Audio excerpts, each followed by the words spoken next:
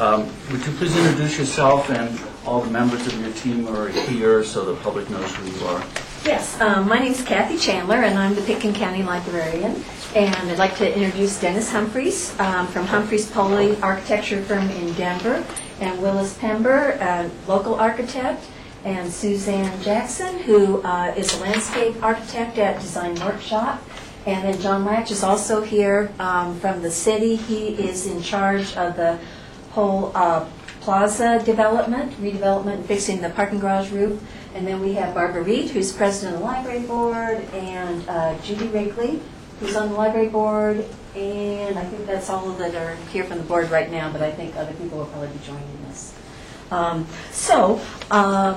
We wanted to start out with just kind of how did we get to this point, a quick review. We started out in the budget process last October asking for permission to put extra money in our budget of funds that we had saved to pay for the architects to work on this plan, and you folks asked us to come back with more information, which we did in January 18th and then February 1st when we presented to a joint session of the Board of County Commissioners and City Council.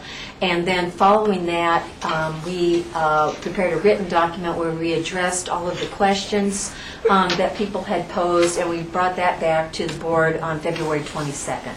And at that point, you gave us the authorization to proceed, so we entered into the next phase of our contract with the architects, and they started the schematic design process. Kathy, can I just interrupt for a minute? Yep. Could you go over what the structure of the library, how it's connected to the county, and how you're governed by your board, and then decisions that your board makes, and then how it passes on to the county commissioners?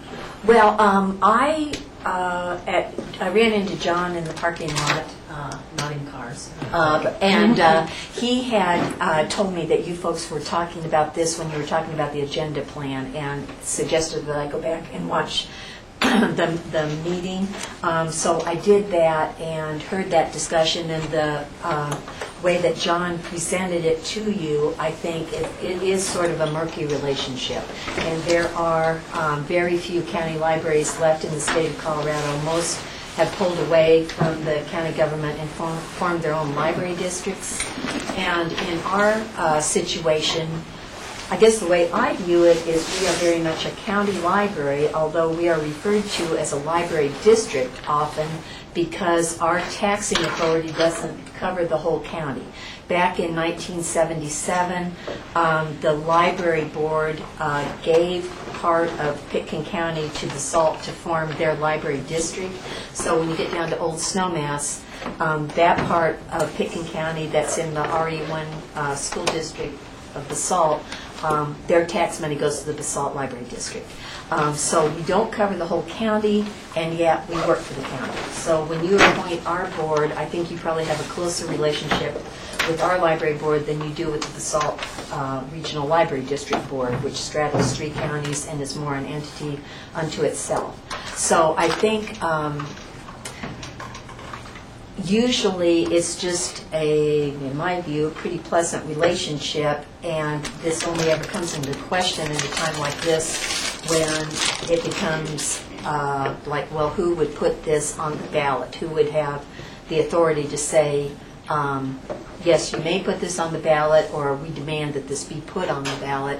And I really don't know the answer to that. I think that the library board would not want to proceed with any issue going on to the ballot that didn't have the Board of County Commissioners support. So from that standpoint, it sort of becomes a moot point, I think, that we want your support in this. And does that answer your question? Well, it's not really, it's not for my information so much as it is for public information, because I think because of the nature of special districts and that whole relationship, and the power of the county commissioners to have elections, it's very confusing for the public to understand who's doing what and what the relationships are. So that's what I was trying to get you to explain. It wasn't necessarily for me, it was for the public that's watching. So because there's been criticism of we're even considering this, and I wanted people to know why we would be considering it. Well, and I think a lot of things in life do come down to money. And I think after you folks said, yes, it's okay for us to enter into the contract with the architects, the way that the article looked in the newspaper, it sort of looked like you had spent county money to do that as opposed to county library money. And they are in very separate pools. Our county library has its own dedicated mill levy, which Summit County has a county library, and their library does not have a dedicated mill levy. So their budget has to come out of the general fund pool, whereas ours is completely separate.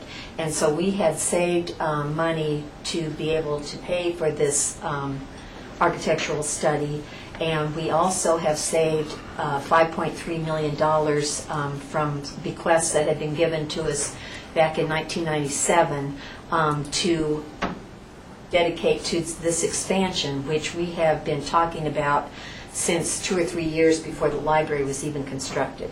So this is sort of part of our long-range plan, and I apologize if it wasn't, made clear back when you allocated the money that it wasn't money that you could have taken and spent in some other... Spent on roads. And that's the confusion, I think, that it's not just your concern, it's a concern of all our special districts and how those relate to county and why we would have any decision-making or spending authority. So it's interesting that you've just revealed essentially that there's a library board that has its own mill levy and makes its own decisions about how it spends its money in cooperation with the county commissioners. Rob? Yeah, I'm sorry for being a few minutes late, Kathleen. A question regarding that is the last approval of money. Now that wasn't, you weren't looking for our blessing, you were looking for our approval. So the authority does lie with the board on the spending of the money. Yes. We can't move the money somewhere else. Right. So but you the could... authority lies with the Board of County Commissioners. Yes, you have final approval on our budget. So you technically can't go ahead with this without our approval of the budget. Correct. Okay. Just making sure that the audience made sure that knew that that was clear as well. Okay. So I'm sorry to have interrupted you and gone on that digression, but I think it's important to the discussion because, as you said, everything typically comes down to money. So. Yeah. Okay. Well, then, to get back where I was heading, if I can remember. So I wanted to address some of the other questions that had been raised in the discussion about the upcoming agenda item, and one was the concern about bringing people in from out of town, and I just wanted to let you know that Dennis's trip up here is part of the contract that we had entered into, that there are certain trips that need to be made up here, even though he and Willis do a lot of things online. Every once in a while they do have to get together face to face, and this was one of those planned trips that we were able to have him also come to the Board of County Commissioners meeting. We, in trying to address the questions that had been raised at the joint session, I think, Rob, we totally missed the timeline decision-making tree that you had asked about, and we just forgot about that or missed it. And so we will have to work with the city to put that together, and we couldn't get it together fast enough to bring to today's meeting. Okay, then, let's see, I think we can move on to, we've done the introductions, and this is what we're going to try to get accomplished here with leaving plenty of time for you folks to discuss the project. Dennis is going to talk about the community mind-breaking public outreach sessions that we had, and you had attended one of those, Michael. We had one at lunchtime and one at dinner time, and there were about 80 people at the lunch meeting, another 50 people, for a total of 130 people that showed up to come and give their opinions. And we then sent out an email a week later to everybody that had attended that meeting to let them know that all of those post-it note comments were included on the library's webpage So you can go through and look at the hundreds of comments that we received there, and Dennis will talk about how that was incorporated into the schematic design work. And then Willis is going to talk about the things that we found out in looking at the 44-foot easement that the library has versus coming out and placing the load of the building on the wall of the parking garage, the interior wall that goes out 60 feet. Suzanne will talk about site planning and landscape architecture and the work that they've been doing with the city. And then Dennis is going to talk about the ways this is going to address the concerns that Susan Kent pointed out with the way the present library is designed. And then finally, Willis will talk about the plan that they've come up with. In the Susan Kent report, she worked with the library board to establish the 4 service priorities that the library was going to be working on for the next 20 years. And those are lifelong learning, early literacy, stimulating imagination, and visiting a comfortable place. Some of the ways that this expanded library will benefit our community is that it will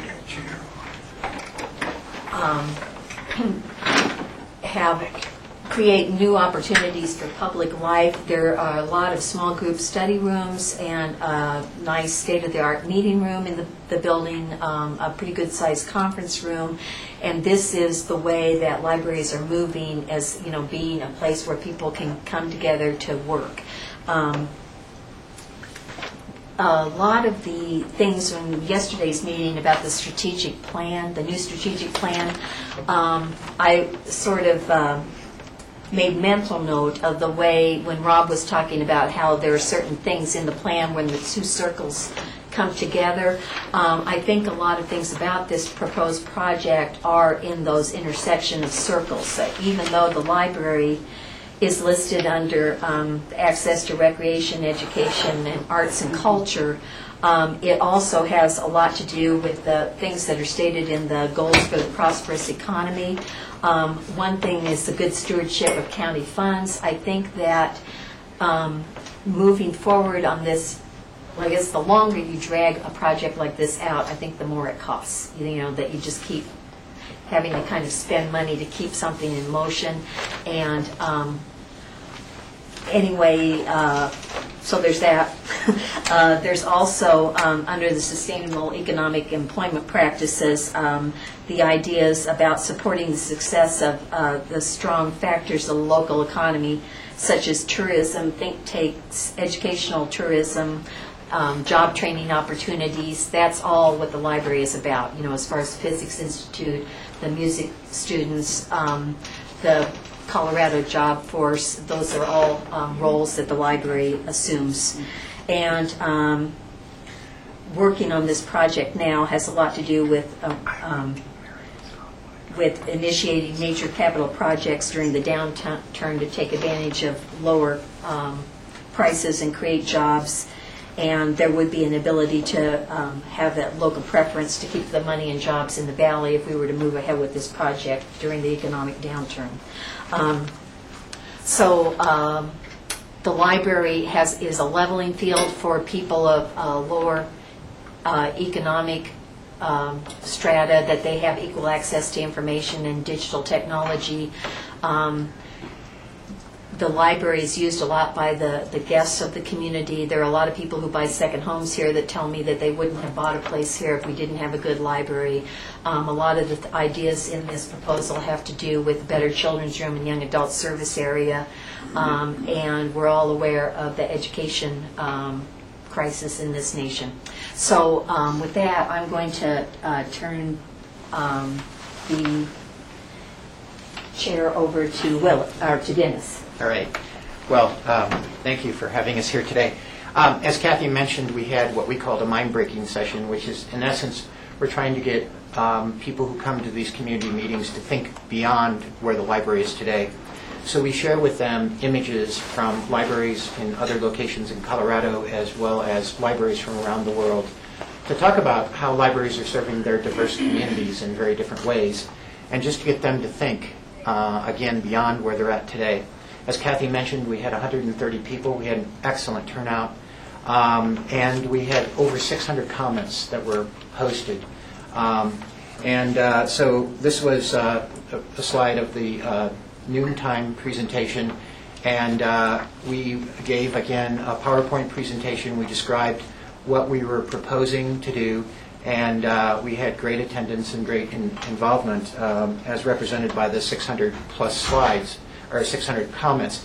Here we have, what we did was we broke the library down into various components. You could see community room, fiction, nonfiction, and then people would post their comments to the applicable area of specialization within the library. We find that this is a great way to conduct a meeting, get 600 comments, read all the comments back to everybody, and get everybody out of the meeting in a very short order. These comments, again, are posted on the library's website if you would care to look at them. We do we call a word cloud, where those words that are used most frequently are the largest, and so they start to inform us about what's important in the library. So you can see children's and community and study, and are very common references that came out of the meeting. So these are some of the community comments that came out. This happens to be an image of a slide from the public library in Salt Lake City called Grandma's Attic, where the children can go up and explore. But it talks about the importance of the enjoyment of books for kids of all ages, and how it's very important to the community. This is a picture of the library in Steamboat that looks out to the Yampa River, and so the comment was to open up the library to outside views. We also talked about community rooms, and the lower level is a library down in Dolores, Colorado, down in the Four Corners area with large windows, and then a library from the Netherlands that has a performance space within their community meeting room. So a lot of ideas of really great value came out of these public comments. So now Willis is going to explain a bit about this 60-foot versus the 44-foot analysis. Good morning. I'd like to take the discussion in a more technical direction in terms of how we actually think about putting a structure on top of the parking garage. The easement language, as you know, is defined at 44 feet. You can see that marked by the first red arrow on the left. The 60-foot dimension is 1/3 of the existing parking garage, where logically structure would want to come down. The garage is structured for uniformly distributed loads like people, sod, landscaping, and books, but it's not structured for columns, point loads that are involved in architecture. So at the end of conceptual design, we were charged with keeping the opportunity open to look at 60 feet as a place for further development, even though it's outside of the 44-foot easement language. I'll just go back and forth between these two slides. The footprint of the ground floor of the addition is approximately 5,900 square feet. You see the 60-foot line, the 44-foot line on the plaza. We looked at a flexible footprint to see what would happen in terms of massing, scale, and the effect on the users both inside and out. These going into schematic design at the conclusion of conceptual design, both floor plan options were considered viable. The 60-foot one on the bottom actually makes a slightly larger and more usable children's area compared to the 44-foot above, but both were workable. The pressure on the 44-foot option above was to develop as much as possible the south edge. And you can see we pushed in filling up the easement box, if you will, with the exception of the little rectangle on the south end, which is a air intake for the parking garage. This is a synopsis of three massing types that were presented to the board midway through schematic design.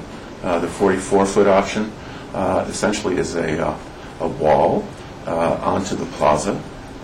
The middle one is a footprint of 44-foot with regard to the building program areas, with a load coming down at 60 feet, creating a civic porch, if you will, in the 16-foot difference between 44 and 60 feet.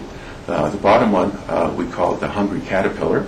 actually brings building program out to 60 feet and steps the mast down towards the plaza, but again bringing the load down with a visible structure along a 60-foot line. The more we investigated this, more our structural engineers advised us that the 44-foot option was structurally more difficult. One would need to transfer the load to the 60-foot line, and that's accomplished below the level of the parking garage. And that's the added scope of work that the bottom two options avoid doing. So the intervention into the garage is minimized with those bottom two options.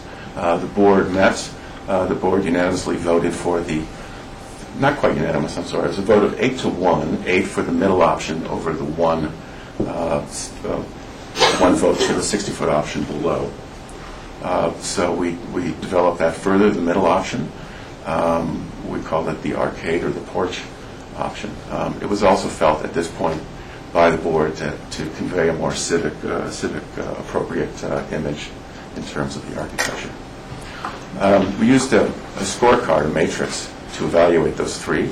And this was our scoring that the board essentially agreed with, but we don't have time to go through each of these, but we divided the criteria list into 11 different line items, 3 different groupings, and a scale of 1 to 10. Each of these criteria were voted on with regard to the 3 different options. And for example, 10 is the highest, 1 is the lowest. Views to the library, it's in the middle of the upper section. The 44-foot option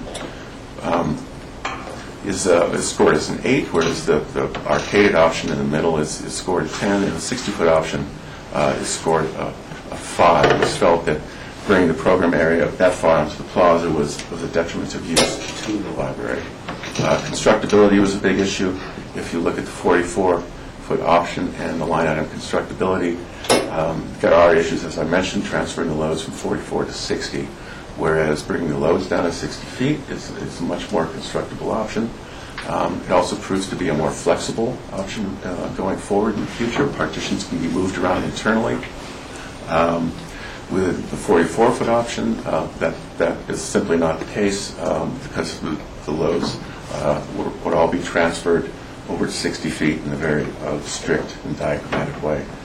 The 60-foot option, in terms of the load, allows one to have flexible column-free space at the plaza level and upstairs as well.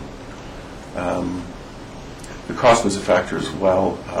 44-foot option, there's a large chunk of the budget being contributed to structural work that wouldn't be visible in the final construction. And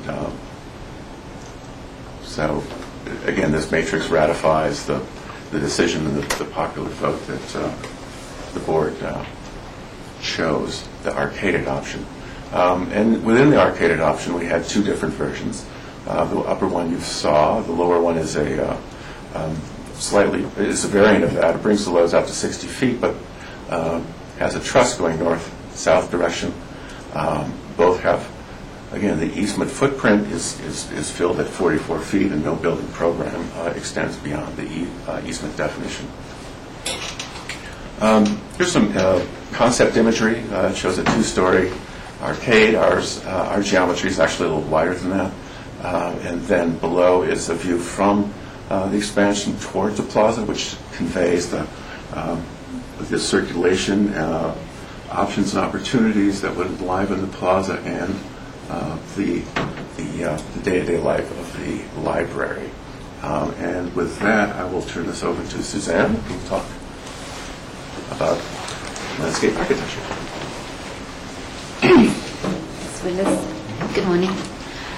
So this again is an aerial view, and it's showing the final configuration of the library at the end of the 50% schematic design, where the interior of the building extends to the 44-foot line, and the arcade or the outdoor porch extends to the 60-foot line along with the structure. And this is a diagram that illustrates some of the ideas we collected from those community work sessions. And it may be slightly hard to read, but on the left-hand side is Mill Street, heading down towards Clark's Market. And in the lower bottom area is the alley, which is the main connection along the backside of the library. So some of the big ideas that came out in the public meetings were the ideas of making places, of using outdoor space, of connecting to the plaza, of having meeting areas and gathering spaces. And we were also very interested in connecting the new area of the library, which would be on the plaza side, with the existing main entry to the library, where you see the placemaking and recognition on the Mill Street side. So while we continue to coordinate with the city on future options for the plaza and how that can serve as both a public use area and as a front porch for the library, we focused our attention here on looking at the Mill Street entry, specifically because we're also closing that lower entry to the library. We also thought about the idea of possibly making this entry more visible from Main Street, and we suggested a wall, which you can see on the slide there, that would contain the grade and make more of a courtyard entry space feeling as you approach the library, and possibly including a vertical art feature so you could see it and make it more visible from Main Street. We've suggested slightly widening the area right by the entry to the library and providing some more benches and relocating some of the bike parking and possibly providing a doggy area. We're also working with the city, or not working so much, but keeping in touch with them. They're considering regrading the alley to make that intersection with Mill Street a little safer. And if that's accomplished successfully, we may be able to widen the connection from the Mill Street entry up to the library to the plaza, creating more of a writer's walk and including some interesting literary references along the way. We're also looking to reconfigure and improve the book drop, which is close to its current configuration but will be made more accessible. And these are a couple of views looking from Mill Street towards the proposed wall, which will retain grade at the entry to the library, and also to the steps, which we think would be really nice to widen those and make those more as a seating area and more of a welcome as you're walking up Mill Street.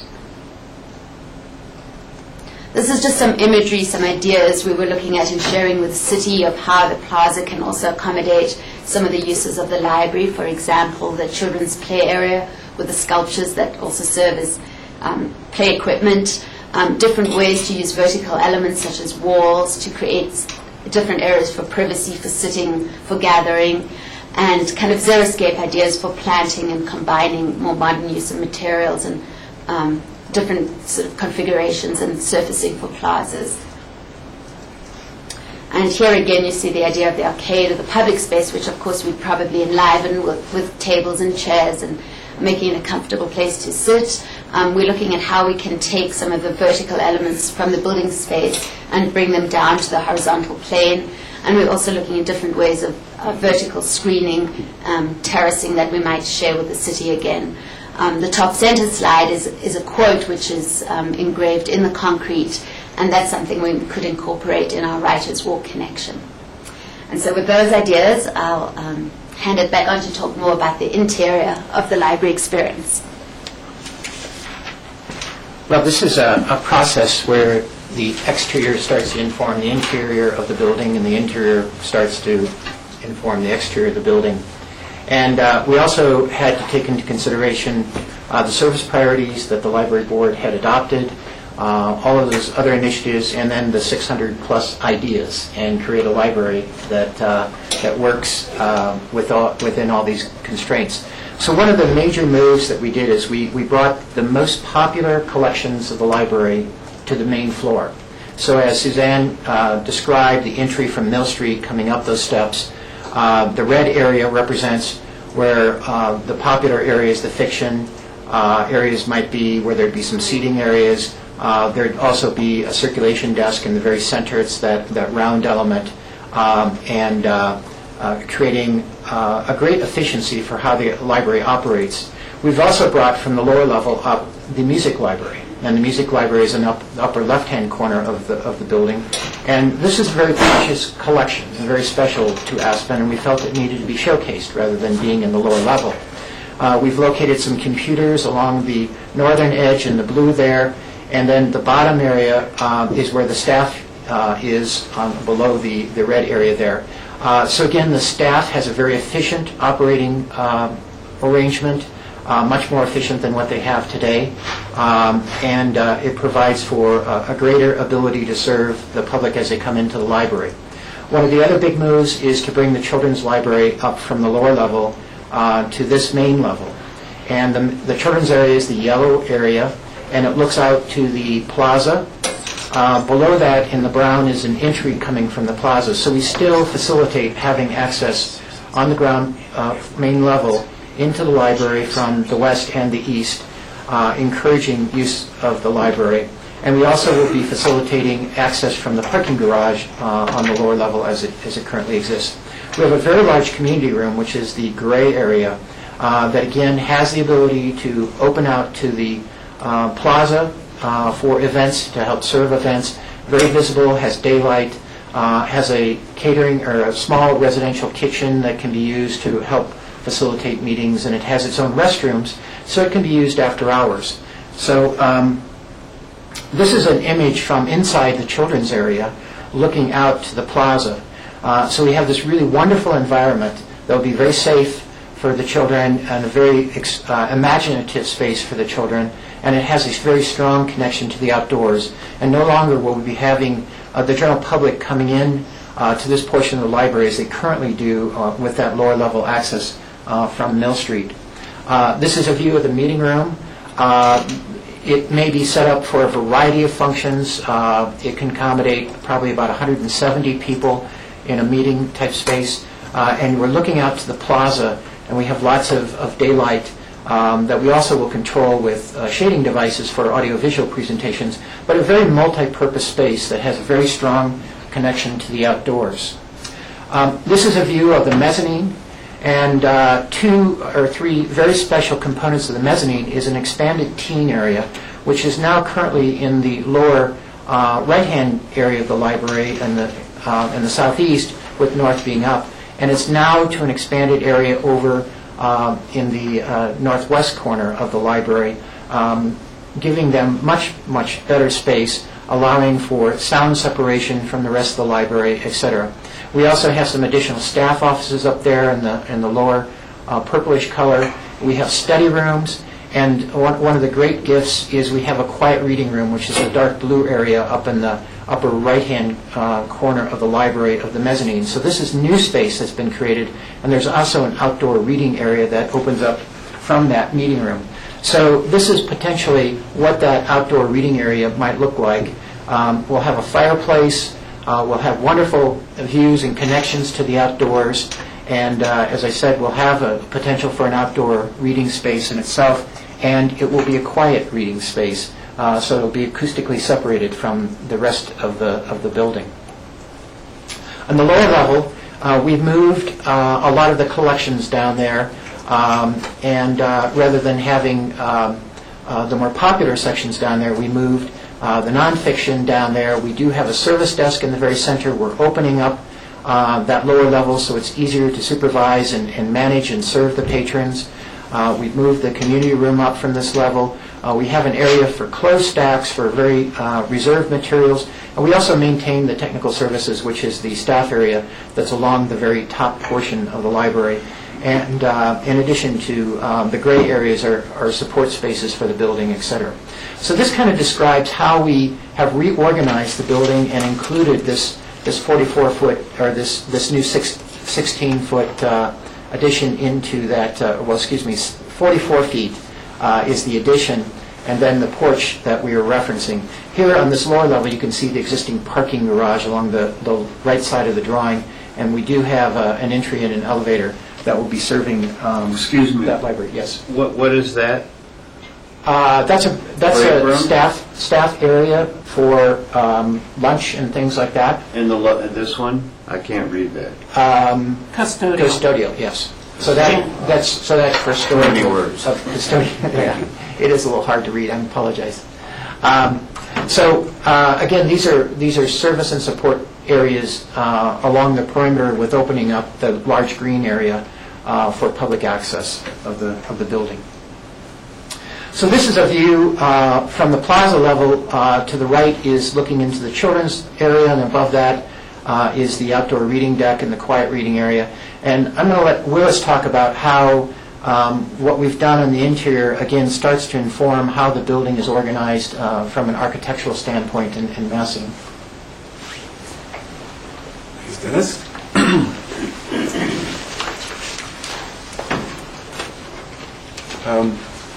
We'll be talking about schematic design, massing, and how we're approaching the question of architectural character and the connection to the existing structure.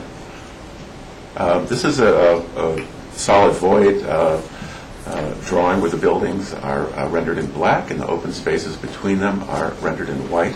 You can see Main Street going left to right across the middle of the page.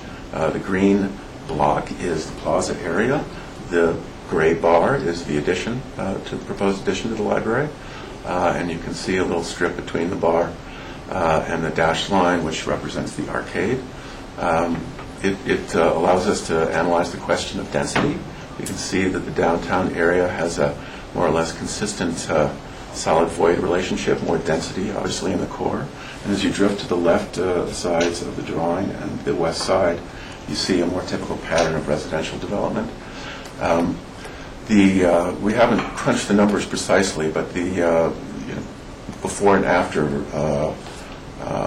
ratio of open space to built area will be roughly the same, maybe not the same, but the addition is offset slightly by the increase in area to the plaza extending over the open area, which is currently at the northern edge of the plaza. You look down and there's an open slot into some parking areas. The city, I just want to remind everyone, the city Galena Plaza team is handed the task of looking at waterproofing the garage and redesigning the plaza, but that still is part of their intention, is to increase the area of the plaza by covering over those open parking spaces currently. And the black building structure immediately adjacent to the plaza and the Rio Grande Park is actually down a level, so you see over that, isn't that? Correct. I mean, it appears as if it's the same level as everything else, but the open space kind of starts at the edge of the plaza visually.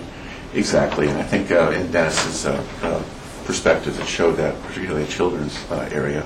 I would also just point out the BOCC model. It's at the center of the room here, where you can see the relationship between Acra and the parking garage building. It's entirely below the level of the plaza, and all you see are the smokestacks. This is a local mass and scale diagram to position our proposed addition in the context of buildings that everyone knows. You can see outlined Pickett County Courthouse, Jerome Hotel, the light green block, or kind of deformed rectangle, is our proposed addition. The library tower is above that. These are all compared with reference to the elevation of the plaza. So the existing library sits 4 feet below, the main floor is 4 feet below the level of the plaza. You also see compared a trestle bridge, which is currently connects the Aspen Art Museum ground to the John Denver Sanctuary across the Roaring Fork River north of the Rio Grande Park. You also see the Pepke Park Pavilion. This really, I think, mainly shows we're dealing with a 2-story addition as compared to the other landmarks in town, which are 3-story structures. And then the trestle bridge and the park pavilion, I think, are always interesting to put in. These older structures that people take for granted that never were part of the land use process do have their own mass and scale, and I think we're right in there. We were charged with embedding this addition, the structure, the character of the addition in history, and having it relate to the existing building as opposed to a anonymous and back-turning object. So we went to the history books to find out the history of the Pickett County Library and its architectural DNA. The first Pickett County Library occupied Bentley's, what is currently Bentley's, and didn't have their own freestanding structure until the early 60s, which occupies the north side of Main Street, currently houses Design Workshop, and faces Pepke Park. I showed this picture only because it intersects with the history of Aspen architecture. Frank Lloyd Wright is in the center. He had a home and studio in southern Wisconsin where he enrolled apprentices. Fritz Benedict is on the upper. We're going to have about, we have about 20 more minutes. Okay. John Lautner is on the left of Mr. Wright on the left. Mr. Wright on the left.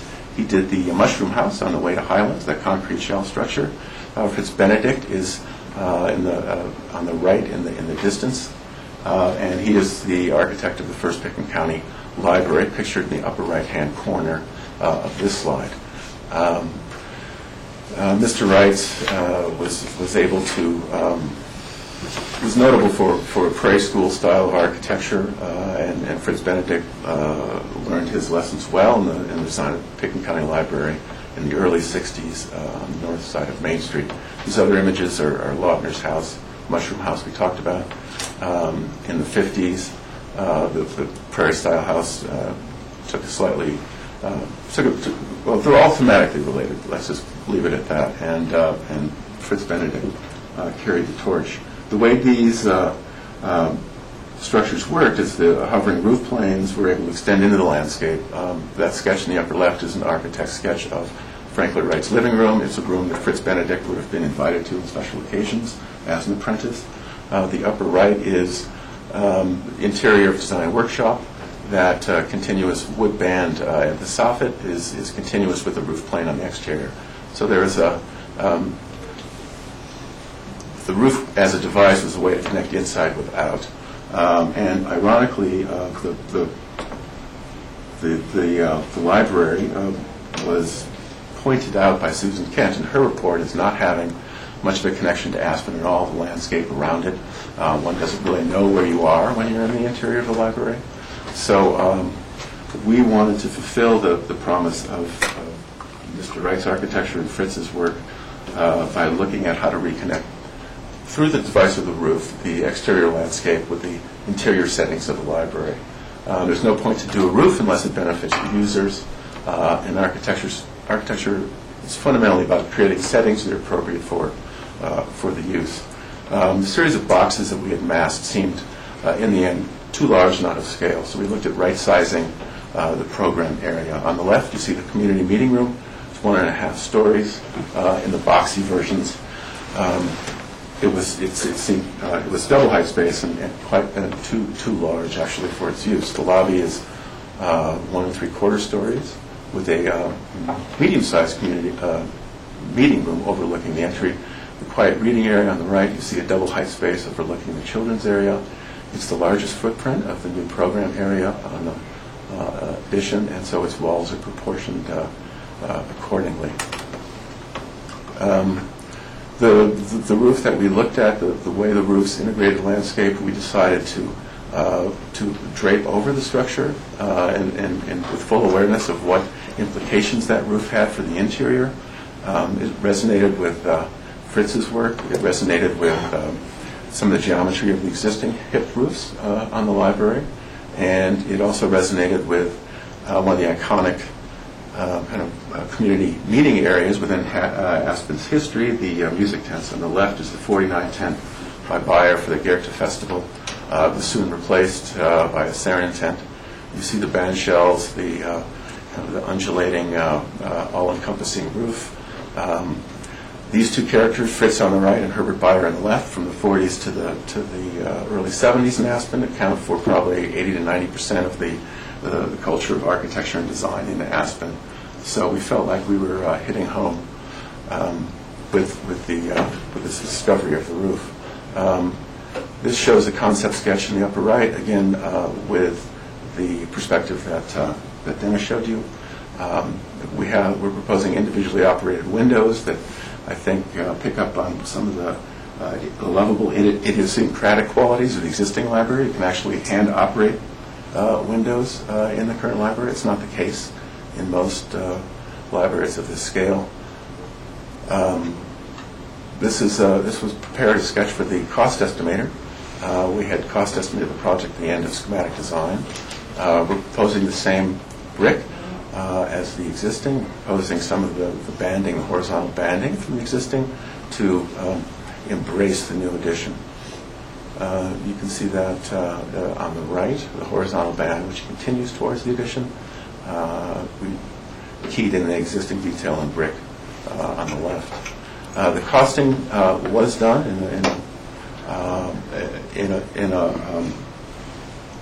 over a 3-week period with the original builder of the library, Crystal Springs Builders. The principals had been involved with were critically involved with the construction of the initial library, as well as all the subsequent work that was done after. And just to summarize quickly, we're precisely where we were at the end of the conceptual cost estimating exercise at the end of schematic design, opposed to and proved to go ahead through design development. And with that, I will turn it over to the board for questions and comments. Any questions? Jack? Multiple. Contingency, 15%, is that typical for the project of this type? Yes. Closing of the lower entry, will there still be a fire exit out Yes. there? Only emergency only? I'm trying to understand, the actual purpose of the 40, we know what the 44 is. The expanding to 60 feet, is that a City of Aspen decision point specifically? I mean, will they make that decision? At the previous meeting we had jointly, the city council gave permission to expand the design to include the 60-foot. Oh, but so that permission... So that's why Good. that's why they've been designing along those lines. So what's the benefit The benefit of is the 60 feet, other than a more usable children's space? it's more constructible. And why is that? Because that was one of my questions. What does that mean? One can avoid a very large scope of work which requires load transfer from a 44-foot line, which is kind of floating in the midspan of the garage structure. That would need to be... So instead of cantilever, it's really out here, so it bears all the weight more uniformly. That's... and directly in a more straightforward okay, way. good. But I would just point out that the footprint of the enclosed heated square footage doesn't exceed the easement language definition. And so the arcade between the 44 and the 60-foot dimension is a public amenity and benefit of the community as well as the library. So the arcade is meant to be outside is just an open space underneath the roof. It's a design element, as it were, Right. plus some some use by the public. How about, when I look at the roof line, I'm very concerned. I mean, it looks like it doesn't shed over the entry, but I'm concerned because it's not very steep and there's a flat area and then it goes with a couple little design elements. How are you going to manage the snow and ice? Well, that's something that's confronting us in the next phase. I would just say qualitatively that this roof generally slopes and faces to the south, so that's very good exposure for passive snow management, if you will.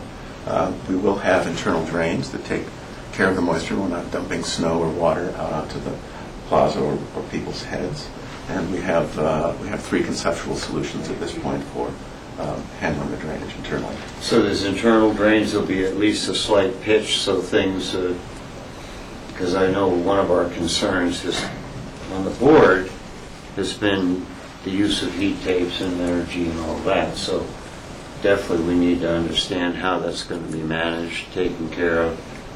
Architectural ideas sometimes aren't as practical. I mean, I find that in my construction life as well as property management. So beautiful architecture needs to have a practical element. Thank you.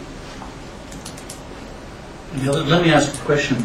Give me an idea of what the drift of the public sessions were and how you integrated those various comments into the design and work that you've done to this date. Well, the public sessions covered all the various users of the library. So the teens, as an example, wanted an expanded area. And they wanted also separation so they could feel as though they had their own space. Currently, you more or less walk through the children or the teen area on the mezzanine level. So that's one area that we pushed it off to not necessarily a corner, but we isolated it a bit from the common passageway, and we also put up some acoustical separation. The children's areas, I mean, there was a lot of comments about, areas for families to come, to be able to use computers, have craft areas. A lot of these details have not been incorporated into the plan during the schematic design phase. So there's a lot of incorporation of other ideas. The connection to the outdoors was one that was very strong. Willis referenced it as being part of Susan Kent's original report and statement that the library more or less could be anywhere needed. It would be enhanced if it had better connection to the outdoors. And so all of this glass and all of this connection to the plaza is really referencing that. And so those comments came up. We had comments about a fireplace, about quiet reading areas. And so those were elements that we've included. Again, with over 600 ideas, we couldn't directly address all of them, but we're hitting what we felt were the important components. The community room is something that having a variety of spaces. So we have some small study spaces. We have a conference room that's accessible to the public that is right-sized for having a meeting of 10 instead of having a meeting of 10 in 1,200 square feet. We have rooms that are more appropriately, more comfortably suited for those. So again, there are a tremendous amount of ideas that came from the public, and we do this on a regular basis when we design our libraries, and I would say that the ideas that came from this group were some of the strongest and most supportive in terms of how we can make this library more effective and become that 21st century library. Were there comments in the public session that were negative, or I get a sense that most of these were engaged people with a positive library outlook? There were, quite honestly, there were folks that are maybe more of a traditionalist, that felt as though the library should be focused much as it is today on the book.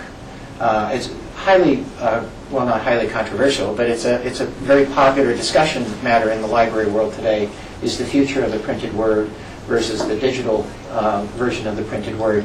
And so, yes, we did have some comments from those who felt as though the library should more or less remain focused on the shelving, focused on the book, and not necessarily presenting opportunities for the community to come in and use the facility. So just as any public facility, there's always differing opinions.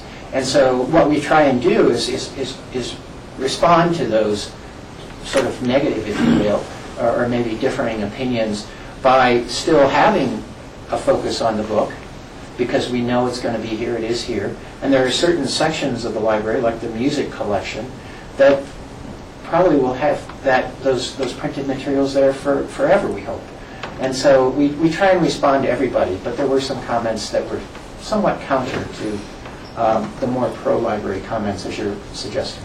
And how do you have children in these sessions, or how do you come up with a children's? I mean, is it an adult's idea of what children should be doing? Well, that's a great question. And as the design moves forward, we typically engage groups of children. We would go either have them come to the library or go to them at a school, or the teens, and make sure that we're honing these elements in. We do work with the staff at the library that have a great understanding of what current practices are and what the children want, and getting feedback from parents and things like that. But I mean, a lot of times we develop books of children's drawings of what they would like to see in the library, and we try and incorporate that. But those are in the forthcoming development of the project. So I think we did have some children present, but I wouldn't say that it was really a child-focused community meeting. Yeah. I mean, I've visited, because of this discussion, I visited the Salt Lake Library, and the children's area was essentially overrun with children. So you're familiar with it, I'm sure, but it seemed to be wildly successful. So. Isn't that great? It is great. Yeah. Rachel? Yeah, thank you, Michael. And I apologize for being behind our new audio-visual piece of equipment here. But I really would like to compliment the library board for the direction and leadership they've offered on this, and the design team. I think these designs are progressing phenomenally towards a real masterpiece of a design of a building and of a library. No question about that. You know, we're running low on time, so I'll kind of keep my comments brief. But I know my next door neighbor's child has been coming to the children's reading since he was a toddler, and you know, just excels in school. And I was just at a spotlight on the region for Mountain Rural Philanthropy Days, and one of the things they really highlighted in Pickens County was the high graduation rate from the schools. I realize that has a lot to do with the schools, but I know even more so it has a lot to do with early childhood education and the initial introduction to learning and to books. And so I think that this is something, myself, that would be a great investment for our community. I am, however, still cautionary about the economic times that we're in, and how do we afford this, and how do we best proceed. And I think that beyond design and continuing to refine design, we should have some real discussions about how best to proceed. And I will throw on the table the one idea for your board to begin to think about that I have thought about a little bit, and that is perhaps we should ask it in terms of 2 ballot questions, and have a question A and a question B that work together. And a question A would be, should we expend our endowment funds building the support structure to be able to, in the future, build the library of our dreams? And the question B would be, should this mill levy be passed to build the surface structure, the rest of the library, now? And people could choose to vote yes on both questions and have it advance. They could choose to just put the structure in and be basically giving their nod off that when the time is appropriate, when financial times are better, we'll proceed with the rest of the building. Or they could check both yes now and have it all done at once. And I think that that's something that the Citizens Committee or the group supporting the question could go out and promote both questions, and the citizens would have their chance. But it would be a little bit of a backup if people felt, well, heck, I'll let them expend their endowment non-taxpayer funds now for the substructure, and, you know, we'll see where time goes. We'll see what the economy does. But I think that that would be better in terms of proceeding than if, for any reason, with economic concerns, financial concerns of the community, you get a no vote and the city proceeds with its parking garage repairs, and to go forward then later to try to retrofit would be more costly. So I really just want to put that on the table for your consideration, that I think we should avoid trying to go with an all or nothing approach. Although the community may well say, yes, let's do it all now, and that would be something that a lot of people would promote and get behind. But I don't want to cut us off with an all or nothing format to the public.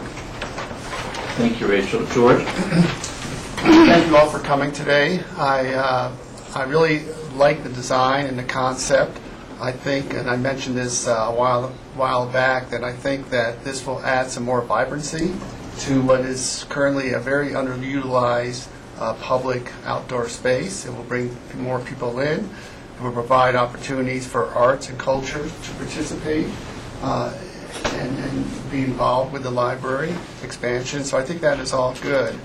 My question and my concern is similar to Rachel's, although I'm not 100% in alignment with Rachel at this point, but I see this as an opportunity for a phasing project.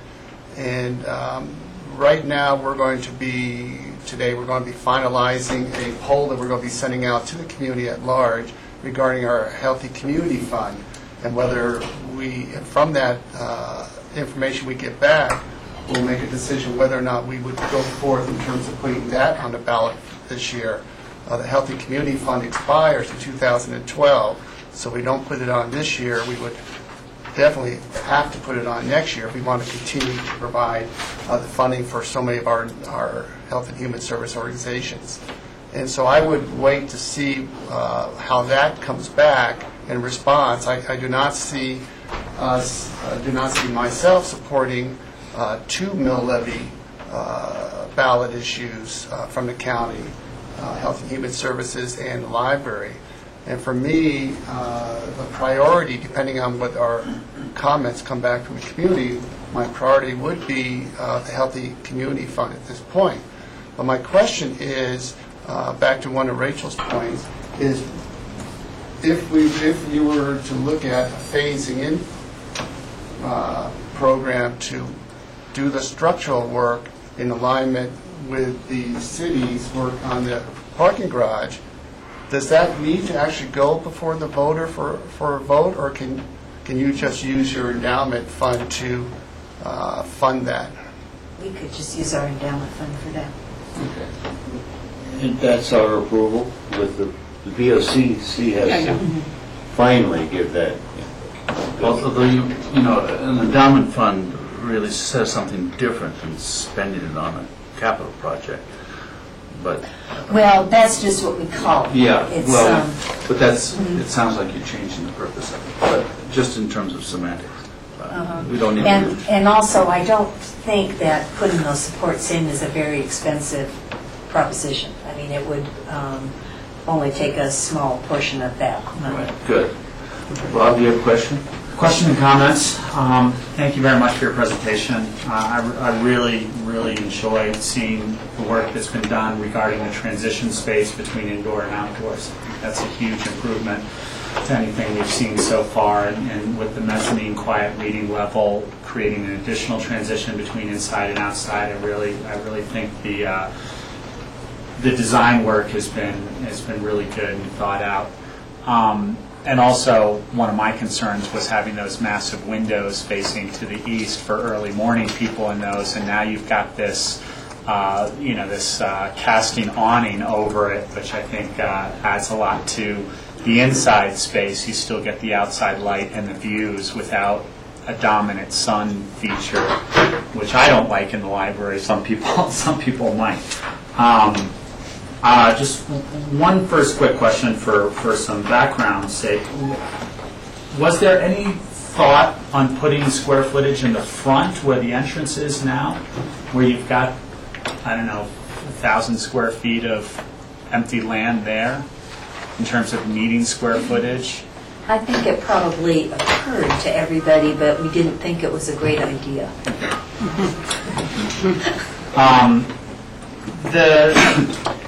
One thing that occurred to me that I would like just at least more background on is the meeting spaces. You touched on it a little bit, but it looked like you're taking out that big meeting room that's downstairs that's got some divider curtains in it. Doesn't have can't that be sectioned off, or maybe that's the doors to where you store the chairs and stuff like that. Yeah. But what's the net gain in meeting space? Because I think as a community meeting area and stuff like that, I'd like to have a little more information on all those different meeting rooms. I know that there are a lot of nonprofit boards that are constantly looking for meeting space. They use my restaurant a lot for meeting space, but they would be delighted to have additional kind of flexible meeting space. It looks like you had that big community room and then some 10-person board rooms. That section in between, I think, might be missing a little bit. And just to comment on Rachel and George's thoughts, I love Rachel's idea of the phasing and the different ballot questions to get a pool from our people out there. I am a little bit more towards George that with more on the ballot this go around, it might be a little bit harder for people to say, well, what's my mass amount of tax going to be next year? And then my last question is, and I just ask this because I do this with everything I do in my life, if this is a $9 million option, what's the $7 million option? Have we considered that? What's the toned down option? Or is it a $10 million option or $9 million option or nothing? Is there a, well, we want a bigger library, but we're not willing to spend $10 million on it, so let's spend $7 million on it. And has that been considered? We did, the architects did look at the possibility of just redesigning the current space and the price tag on that was, I believe, between $5 and $6 million, and it didn't achieve any of the goals that Susan Kent said we needed to meet in order to be a 21st century library. So we did look at that, and I think it's pretty much down to all or nothing with us. So, just let me say that it is past 10 o'clock, which is this time for me, so we'll have some short close-up comments, and then we actually have other things to do, believe it or not. And can I just real quickly thank you folks for going down to tour the BOCC Library for us. We really appreciated it, and I just want to say John Wilkinson from the Library Board has also joined us, and John Kelleher, who is our project manager. Jack? Yeah, I very much appreciate the work done, you all being here, and absolutely support moving into the 21st century plus and the modern library. I want to make sure that when you do this, that there's also the possibility of another phase of reconfiguration inside with possibly less books, but the wiring or all that stuff you need for technology, that's, you know, for a 10-year or 20, who knows, time-wise. So that's futuristic. I really have problems with the fireplace, so that's just, we'll leave it there. As far as the ballot question, Rachel has an idea. I'm not sure there's any reason to put the component of structural on a ballot, but there might be some evolution of your thinking to figure out how to ask a question. I am more in the George Robb camp of, well, how do we meet all our needs? Well, I think phasing of big questions about mill levies might be in a couple this year for Health and Human Services, maybe next year. But I can't answer that question. I'm absolutely open to Rachel's discussion. So I don't have a final there. Thank you. Any other wrap-up? Yes, please. Thank you, Michael. You know, I realize that we could approve use of the endowment if your board recommended it to us without a ballot question. The reason I would suggest that is because I think it creates buy-in, and it's part of creating a buy-in. It's part of a discussion of buy-in. And it, again, presents opportunities that both educate the public to the fact that you're making a substantial down payment on this building with funds you already have, essentially. I understand what George is saying about mills or how many mills per year questions. Unfortunately, I've just never seen in 20 years the ability to line them up correctly. Whereas, you know, we may have Health and Human Service mill this year or next year, and we may have a road mill or something the year after that. You know, it's hard to say what will be coming down the pike, let alone any of the other jurisdictions. If the school district continues to see the school cutbacks from the state budget, if the city has some project, other things like that. So I think that it's best to have things as ripe as possible to go on the ballot, have costed them as completely, and make the best case possible to the public. So I think that it just gets a little awkward in that sense of wanting to spend the endowment when you don't know that there would be public support going forward. And by putting it on the ballot, you'd have that chance to weigh in and let the public weigh in and then be fully bought into the project and literally them know there's going to be another question forthcoming at some point in time if they were to say no to the larger mill levy for the actual bonding. So it's part of strategy. There'd be a lot of, you know, I'm not married to the idea either. I'm putting it on the table just for consideration. But I don't have a hard and fast rule that the county will only ask one mill levy question at a time. We ourselves would, obviously the Health and Human Services is coming up, but at the same time roads are deteriorating, and that's a need that is a primary obligation of our board to take care of. Thank you again, all of you, for your time. Okay, well, thank you very much. We appreciate it. We're going to take a 5-minute break. They have this model that we're going to break down. Thank you. That's what I was thinking.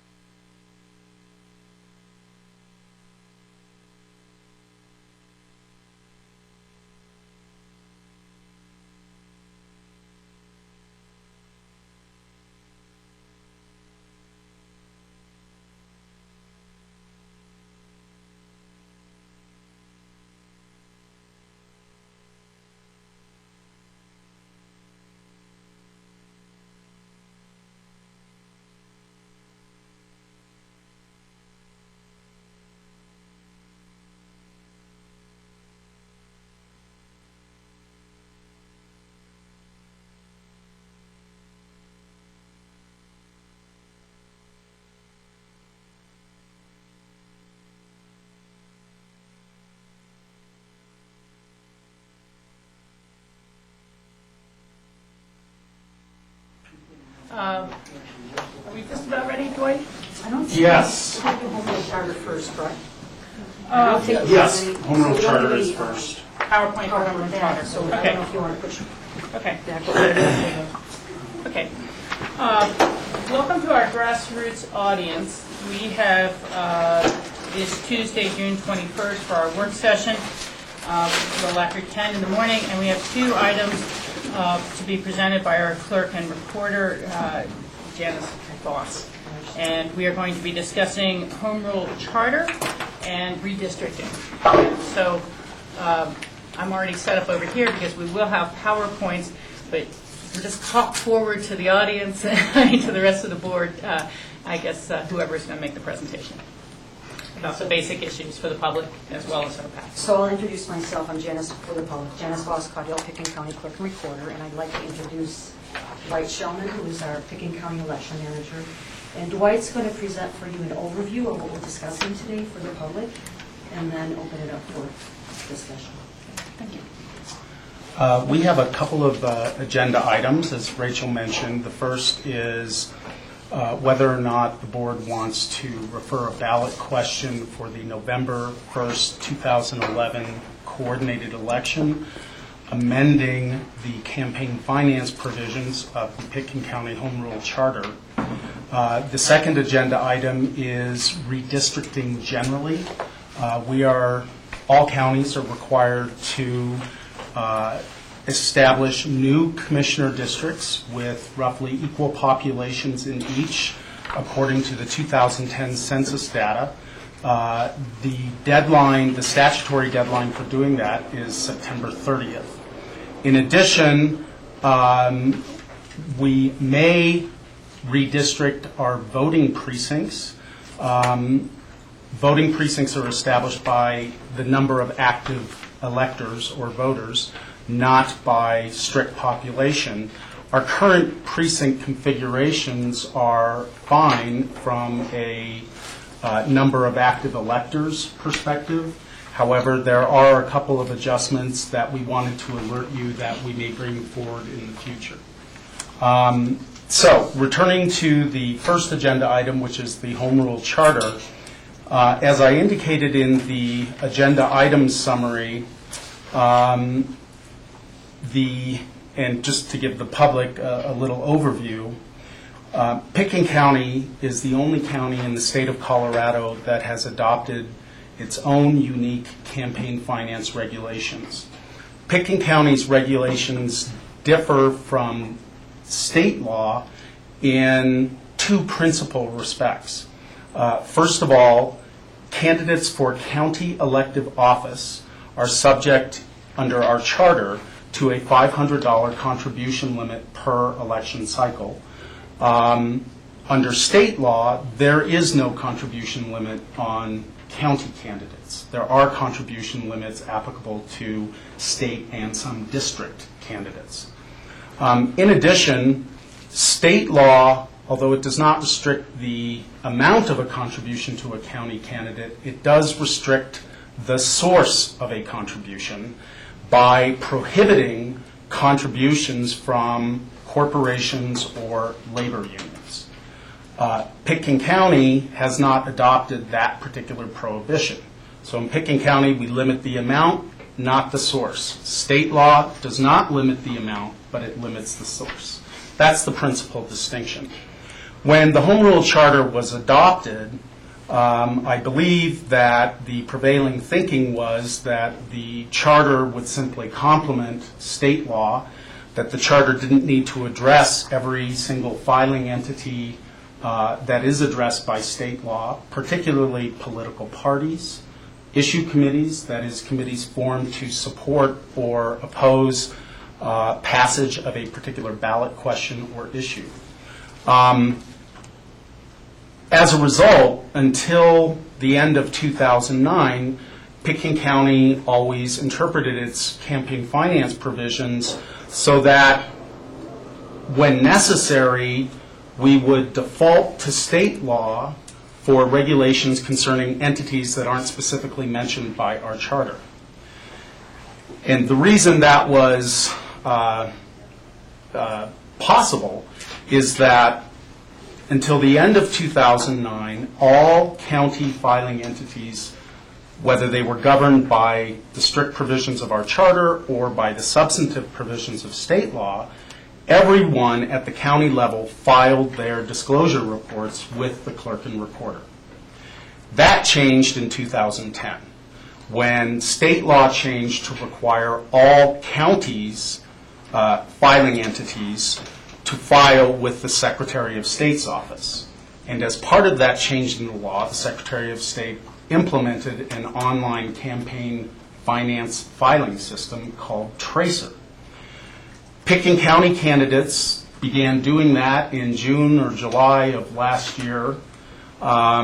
And it was at that point that we started seeing some real inconsistencies between Pickens County's provisions and the state law provisions. For example, some of our county candidates filed disclosure reports that itemized contributions from corporations, which is perfectly permissible under our charter. That is impermissible under state law, and the way this filing system was designed, it started automatically generating, notice of possible violation and audit letters to our candidates, which caused them a great deal of consternation. And in working through these issues with the Secretary of State's office, ultimately the Secretary of State contacted us and said, because of our charter provisions, Pickens County candidates and committees would no longer be permitted to file with the Secretary of State. We worked around that issue by just having all Pickens County filing entities file with the clerk and recorder. But that change revealed an even deeper problem, which is the charter was enacted in the belief that it complemented state law.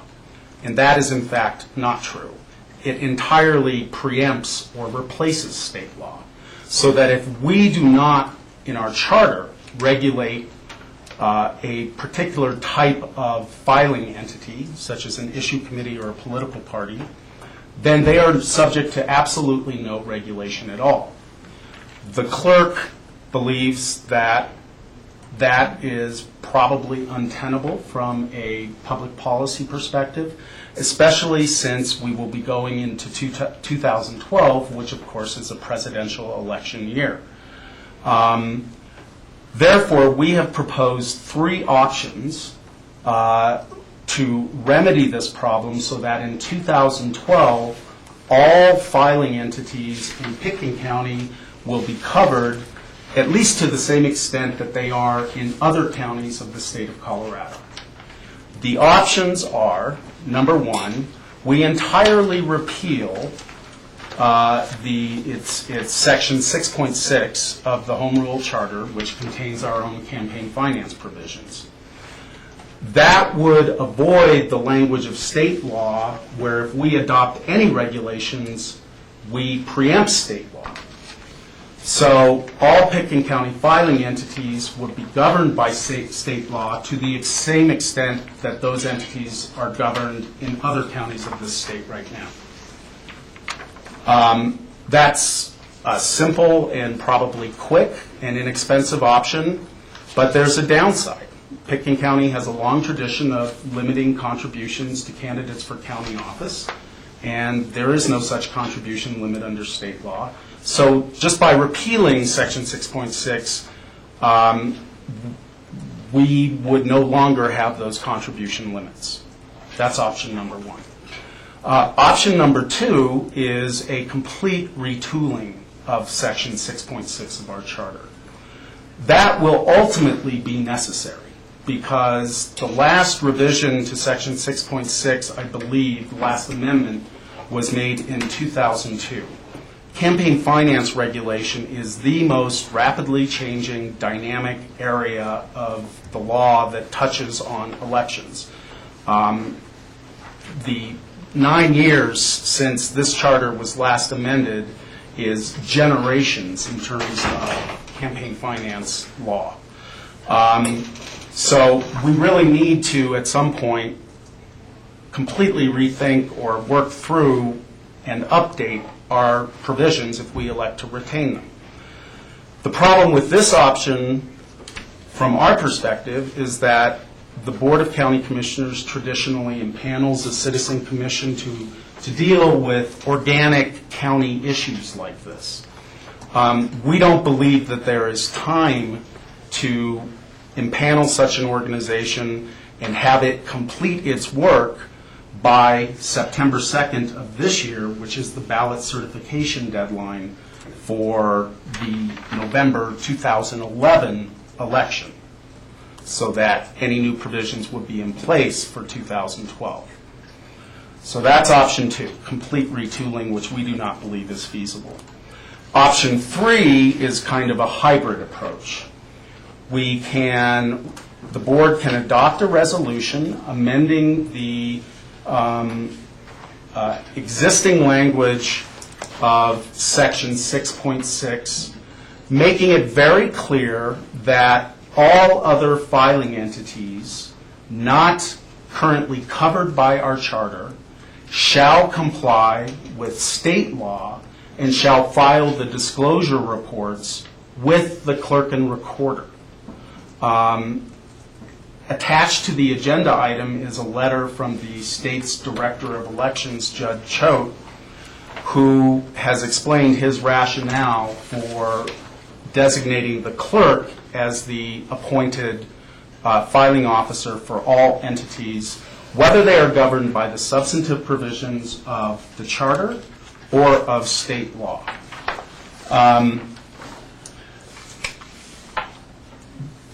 Whether or not that can be accomplished in time for the November 2011 election depends on the manner in which the board would want to delegate responsibility for drafting the language. We think it would be possible if, my office works with the county attorney, the Secretary of State, perhaps the Attorney General, to come up with a kind of hybrid approach that will get us through 2012, and then we can do the retooling in 2013. If the board wants to impanel a citizen commission for drafting the language for a hybrid approach, we think then we confront the same timing problem, and we're not going to be able to get it on the ballot in November of this year. I don't know if the board is going to take public comment today. I will say that joining us today are Frida Wallison, who is the chairman of the Pitkin County Republican Party, and Mike Simmons, who is the treasurer and first vice chair of the Democratic Party. Blanca O'Leary, the chairperson, is out of the country. The deficits in our current charter have a real impact on political parties, which they can explain. But I think it's fair to say that their general position is they don't want us to do something in our charter that puts them out of compliance with state law and even federal law. It is their preference, strong preference, perhaps a demand, that if we amend our charter, that first of all, that we should amend our charter to require them to comply with the substantive requirements of state law, and that with respect to political parties only, the filing officer should be the Secretary of State's office and not the clerk. One of the reasons for that position is that under state law, citizens can contribute to political parties at various levels. There are county parties, there's a state party. And I'm sorry, I'm forgetting the contribution limit. But it is subject to a maximum contribution limit in the aggregate to that party at all levels.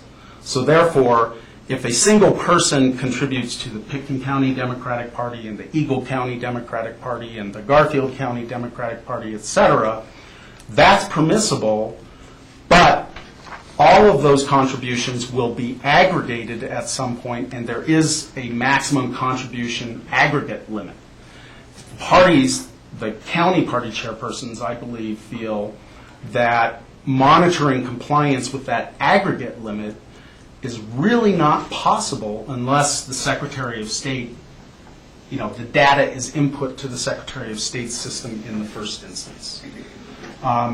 If the board wants to pursue that, you can tell from Judge Choate's letter that he is not real excited about that, and we would have to go back and talk to them and see if we can fashion a solution. But that is basically the situation on this issue that we find ourselves in, and our purpose of hearing today is to obtain the board's guidance on the manner in which it wants to proceed. Okay. George? So one of my questions, it sounds like there's a timing issue, and we're sort of against a deadline in terms of being able to make any sort of changes in a reasonable amount of time. And my other question is, on option number 1, if we were to repeal HRC 6-6, that means that we would, it deletes the maximum allowable that could be contributed to a candidate and a ballot issue by person, but it then allows contributions by a PAC or an organization or a corporation? No. By deleting 6.6, the effect of that would be, number one, it would eliminate the contribution limit on candidates for county office. Okay? There would no longer be a limit on contributions. Number two, it would prohibit candidates from accepting corporate contributions and contributions from labor unions. What repealing Section 6.6 would do is effectively revert Pitkin County candidates and other committees so that it is governed exclusively by state law. And there is no limit under state law for a county candidate, and corporations and labor unions are prohibited from making contributions to any candidate. One last question. If we were to go that route, that could be a temporary measure, and then we would have time to convene a committee to review the home charter and to look at some other options prior to the 2012 general election? No. We would effectively revert to state law and oversight by the Secretary of State's office for purposes of the 2012 election.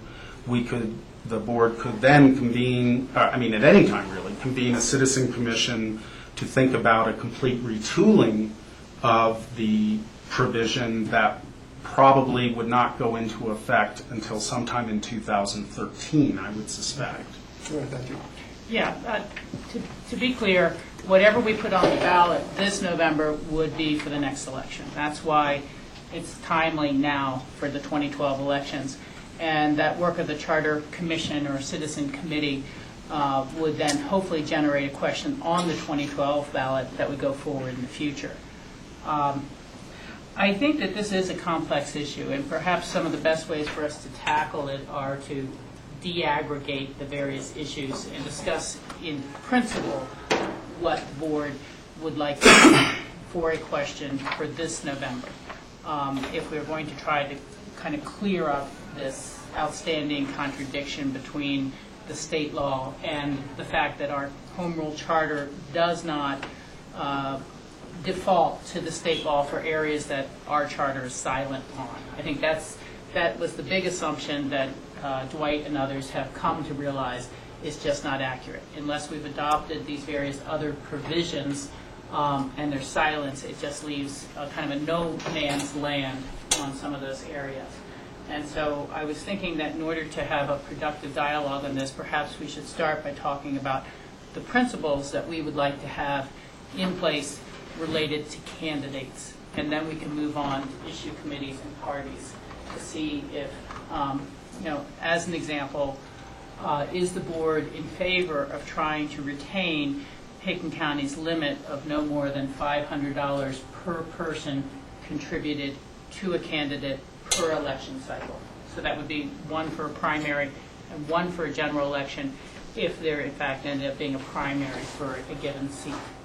And this would then apply to all county elected offices such as treasurer, clerk, and county commissioners, sheriffs, so on and so forth.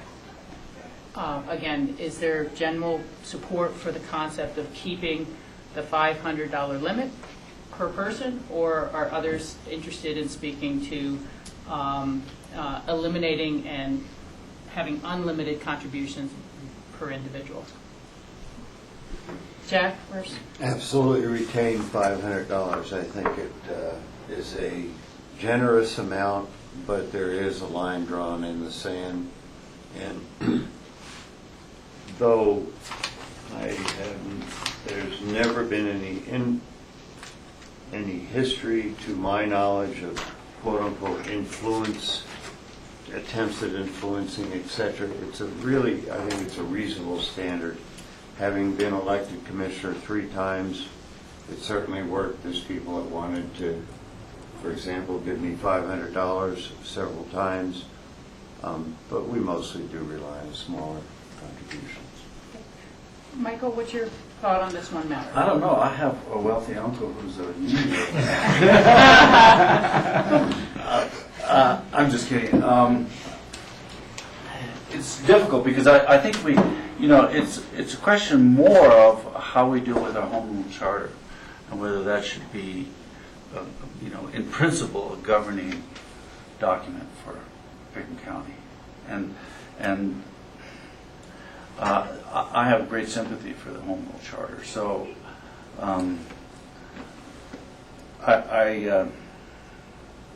I think a limitation on contributions is a good idea. But I'm not sure I want to. These solutions or these options are complicated, and I'm not sure that we have enough time to go over them, quite frankly, and to have public input. So I feel a little pressed on this because I would need more feedback just from the public, quite frankly, on how they feel these elections should be run. It's a very technical issue, and then there's some emotion involved in it. So I'm comfortable with the $500 donation, but I don't know what all the implications are, quite frankly. Well, and again, that's part of why I'm trying to deconstruct this a little bit to get to some of the main principles so that we can give our staff a little bit of time to look to see, is there a hybrid solution that could be created? The letter is of concern, and I think that, I'd hate to see it drawn in black and white that, well, we can correct our party filing issues by abandoning a home rule charter governance of things such as campaign spending limits. I would note that the city, I think, has a $250 per person limit. And we've seen campaigns where some very, very large amounts of money have been raised in that, even with that restriction. I'm personally concerned about the public perception of the influence on money in elections. I mean, we see that more certainly at a federal level or for state office level, where campaigns become extremely expensive, and there's a public, I'd say, distaste at times for what can be perceived as a pernicious effect of money on civil dialogue and election outcomes. We already see that with the no-name, is it the 547s or 527 groups and things like that. So I think that our limitations have served us well over time, and so I would like to see us maintain the $500 per person per election cycle contribution limit.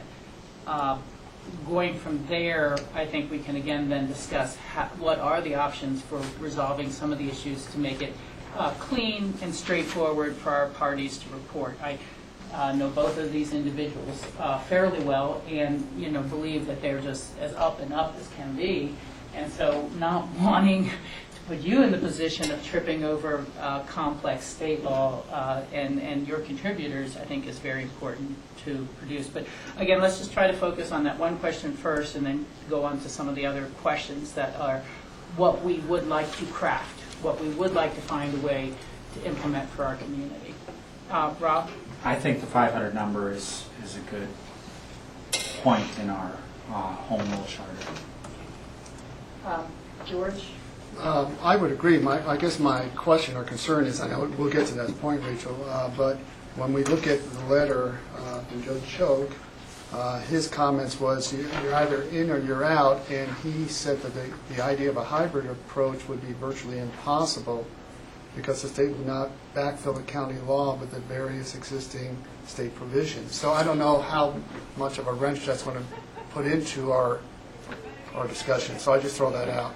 Well, what I'm wondering is if we then wanted to adopt the other provisions of the state law related to parties into our home rule charter, and then after those parties have reported to Pitkin County the party contributions, that the Pitkin County clerk and recorder could report it to the state. So the aggregate numbers would be accurate. They would all be in the same place, so that the filing would be directly with us, and that filing would then go directly into the state for the party system record keeping. If I could just address that point. Yeah. I personally don't believe that would work because I think what the Secretary of State, as far as the aggregate reporting goes, the online filing system currently matches when the Eagle Democratic Party says, I received a $500 contribution or whatever from Dwight Shellman at this address. And then the Pitkin County Party reports a similar contribution. It matches those automatically and starts developing a database to monitor and track that. We don't have, as the county clerk, the authority to input data into that system. So anything that we would report to the Secretary of State, obviously giving them copies of the disclosure reports filed with us, would not be a problem.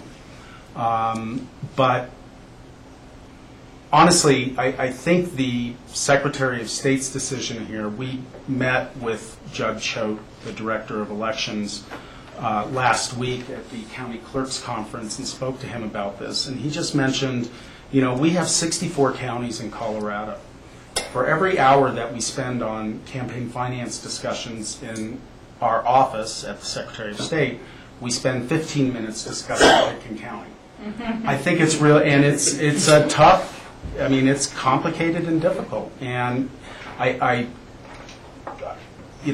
think that he's also looking at his resources, and I don't know that having the clerk be the designated filing officer for all entities except political parties, and then designating the Secretary of State as the filing officer for political parties, I don't know if he will be willing to consider that. We haven't discussed that with him.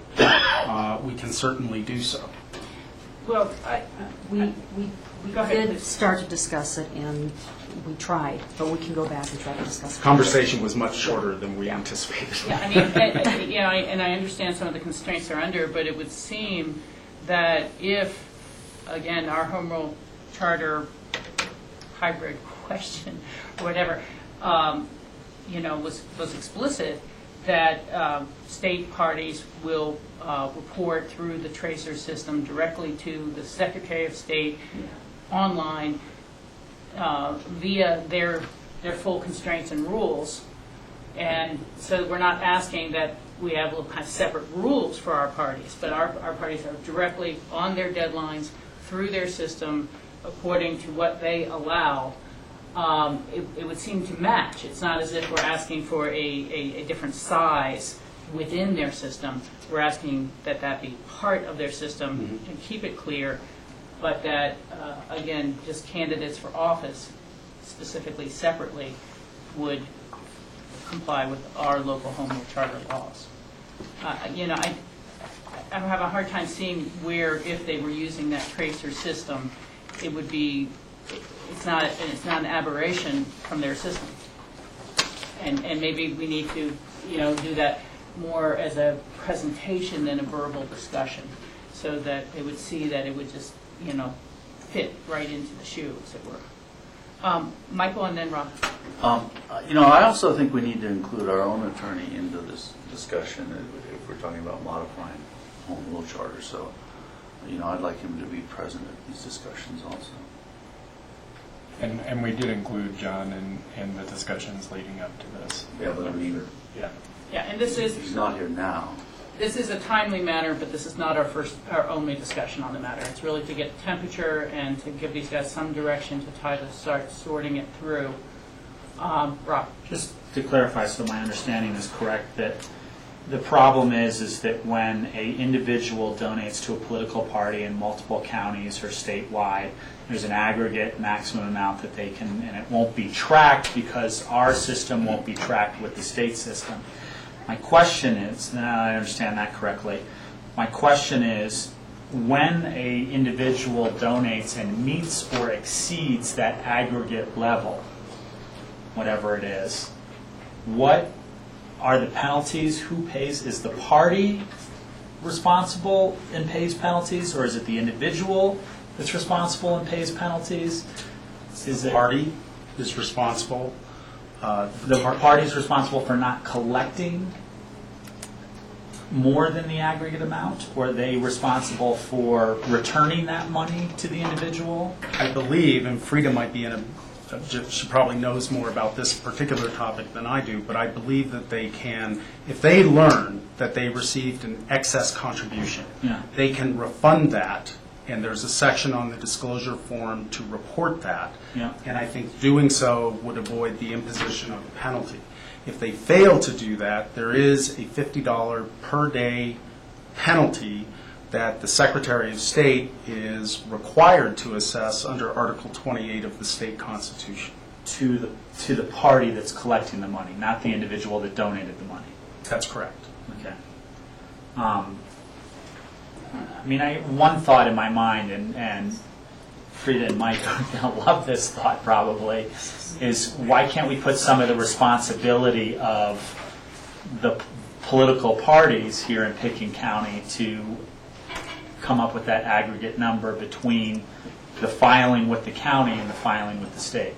I'm not sure I understand the question. Meaning a candidate donates in excess of the aggregate amount statewide. An individual. An individual. The political party here in Pickens County can keep a running total of, if they're responsible and the law punishes them, they could see if John Smith is donated to Pickens County, and they can check with the Secretary of State to see what the aggregate amount is, and they can be responsible for making sure that that the aggregate money isn't collected. I know. I knew nobody would like it. But the law is punishing them, so it's their job to make sure that they're in compliance. But Rob, the argument would then become, well, it wasn't the Pickens County donation that pushed them over the limit. It was the one over there in Saguache County that pushed them over the limit. And who deposited the check on what day? And so who do you really blame? Which county's party? That's why the Secretary of State wants one report that tracks everyone, one set of books, basically. And it sounds to me like in this letter, the Secretary of State isn't going to budge on creating a system to bring that together. So either Pickens County does it, either we eliminate it and go by state regulations and file statewide, or we put that responsibility on somebody else. Well, that's certainly the position the Secretary of State has expressed in that letter. I'm not certain that is the final position if we come up with a very simple, kind of elegant way to just default the parties to the Secretary of State and state law. But the problem is we have to discuss this conceptually with the Secretary of State. And of every area of the law that I know about, the devil is in the details in this area of the law. So I suspect the Secretary of State may be willing to consider it, but ultimately they're going to reserve judgment until we get them text that they can consider and vet. But we can certainly go back to them and say, you know, this is a direction our board would like us to investigate anyway, and get a, you know, at least a preliminary kind of reading on that issue. Yeah, again, I kind of think that if we can at least put it in writing, even if it's conceptual, to be as clear as possible that we're, you know, we're not asking them to manage a different set of campaign finance laws for candidates that we would, you know, actually keep out of their system, be done here locally so we can keep the 500 limit. Now, I guess another question I want to know if you're asking us is do you want to know that should we create new limits for issues committees, which we currently do not have. And, you know, honestly, I can think of an example back in 2000 when there were 3 different questions, maybe even before that year, related to funding for transportation. And there had been, you know, it was a large question. You know, it was going across many areas. And all of a sudden, someone goes, oh my God, did we violate the campaign spending laws? And we were, it was some sort of $5,000 per issue or something limit. And it's like, no, we're okay because we've raised less than 15 and the issue committee is working on 3 different questions. But we currently have no limit. And correct me if I'm wrong, but are there, in the intervening years, some kind of Supreme Court rulings that have made it fairly clear that you cannot limit on issues, that an issue committee can collect, that it's the same, it's different from potentially influencing a candidate by giving them $10,000, that it's an issue? That the jurisprudence on issue committees does follow that line of reasoning. State law currently provides for a county issue committee that there is a $200 contribution limit. Again, contributions from corporations and labor unions are prohibited. But that limit was recently, in November or December, held unconstitutional by the 10th Circuit Court of Appeals, the federal appeals court that sits in Denver. The Secretary of State's office is, I think, has adopted a rule to fill the gap and has increased the contribution limit for issue committees to $5,000. Because what the 10th Circuit said, it was a little kind of city issue committee on whether the city should re-annex a particular part of Parker or Greenwood Village, I think. And the group that was penalized came in and said, we have now been penalized to the extent, you know, orders of magnitude above the amount of money we ever raised in the first place. This is ridiculous. And the 10th Circuit agreed and said that this low limit really does impinge rights of association under the First Amendment. And we're not going to say that a limit for all issue committees is unconstitutional, but this one is way too low. And that's about all the guidance the court gave. The Secretary of State, as I say, has adopted a rule increasing that to $5,000, I believe. And isn't that $5,000 without reporting? Or is that a different ruling that there doesn't have to be any reporting of any sort under $5,000? And that alone is concerning to me. I'm less concerned at the amount of money than that the public should know who and how is behind some of these matters. And so is it accurate to say that because we have not adopted the state rules and we have home rule charter, even though it's somewhat silent on these issues committees, we have not had a limit on the contribution to issues committees? It just must be reported. No. At where we stand right now, well, let me answer it in 2 ways.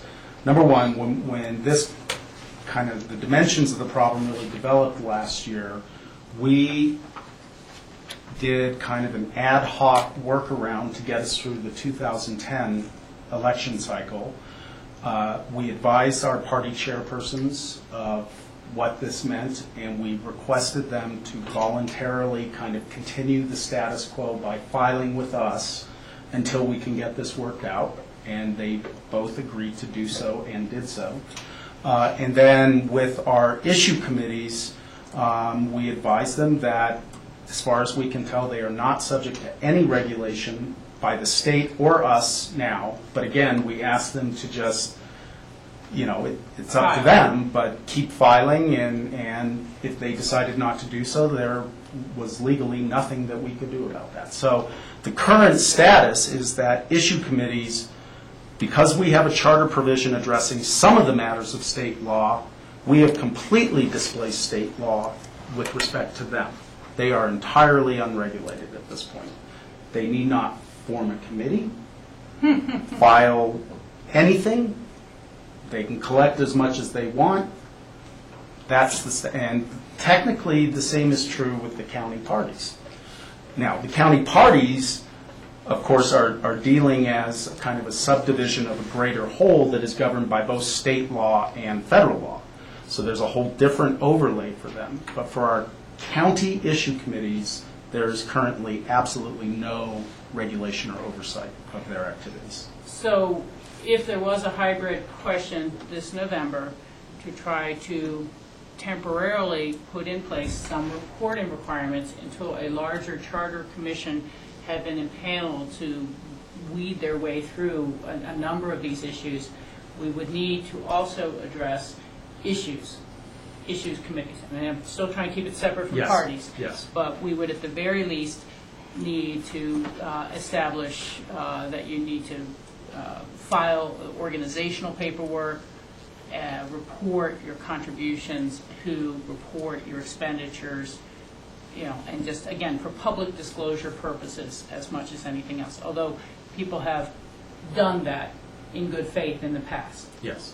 I guess my recommendation in that regard would be, if we pursue a hybrid approach, we adopt the substantive requirements of state law, whatever they are. It's something. And we designate the clerk and recorder as the filing officer. Really, for purposes of getting us through 2012, so that then we can do a wholesale review of these charter provisions in 2013. But that's even though the state laws on issue committees are fairly vague right now because of this most recent decision.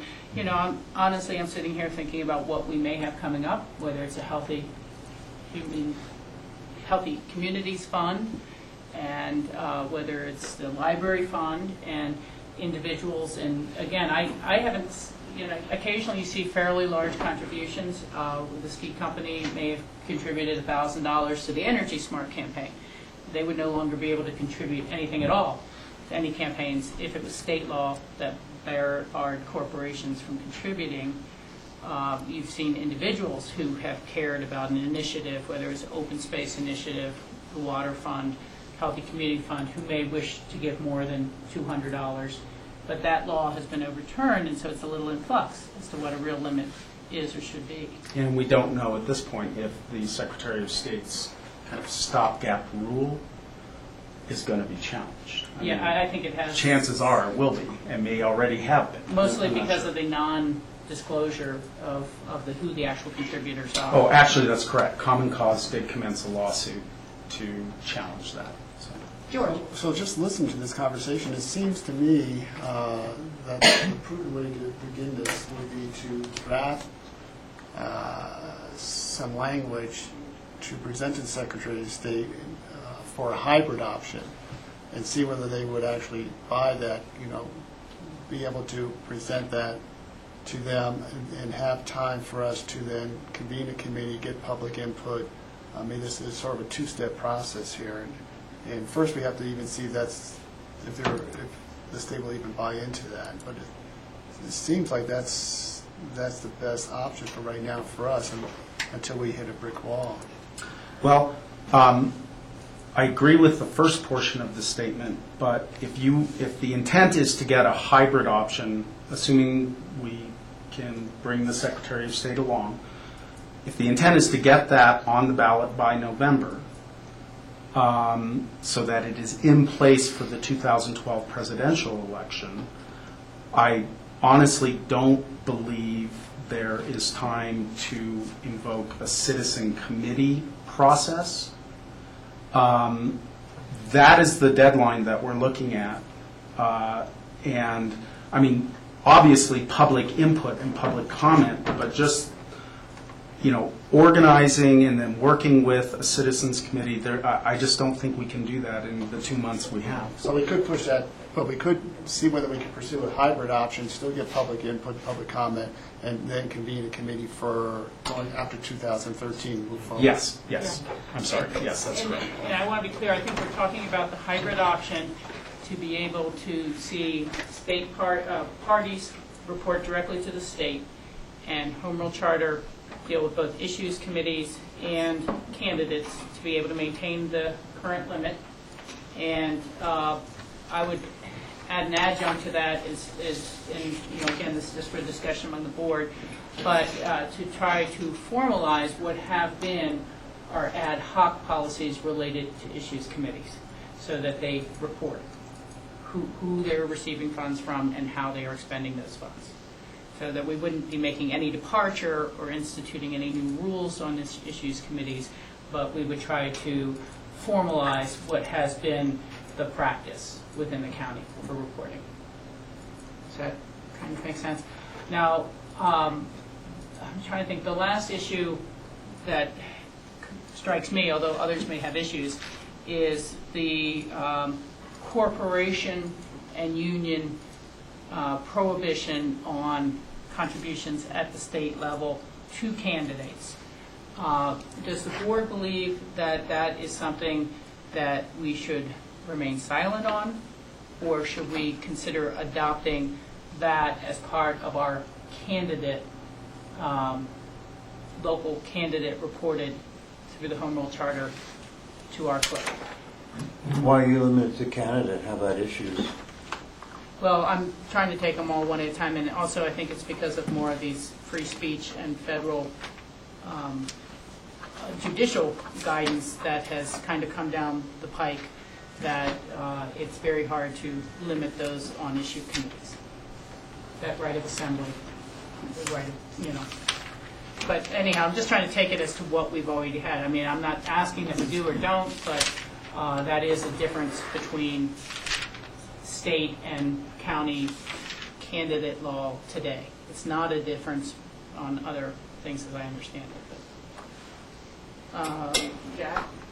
Yeah, I fully support continuing the state law, being consistent with the state law about contributions from corporations and labor. I don't want to see it be able to do it. To bring us into alignment on that matter, because right now we're silent on that, or we're not prohibited. We didn't specifically prohibit it, so we have permitted it. If I can just make a comment in this regard, you may be familiar with the Citizens United case, which was decided by the United States Supreme Court in January of 2010. Under federal law, there was a prohibition on corporate and labor union contributions to political committees, that is, committees formed to support or oppose a candidate other than the committee formed by the candidate, him or herself.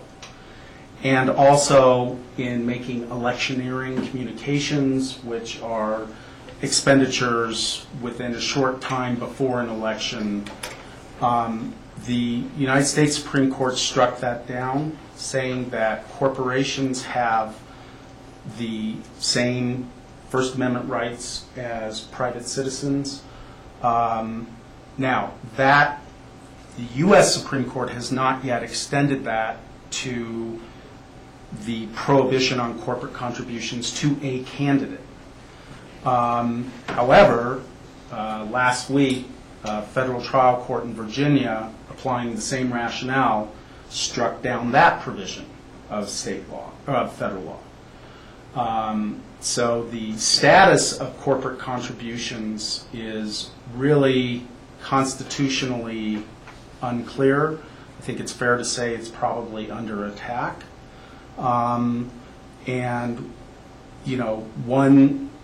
I guess I always felt that Pitkin County's trade-off was a reasonable one. We limit contributions, we don't restrict the contributor.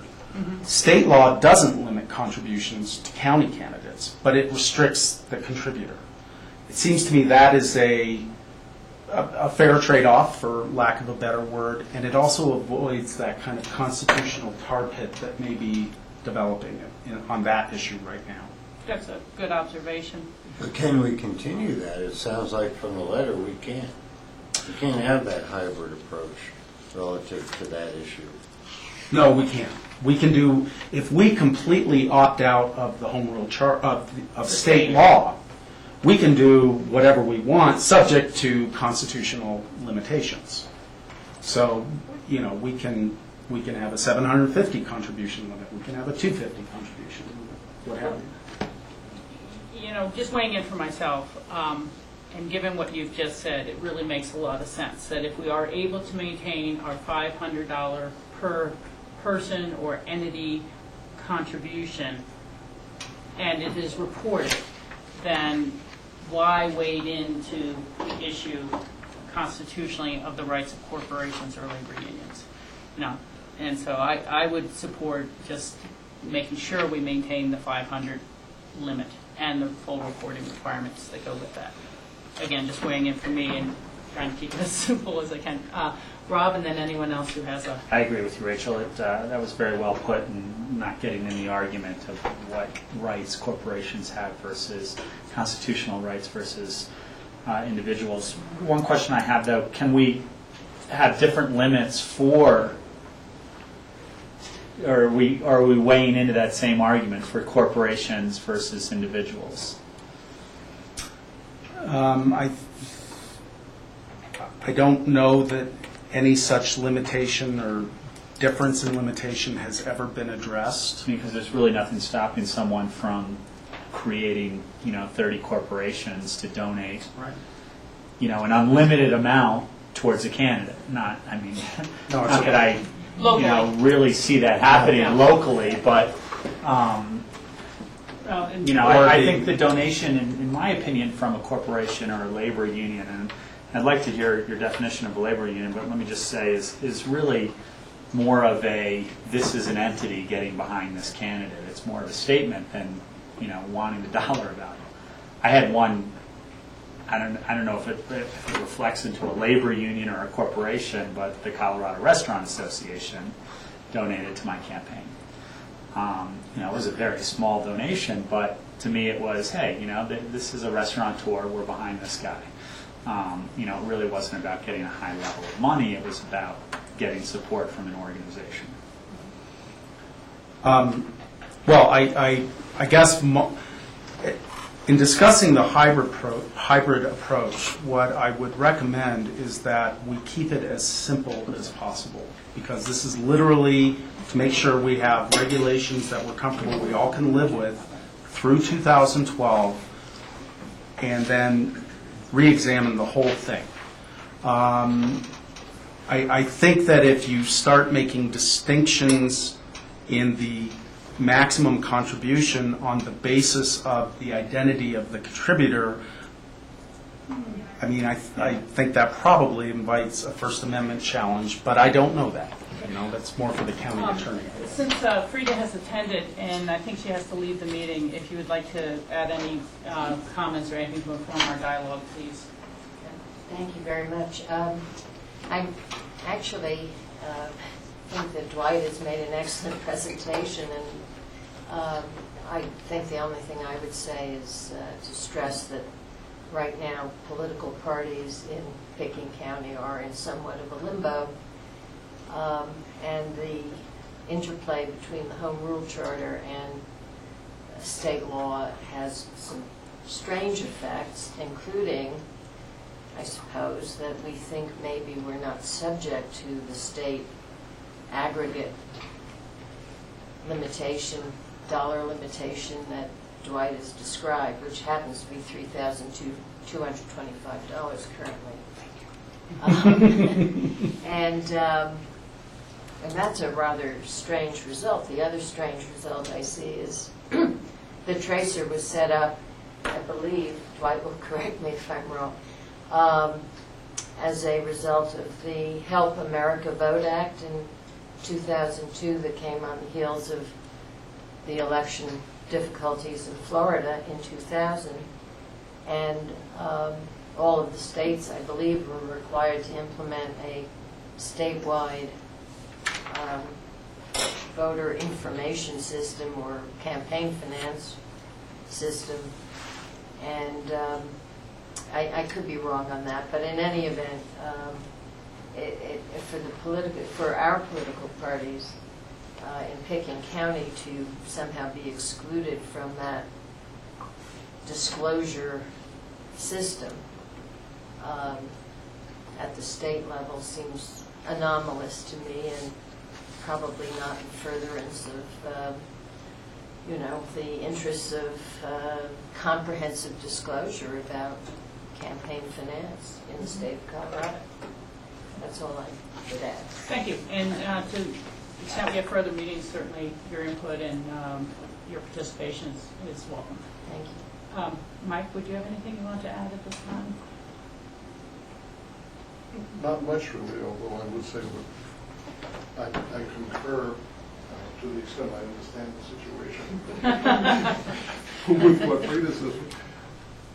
I think we would like to have simplicity and a process that allows us to disclose what's going on and be sure that what we're doing is correct. And we want to comply with law. Absolutely. And at the moment, it's a little bit unclear what that means. So anything that you can do to clarify the situation and make it easy for us to straightforwardly comply would be great. Thank you both. Board members, we kind of need to move on to the redistricting question. I want to see if there's further comments, but also, have you gotten a sense of the board in terms of the direction we'd like to try to follow? I can try to recap if what I think I've heard. Excuse me, Rachel. We have three options. You led us through some incremental questions, but we really haven't talked about our direction. At least I don't sense. I sure the heck haven't weighed in where I'm going. Okay. So Well, incrementally, yes. Okay, well, let me try to get the fundamental question. Do we want to have a ballot question this November to clear up to the extent possible this void in the laws that our clerk and recorder's office have identified for us? Well, Okay, Michael. what Dwight is outlining is it's not possible. So I'm not sure that that's a question that needs to be asked. I mean, we have to convene a board. We have to. Let me clarify that if I can. It is what I envision if we adopt a hybrid approach is that a citizens board would not be convened. That's not a requirement for you to refer an issue. What I meant to say is traditionally the board has done that on kind of these structural, organic questions related to Pickens County. I do not see that as a requirement. The board may adopt a resolution proposing an amendment to the charter which gets us to the hybrid result. And I think due to the amount of time involved, and I have no interest in eliminating anybody who wants to talk about this from doing so, but as far as the timeline goes, have the proposed language be drafted by my office, working with the county attorney, working with the Secretary of State, and then anybody who's interested, obviously, can come to those hearings and chime in, and the board can make a decision to refer the matter or not, based on the public comment received at that time. I don't think a citizens commission is necessary in order to get the stopgap measure on the ballot now to get us through 2012, so that then we can form a citizens commission and really look at the big picture. Well, what are the requirements for a citizens committee? You're making it sound like that we could. It's just optional every time we adjust the home rule charter. Is that what you're saying? Yes. So it's purely optional.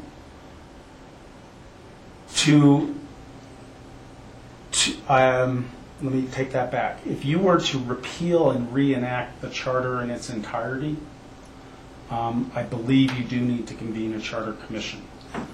Otherwise, the board has the discretion to refer various amendments at will by simply adopting a formal resolution. So then the issue is, should we do that and we pass, or it passes, then you still have the Secretary of State as a hurdle, don't you, to say, I'll accept that or I won't accept that? So really, it's you actually sort of have to get him to look it over and say, give his, maybe not explicit, but kind of, I think this might work approval. No, and we would want to do that as a courtesy. I mean, you know, there are municipalities throughout Colorado that have hybrid approaches along these lines. Colorado law permits us to do that. The Secretary of State's office is just concerned about dividing up responsibilities regarding these matters between two completely different offices and staffs. So I agree with you. We want, you know, I don't want to spend a lot of time drafting language if the Secretary of State is going to say no. I would like to have a conceptual discussion with them and then get them some language. Obviously, you haven't approved it yet, but get them some language that I think may work and that the county attorney thinks may work. And then if we get a preliminary, we'll consider this, then we bring that to you and to the public for comment. So it's a complicated thing. I mean, I can see that we would maintain our $500 limit, that we would apply it. You know, I think the reason it was unanswered or not explicit in the Home Rule Charter was the idea of corporations and labor unions really weren't a big issue. It was one big corporation and has been for a long time in this town. But, and no labor unions to speak of. So it just never occurred to anybody. Sure. So, but I can see extending that $500 limit to those entities as if they were an individual. That seems fair. Then the question of how you report political parties and splitting that off to the Secretary of State as a responsibility, I don't know. I mean, I'm comfortable with it, I suppose, but. Thank you, Michael. Chad? Yeah, ideally, I wish we could go right to option 2. There are a lot of barriers. Obviously, the biggest one being time. If we hired, this is thinking out of the box that I might even ever be in, but is it possible to hire somebody to help facilitate that? Timelines still don't work, even if, because I understand the clerk. I mean, I have a lot of empathy for the challenge of the clerk and her team, everyone. But it appears to be impossible. So then I'll go to what the practical and the only solution we have, which I am completely honed in on and agreeing with what you just said.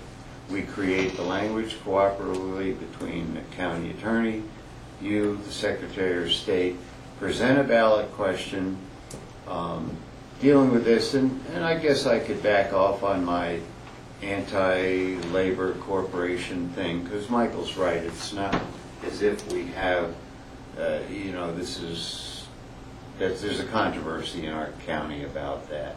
So I could make it universal, $500 for entities and individuals.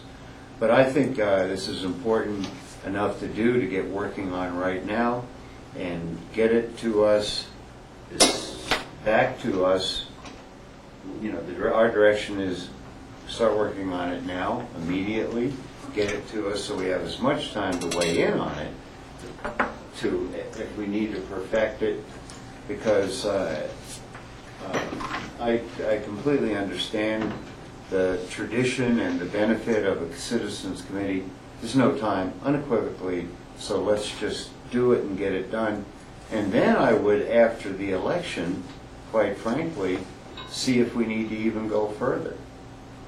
maybe this suffices if the public is supportive, etc. I don't have an answer to that, but this needs to be done now, cooperatively. Just real quickly, I mean, can we approach it as a ballot question that sunsets too after a year, meaning that we would need to get a committee to retool the next year to approve what we've done? If we're not getting a citizens committee now for these amendments to our home rule charter, we're basically saying, listen, we need a gap for 2012, but in 2012, we're going to review what we've done and put it again on the ballot in 2012 for 2013. I think that that's a great point, but rather than have a lengthy discussion about it, because I think there's pros and cons, and particularly if it's sunsetted without the new thing passing, we default right back to where we are now. But let's look at the language and the types of things that we would commit to. And that's where, as Michael has asked for John Ely's input, what has been the traditional makeup of a charter committee? How do we go about interviewing those? How formalized is an appointment to a charter committee? That's where I see the real time gap. Just the advertising and interviewing for a committee would take us to the middle of August. And I seem to be hearing that we would like, in concept, to find a valid question that would institutionalize, at least for the time being, the current practice for local issues and candidates. And we would like to make a clear and distinct break that parties, designated, formalized state parties, would then report to the state through the state system in conformity with state party law. That's the kind of direction we'd like to fly in. And I think that if it's valuable during your meetings with the Secretary of State for a board member or our two party chairs to be able to go with you to Denver to discuss this, let us know. We try to help with your delegation. Rachel, we also add consideration to issue committees relative to at least reporting? Yeah, that's what I mean, institutionalizing what has been our practice. Oh, okay. Yeah, We were I'm sorry. somewhat silent on that. It is silent now, but the practice has been reporting. Okay. Okay, is that enough direction for you guys on this one issue? Yes. Thanks for that extra little bit. No, I appreciate you making sure that's clear. Okay, we will now move on to the redistricting discussion, and we are on relatively good time, which is great, because I couldn't see the clock. And I'm going to take just a 2-minute little break here, and we'll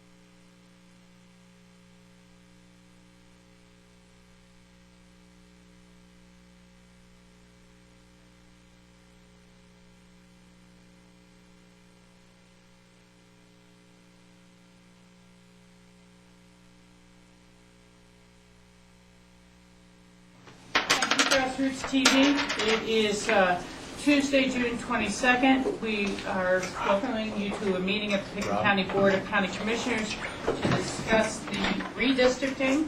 Redistricting is something that occurs every 10 years after the census, and we have a better sense of where our populations lie, so that there is a roughly proportionate number of voters within each district.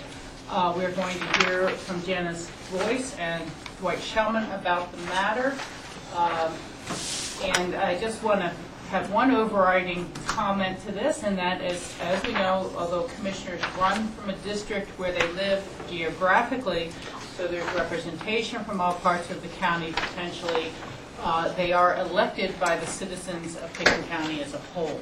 So nothing that is done in these discussions and future public hearings about the redistricting lines will affect your ability to vote in all 5 races.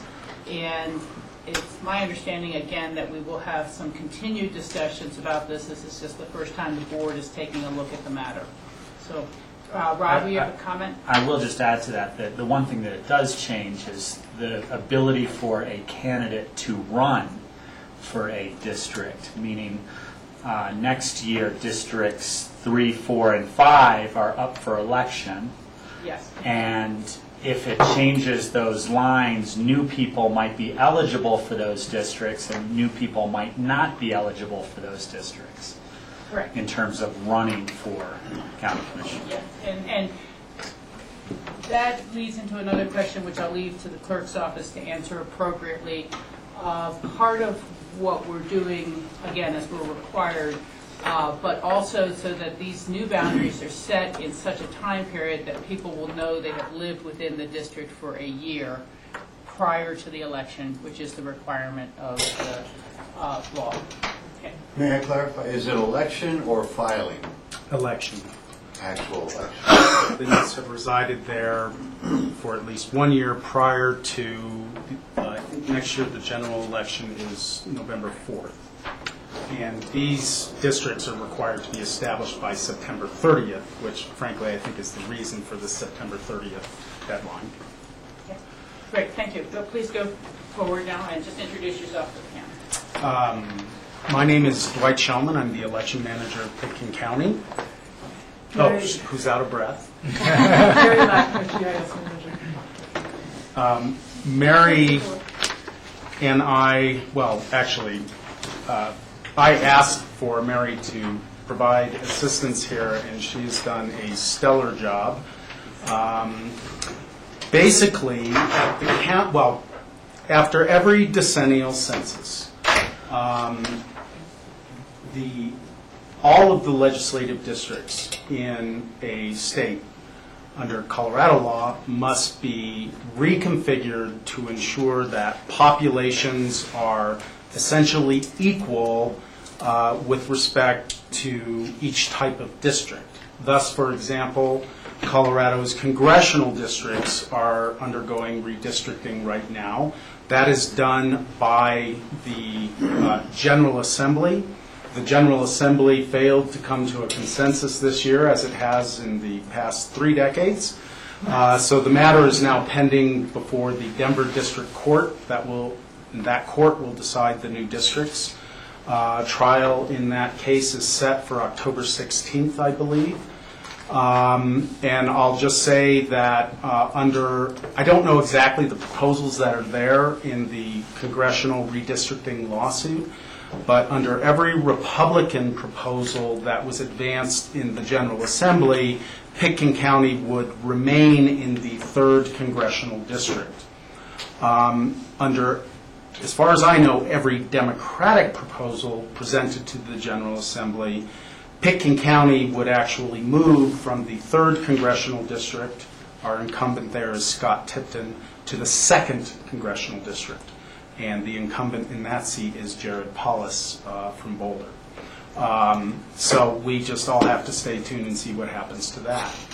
In addition, the State House and State Senate districts are undergoing redistricting. That function is performed by the Colorado Reapportionment Commission. That is appointed by, certain members are appointed by the governor, some by the legislature, some by the Supreme Court. And under the Constitution, that commission needs to make proposals, conduct public hearings, give preliminary approval to a complete plan, and file the plan with the Colorado Supreme Court, which then must approve it and transmit it to the Secretary of State. Just so members of the public are aware, Pitkin County is currently located in State House District 61. The incumbent is Roger Wilson. I've looked at the preliminary proposals, and in any of the various proposals, Pitkin County remains in House District 61, although the boundaries of that district change outside of Pitkin County. In addition, Pitkin County is currently located in Senate District 5, and again, in all of the preliminary proposals by the Colorado Reapportionment Commission staff that I have seen, Colorado remains in Senate District 5, although again, the outer boundaries of that district may change. You mean Pitkin County? I'm sorry, what did I say? Colorado. I'm sorry, Pitkin County. Yes, Pitkin County. Then down at the county level, the law also requires that we reconfigure the Board of County Commissioner districts to contain equal populations. Excuse me for a second, Mary. Let's see if I can get this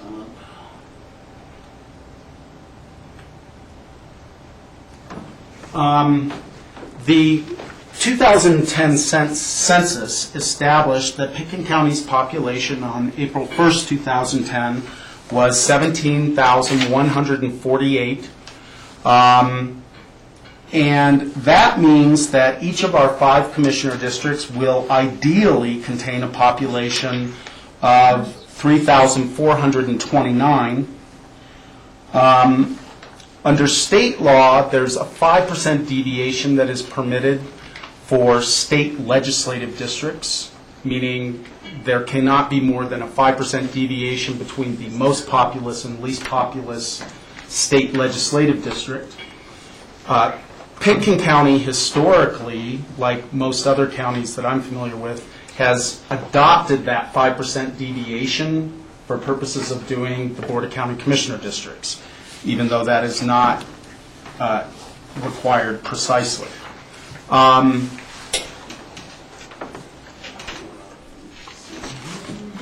these are the current districts? Yeah. This one around is current.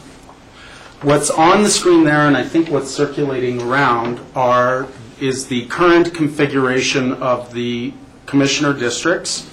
I'm using my magic pointer here. You can see that's District 1. George, you want to get one of those lights up? Thank you. Thank you. Good. This is District 2. I'm sorry, 3. District 2 is essentially within Aspen, and the detail here is shown up above. District 4 is Snowmass Village, Old Snowmass, and District 5 is the remainder of the county. Currently, the populations are not equal. And this map, well, let me go back. The current populations of the districts go from a low in District 1 of 2,456 in 2010, and just to show you where this data is, it's this column here. And it goes to a high of 4,484 in District 3. And obviously, those two numbers are way more than 5% apart. So the board then is required to configure new commissioner districts, and the deadline under state law to have this completed is September 30th. What Mary has done is loaded the census tract, the block data from the census into our GIS application. She has charted the population using census block data throughout the county, and my request to her was, just as a starting point, let's come up with a couple of options for the board to consider on how we can equalize the populations within all of the 5 districts. And she did that. We have option A and option B, and I'll let Mary describe. Do you want to do it, or do you want me to do it? Sure.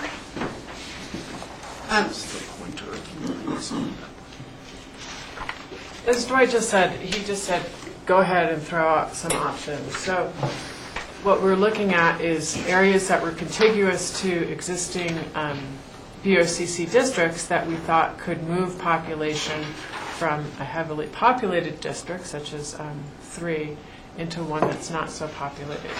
So the maps in your packet under option A and B, the hashed areas, which do not show very clearly on this map, are the places where we saw census blocks that had population that can change from one district to another. I think at this point, there's some things that are similar between both options and not. But Exhibit C has the summary of how we moved population between the various districts.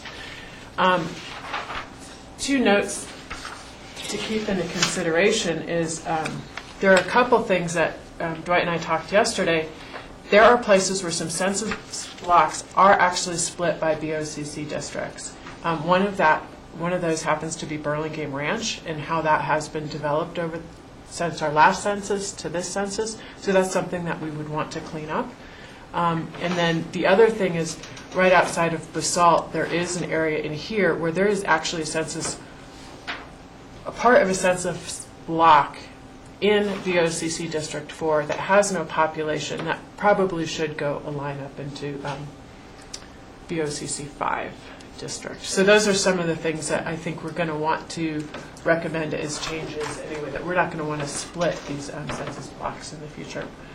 The other thing that Dwight mentioned is that the BOCC districts are not used for voting. People do not walk in and vote based on that district. It is for the election of the Board of County Commissioners and that you reside in that district. So that actually makes it a little bit easier in that, unlike voter precincts where we're trying to keep the neighborhoods logical in how they get their ballots, and we get, the city of Aspen is not split by too many precincts. That is a little bit different for the districts, that we can have somewhat awkward boundaries. Does that make sense? Mm-hmm. Okay. So I can either talk about each of the areas and how they changed, or answer questions on how we kind of came up with these. We were just trying to equalize population, period. Obviously, from the first map that was handed out, every district needs some sort of change to be compliant with that, the population standard that we're trying to get to. So how would you like me to present? George. Two quick questions. One is, whatever we do in the redistricting, that will hold true for the next 10 years till the next census takes place? So it's a 10-year increment? Yes. Okay. Mary, on Exhibit C, I have a question. When we go down to option B, summary of changes, and near the bottom you have BOCC District 4, you have removed Aspen Village and Durbasdale, population 372, but I couldn't figure out where that was going to. I didn't see it correlate to any other district. It goes to District 3.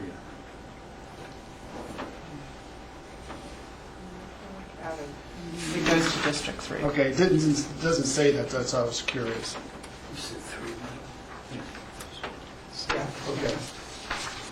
It does go to 3. Okay, thank you. And explain again, you showed on a map that little area in basalt that there is no population. Where is that exactly? It's the little horn that sticks out of. Yeah, I see that, but That is, and I can try to get into my computer and show that to you.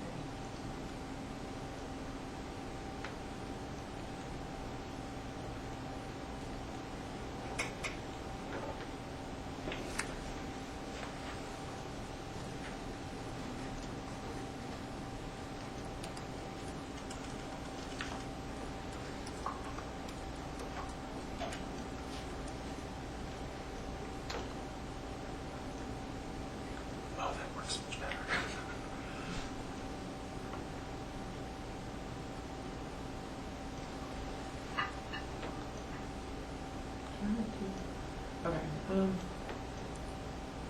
That's good.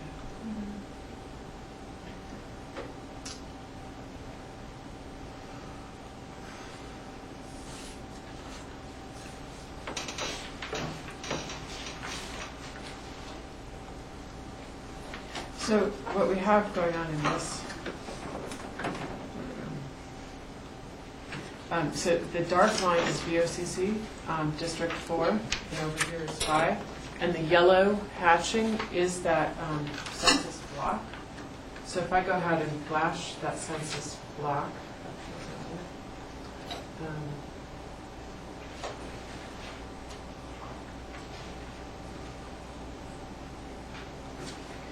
by flashing that, you can see that the BOCC district boundaries actually bisect that district.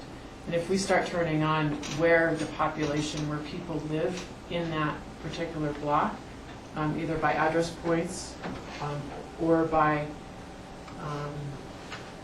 parcels, the main part of the population of that is along over here, which is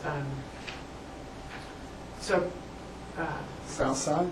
West Soakers Creek Road is this area here, this is Emma Road up here, and then south side is actually up in BOCC 5. This is the Roaring Fork, the golf club in Basalt. South side is up here. So this, I believe, and I haven't checked, is from an old census block that has since been reconfigured. So there's, by looking at this, if these districts do get reconfigured, that's probably a place where we're going to want to move this line here for that BOCC district. But you can see it's not really affecting where the people are. This is, I believe, BLM land.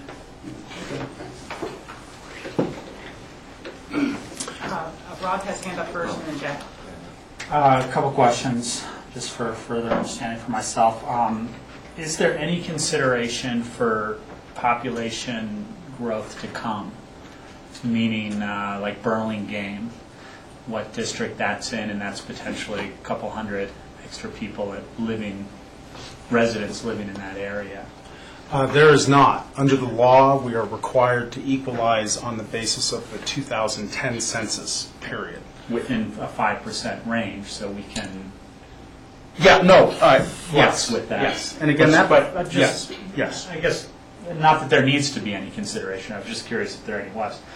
And then my next question is there any consideration regarding any other sort of demographic data? For instance, there's a lot of different ways where you can get the population within a 5% error, within a 5% variance between the highest and low. Do you consider it might be better to move a more rural population into a certain district, or a certain more urban population into a different district because it represents a more consistent district? Things like any sort of demographics. Is that brought into consideration at all? Should it be brought into consideration at all, I guess, is a question to the board. The type of demographic information that you're talking about are, for example, natural and artificial boundaries, Yeah. communities of interest, Yeah. character of neighborhoods, those kinds of things. Strictly speaking, those are applicable to congressional, state, and legislative districts. They are not required to be considered by the board in equalizing population among the various districts. The board, there's nothing to prevent the board from taking those things into account. And I guess just a comment for the board and for the audience, you know, having gone through an election last year, you know, the question often comes up, yes, it's an at-large election, but we have to be a resident of that district is the requirement of the 5 BOCC seats, that each one represents that district. And the questions that were posed to me a lot is, well, why is that? And, you know, do you feel that you should be representing your district slightly more than the whole county? Obviously, we're all representing the whole county. And the example that comes up is, for instance, the 2 City of Aspen districts. If there was a rural, remote area within our district, and there is in my district, District 1, you know, having a representative that really isn't connected to the City of Aspen somehow might be less of a representative for that district. So that's where the demographic things come up. It's just something to consider, just thoughts and comments. Well, you know, I think those are all valid factors for the board to take into account. The mathematical problem we confront is that the county's population is really so densely concentrated in Aspen, Snowmass Village. You know, we don't have enough commissioner districts, and we are only permitted to have 5. That would enable, you know, to draw districts so that strictly, for example, east of Aspen, as an idea, you know, would have its own commissioner. I just don't think it's possible to make the math work. Jackie, you're up next. Yeah, I was fortunate enough to participate in the 2001 redistricting, having been elected in 2000. We had, well, let me preface with a question to make sure. My understanding is commissioners do have the flexibility to do whatever they feel is. So, you know, being very transparent and having that on the table, we can do whatever. Within the population requirement. Oh, yeah, of course. But Yeah. it's good you brought that up. That I'm kind of taking that for granted, but because there are certain guidelines. But at that time, and I hope this time, we do have make some major assumptions as to how we do this.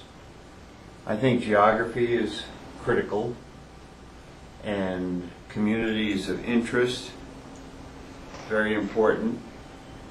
An attempt at current representation is important, but we do have some really irregularities in numbers with several, you know, a couple of these districts especially.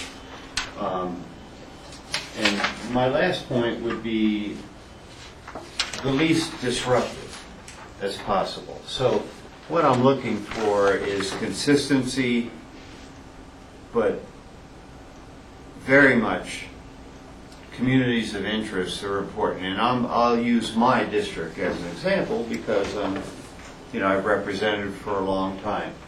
And you're term limited, so. And someone's going to come to bat, you know, coming up. There's no bias. And so this is, you know, a very real issue for the voters coming up in 2012, certainly. And I'd like to, again, focus on my district because of the unique circumstance of what it is. It is both a urban, if we can consider anything urban in our county, but I do consider Aspen and Snowmass Village urban in our own world, as well as a very rural district also. And that rural section, of course, is Old Somass, Capitol Creek. Now, what I like about option B is there's the least amount of disruption, meaning we're going to remove our friends from Aspen Village and Jerboisdale, but then we maintain basically what we have. And I think it's very important for balance to have Snowmass Village, which is, according to current numbers, the largest voting precinct even, because it's so consolidated. And then have that rural component to actually balance that district. And so it makes a commissioner achieve somewhat of what Rob might have been referring to, both a rural and a somewhat urban environment. And the commissioner represents their district, there's no question about it, but I believe truly that we are county commissioners and county-wide.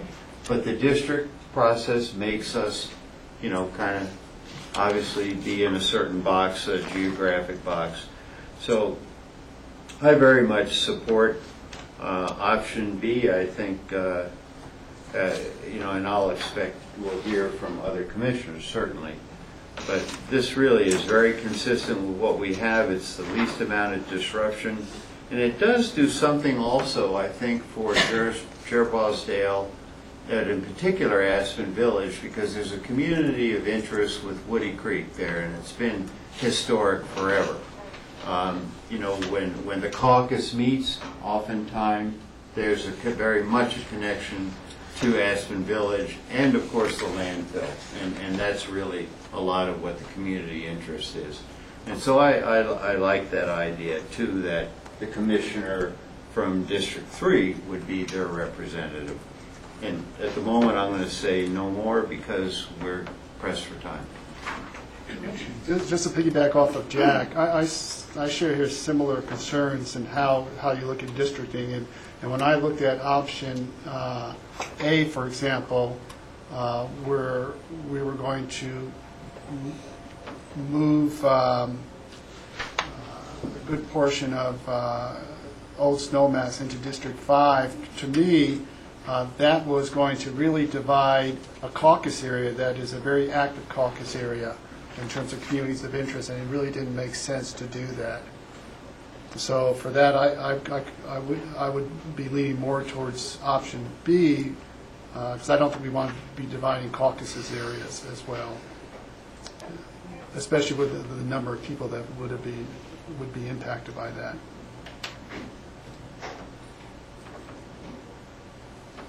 Michael, do you have any thoughts on it? No. For me, it's just a numerical equation, and I'm not, that's fine.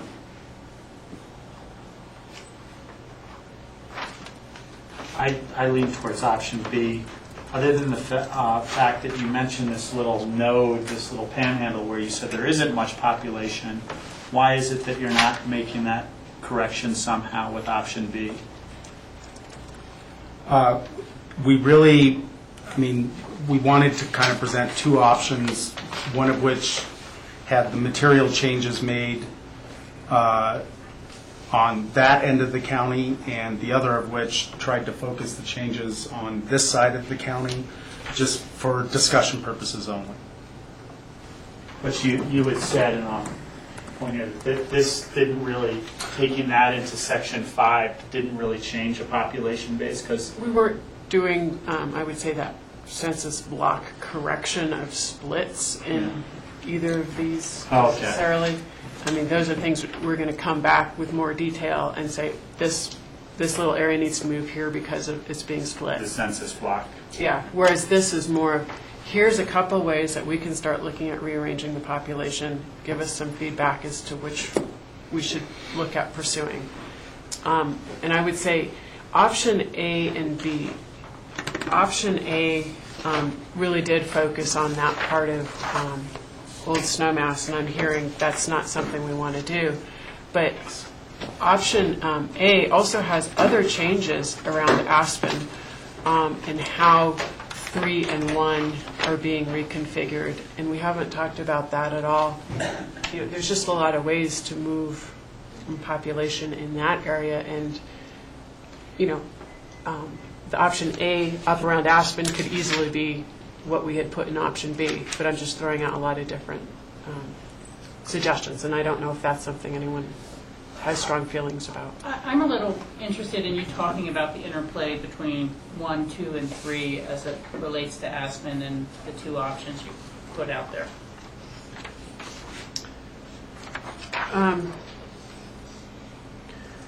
On option A, in the small map, what we'll see common in both options is basically putting Burlingame together in one BOCC district, because as I said, it currently is split. So that would be common in either option. The main difference between option A is that we're taking the my narrative on this page. Maroon Creek Club, Moore Property, Highlands, and moving that from 3 into 1. As you can see from the original configuration, 3 has a huge amount of population that needs to be moved out of. So that's what option A is showing, that kind of large population area that has seen growth in the past 10 years is being moved into BOCC 1. Option B, we're really kind of leaving that part alone, leaving it in 3, but we're expanding 1 by pulling in Eastwood, Knollwood, Mountain Valley, in that area. So those are that's the larger population change. Now, with either option, you know, because we probably should just be looking at areas, okay, we don't want to move that part of 4 in Old Snowmass, but these are two different things, and we could move parts of these, or we could move only some of the census tracts in here, or census blocks in here. Yeah, you know, I'm just kind of testing where this goes overall, but at a certain level, these options, maybe B in particular, seem to move more of the city populations only into 1 and 2. And I think it, you know, because particularly the Airport Business Center and the North 40 get shifted in such a way that they, in option B particularly, that for the city residents where there is a density and the, say, the urban growth boundary sections, if we were thinking the AACP boundaries, they end up residing really just in 1 and 2. And they lose their connection through 3. And, you know, I think you create, you know, I don't know, a little less connection from those other districts into the rural areas. I know what you're saying about protecting the further down valley. The one thing I've really wondered about, and I don't know that it's particularly districting, but it just made me for curiosity's sake. I know overall our population has grown, and yet we've also had areas where population has decreased. And so it's interesting to see the decrease that has occurred, say, particularly in District 1. Yeah. That, you know, people talk about the second home phenomenon and emptying out of Aspen. So your population increase is solely from the affordable housing that has been created, whether that's been the North 40 or the Airport Business Center, Burlingame, Annie Mitchell, you know, a lot of, even Truscott came online in 2000. And so you've seen your population grow, and I just wonder if you're creating monoculture districts as opposed to diverse districts, because the population lines, the adjustments are being made along population in affordable housing lines as opposed to broader county interests. I mean, I guess I would like to also see some work done on option 3 that, you know, maintains a little more of this spikes coming into the center that have a broad district, you know, so that you don't see just, oh, I'm way out in the county, my only option is a District 5 seat once every 4 years or 5 years, or I'm way out here for my representation from my neighbors, for people who may share a common interest. I mean, I just like to see what other options there are. It becomes something that our dialogue gets focused down to option A or option B, when there are probably other options as well if you were playing around with it. There's many scenarios. Yeah. And really what, Mary did was kind of consistent with what Jack was talking about, is what can we do to equalize kind of using the existing parameters and avoid, big changes. The fact remains that these commissioner districts have existed more or less in the current configuration for a long time. And what you're proposing, Rachel, is like, okay, what if we, maybe. We don't even know what that would look like. I don't know that this is the most sensible district configuration ever devised. I'm not really proposing anything. I'm just kind of making an observation. It'd be interesting to see. Is that to see a district like Rob's over 10 years have lost 18% of its population, even as the county has grown X percent, is interesting. And so, you almost see District 2 not quite getting smaller, but getting denser. Mm-hmm. And does it create a disassociation from broader county interests? Well, one of the things we can look at is a complete reconfiguration of 2, and basically doing like all the other districts are doing, capturing something in the city and then more rural areas. It would be a substantial difference, perhaps looking up towards Red Mountain or out towards Starwood and down towards Woody Creek, because those would be contiguous.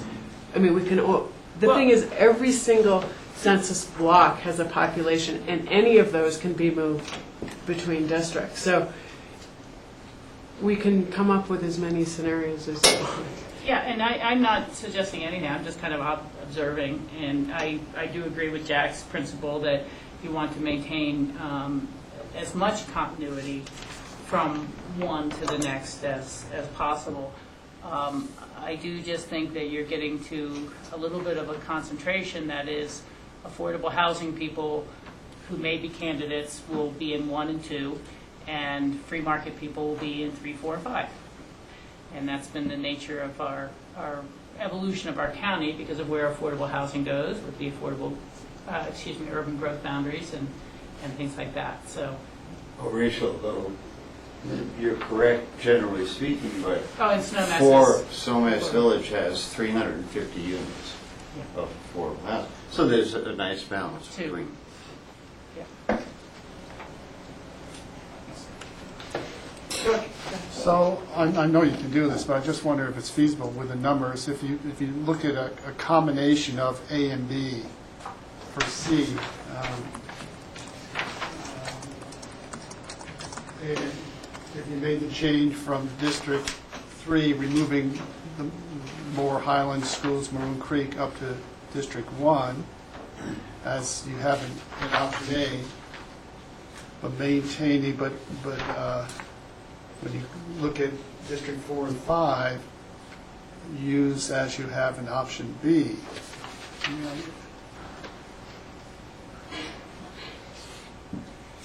Yes. Yeah, kind of do a hybrid. Yes. Our favorite word today. Yes. Yeah, I would just say I think it's worth playing around with a couple more options as we go to finalize things, just for the public's sense of commenting on it as well. But George, did you have anything else for you? Rob? One thing in option B that just stuck out because it was hard to explain to people, the districts in running the election, was the Main Street versus Hopkins Street. That's proposed. Having that chunk move over to District A just seems to make sense for whatever reason, but, There's no District A.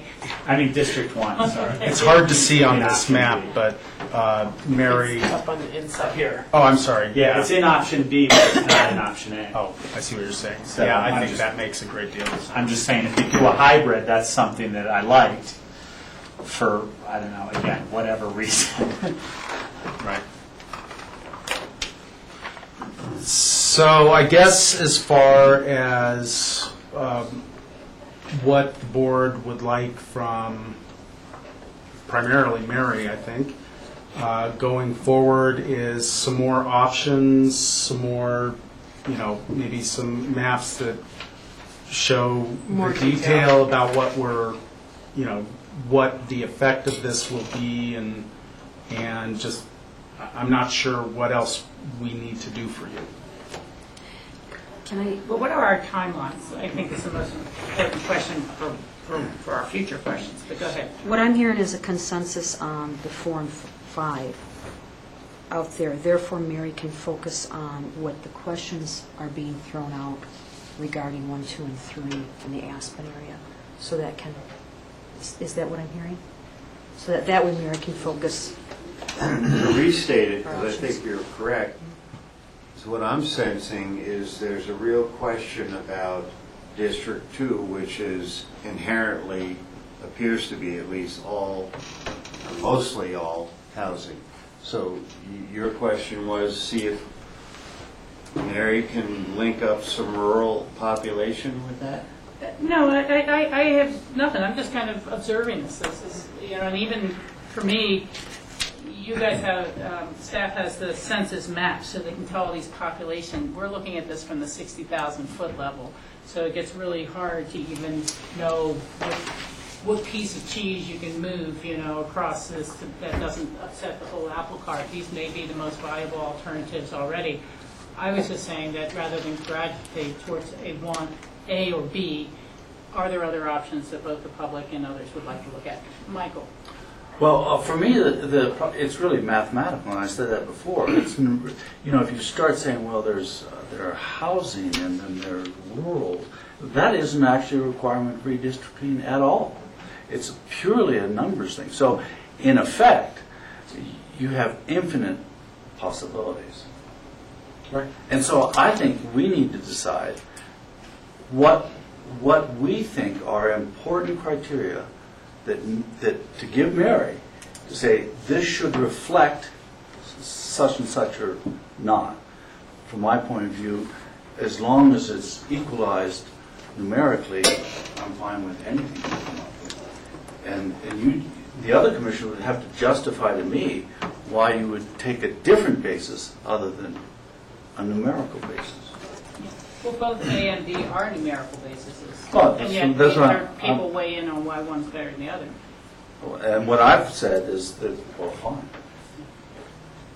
Rob and then Jackie. My argument to that would be is if it's strictly a numerical basis, then why do we have commissioners run having to live in certain districts? For instance, if my district needs to grow by 1,000 people, why don't we add Redstone?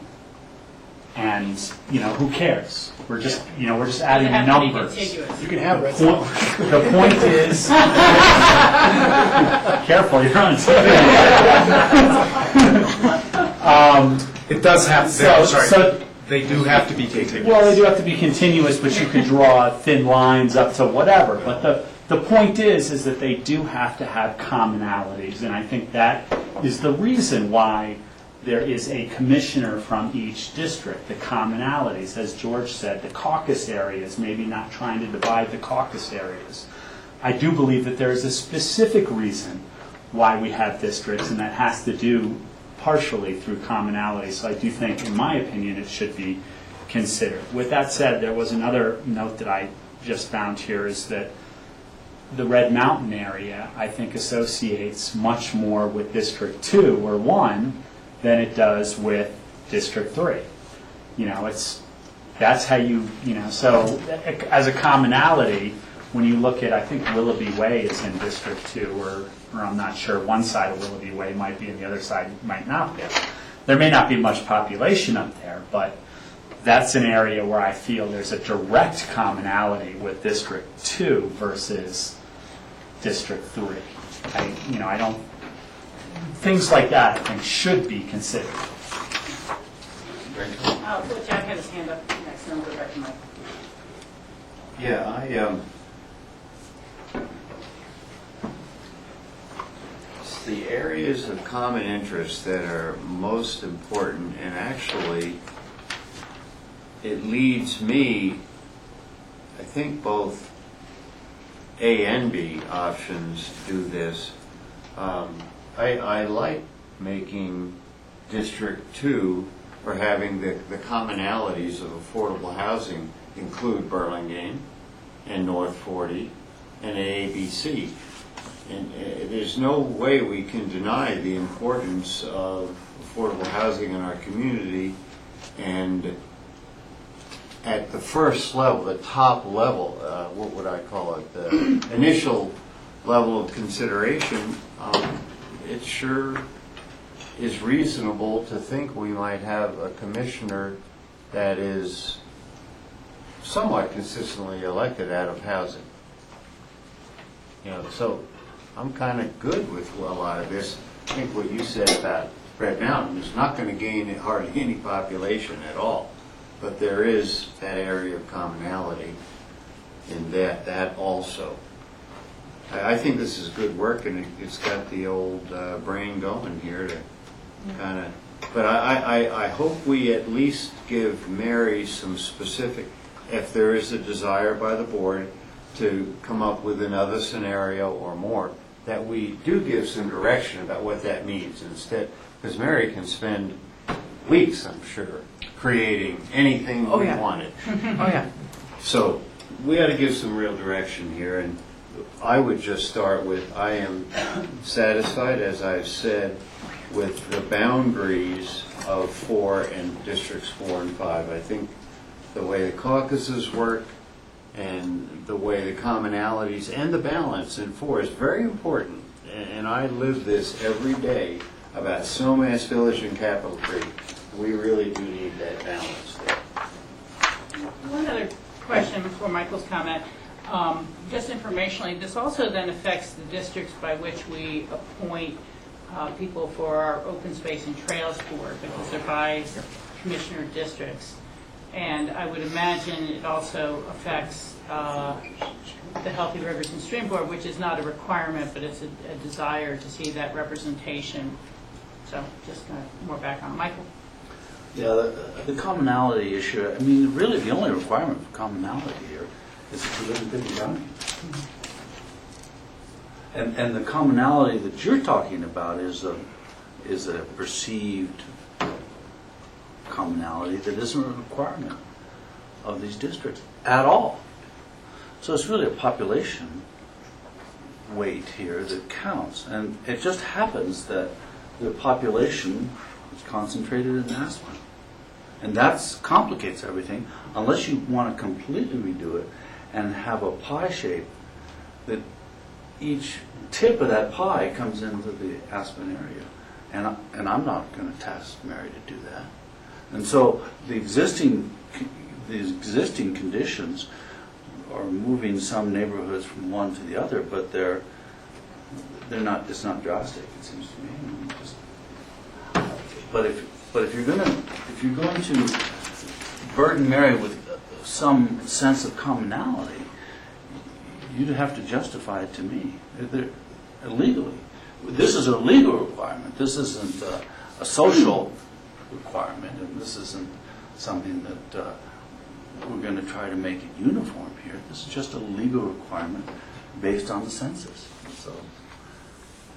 And I'll just reiterate, responding to Jack's question in terms of giving direction, I would like to see just a hybrid of A and B based on the discussion that we've had, and see how that, so we have at least one more option to play around with. And because I think these districts have, as you said, Dwight, they've been in existence for many, many, many years, and I think we're just trying to tweak them, but maintain the integrity of these districts.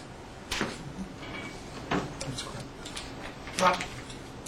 I would just put in the thought process that if, there is a thought process of doing a pinwheel where everybody has a touch of Aspen, we might have 5 developing restaurateurs as county commissioners, which is not what I would want. Honestly, I want a balance on this board, and that's where the commonality comes from, in my opinion, and that's why I think it is a big consideration. So that's important.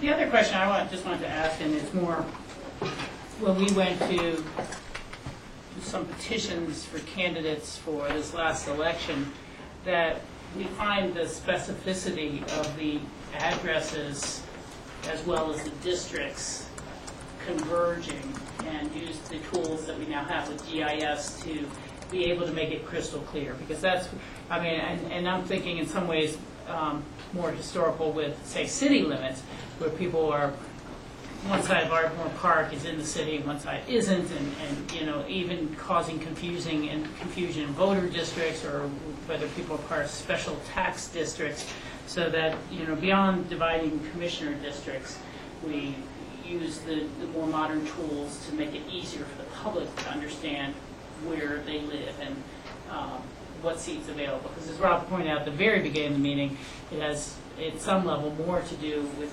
individuals' eligibility in 2012 than it may have with certainly myself or Jack, just because I was just elected, Rob was just elected, but these other districts, it changes the candidates pool, and I think that, that's somewhere in the background, even if it's a silent issue in the background. Okay, any other comments or wrap up, or did you guys feel like you got enough to play around with it? I think so, and we'll work with John Peacock and try to get to the scale that you find helpful and come up with some. Did we take Rob's suggestion and doing one more?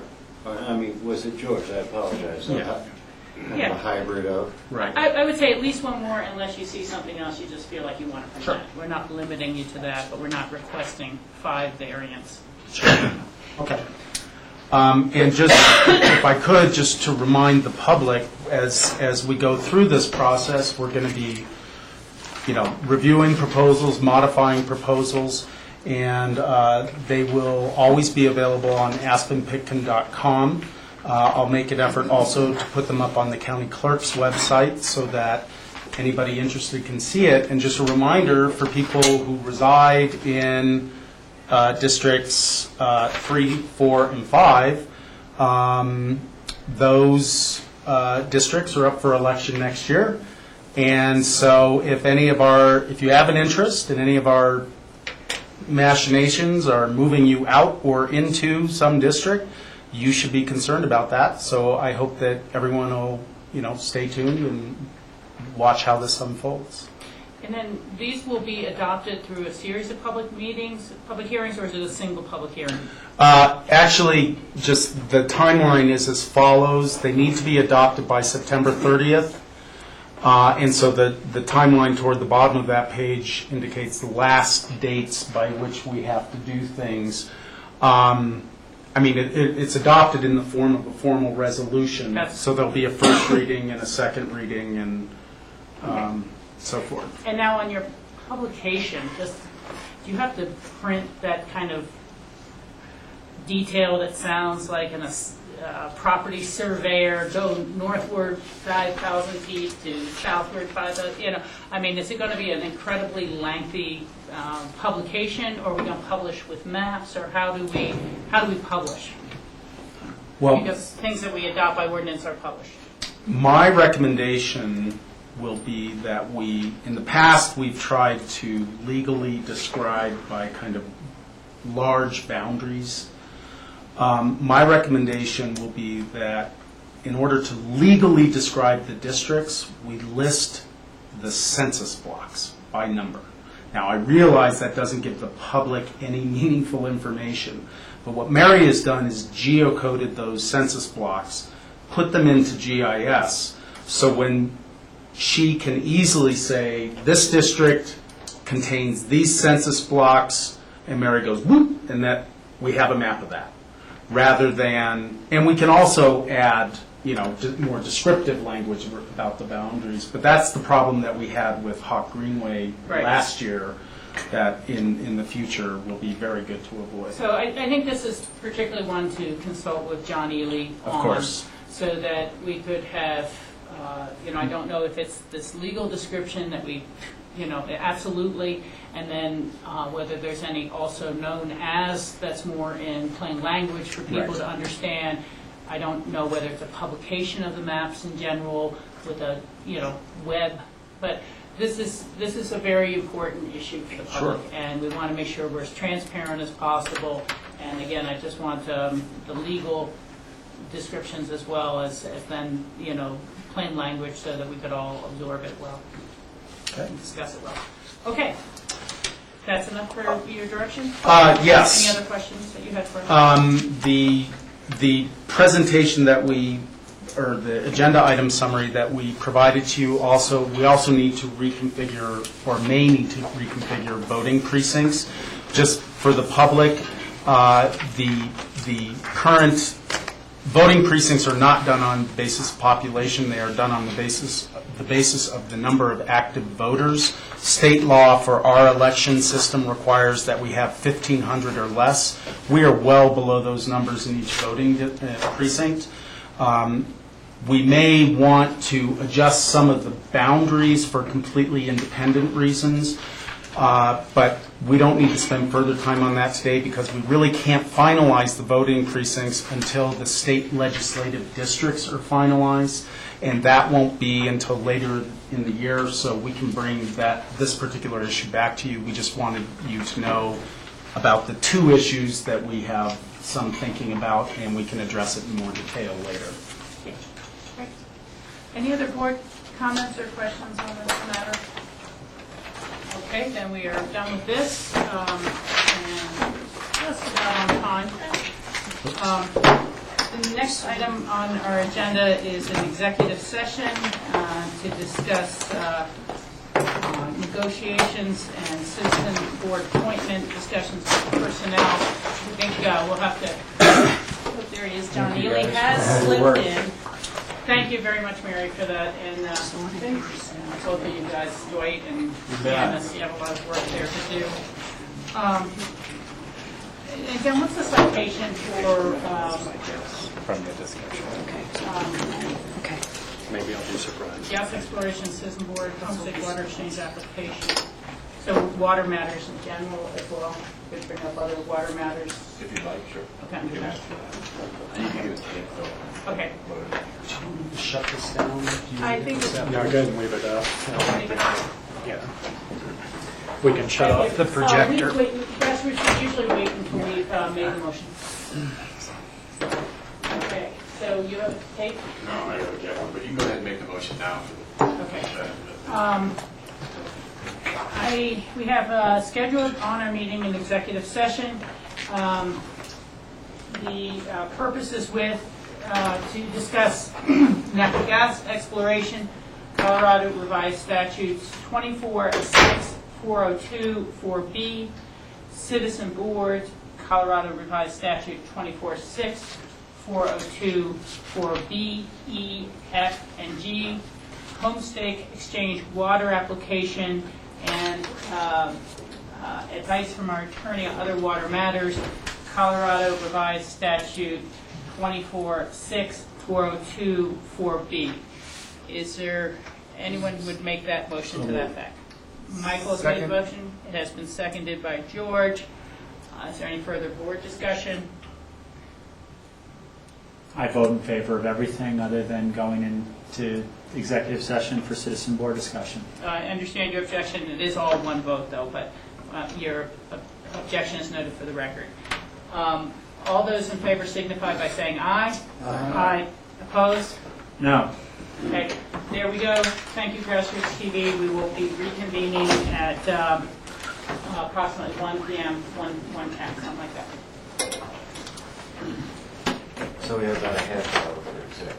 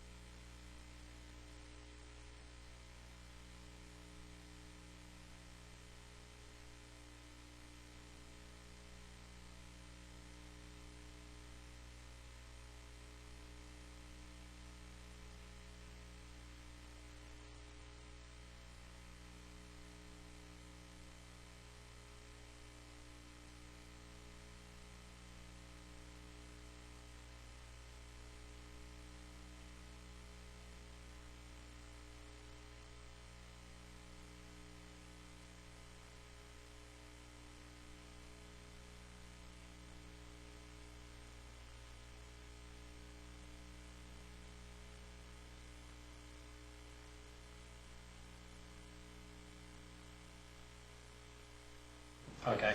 Our first memorandum of interest is an update on the runway extension project, and we have Jim Elwood here. Speak to that. Thanks, Tim. You want to give us a 30-second version, Jim? Very shy. Okay, time's up.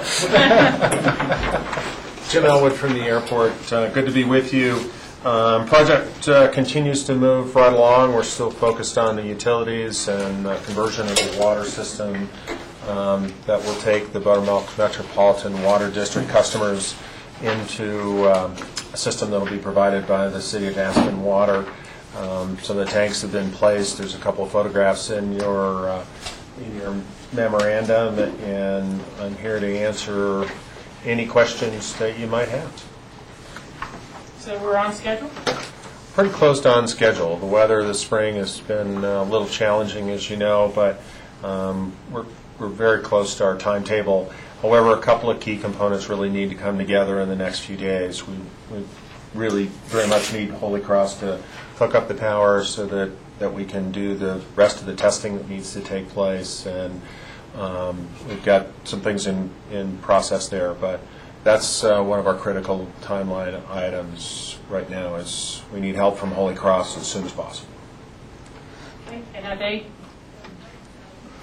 Well, the last we heard is that they're supposed to be at the airport this afternoon, so we're really holding our fingers crossed and hope for the best that way. Because the other issue is right behind that. That power is really important for the electronics that run all the water system to be up and programmed by some specialists that are coming in from out of town, and so the sequence of events, the dominoes kind of have to go in a certain order for all the things to work the way they're supposed to. Okay, thank you. And so you're kind of riding herd on this item? We are. If I look nervous, it's probably because I am, and there's lots of moving parts right now that we're trying to pull all together. I see Jack's hand up first from the Georgia. Yeah, Jim, obviously, we all know, and most of the community feels that this is a very critical piece of infrastructure. What is the projected finish date? The contract. Given that things fall in place and we don't get weather impact. You bet. The contractor is supposed to be done with the project on October 22nd. Now, if we incur some delays from some other outside source, like Holy Cross or others needing some extra time to get their jobs done, we may have to give a little leeway to the contractor. But our objective all along is to have this ready for the winter ski season so the airlines can take advantage of that starting, around Thanksgiving. And are we on budget as far as the, allotment of funds for different stages of the project? Yes, financially the project's tracking perfectly, and we're very pleased about that. So we'll just keep that good trend lines going. Jim, I was a little confused. You have in this memo as a reminder there will be 2 3-day periods between September 6th and October 22nd, when the runway will have to be shortened further to 6,000 feet to accommodate additional daylight construction. And then further on it says, and then from September 13th to September 15th, and again from October 4th and October 6th, the available runway length will be 6,000 feet. So is that just the same period, or is there 2 distinct different time frames in there? Yeah, perhaps I could say it another way, George. From just after Labor Day, September 6th, on to October 22nd, which is the contractor's completion date, we'll be down to 6,500 feet of runway length. We're down about 500 feet from our current situation. That allows us to get in close to work on certain parts of that area and still maintain all the FAA safety criteria. That's important and required. However, there's 2 3-day periods, the one in September you just mentioned and the one in October, where we'll need to shorten the runway to 6,000 feet. And at the point we go to 6,000 feet, Frontier can continue to fly, but it's too short for SkyWest flying as United Express. So SkyWest will need to suspend service for those 3 days. Those seats have been blocked out for quite some time, and so those folks will probably fly through another adjacent airport. But it's all about maintaining the safety of the airfield during the construction. Other board questions? Are there any things that the public should be aware of this phase of the construction right now? Are there trucks coming in and off of roads? Are there disturbances at all? Well, I think that not a lot of road traffic affiliated with it, Rob, but I think folks will see more and more disturbance of the property as we move some dirt. That's really the next key phase in the project, is once we get these utilities buttoned up, we'll be doing some hauling internal to the airport as we move some dirt out to do the fill and maintain the grade that's required for the runway extension and taxiway extension. So, we're trying really hard to stay on top of the dust and make sure there's very little of that is minimized. So, but if folks have concerns or thoughts, they need to let us know, and we're planning on being as good a community partner as we can. So, our contractor's been pretty sensitive to such things so far, but not a lot of public impact at the moment, other than as they see equipment moving around the airport. And where do they get in touch with you? They can get in touch with me directly at 429-2851. That's the direct line to my office, Jim Elwood, 429-2851. Or they can call airport operations as well. So we're here to try to be helpful. Thank you. John? Oh, excuse me, Michael. Have there been any public complaints about construction so far? Yeah, I haven't gotten any complaints to this point. No. None at all. And if I could just add in, I either ride my bike or drive through there every day, and the construction crews have been very accommodating. They don't know me from Adam. As I'm coming through on the bike path, if they're doing work, they see you come in and clear the way. They've been very accommodating in the public going through there. And the dust it's amazing how well they've kept the dust down. I think the weather's helped that a little bit too. Well, we'll keep our fingers crossed for some moisture periodically. That always helps a lot too. But it has been windy and challenging because of the wind. Well, we appreciate your diligence and we appreciate the updates. So thank you very much. Thank you. Okay. The next item in our MOI packets is the survey. Yeah, and I'll ask Nan to come forward. This is the redraft of the survey and an itemized list of the changes that we had tracked from our discussion with the board. So I guess we'd ask if you had a chance to review this, if this is tracking with your expectations, and if there are any other discussion items. I only have one thought on this, and I appreciate the work that the board did in my absence in cleaning it up and shortening it up. I think they always look complicated, but as we saw from later in our packet, the city survey, there really is a science to extracting good data. And so, I want to make sure we are going to get the results in such a way that we can work with the crosstabs and crosstab pull information from it after it's done, and I think that that's the case. But second, and this is for me, it's page 3 of the draft of the questions, question number 7. As just stated, the current level of this dedicated tax for the Healthy Community Fund costs property owners roughly $4.20 per year for every $100,000 on a residential property value.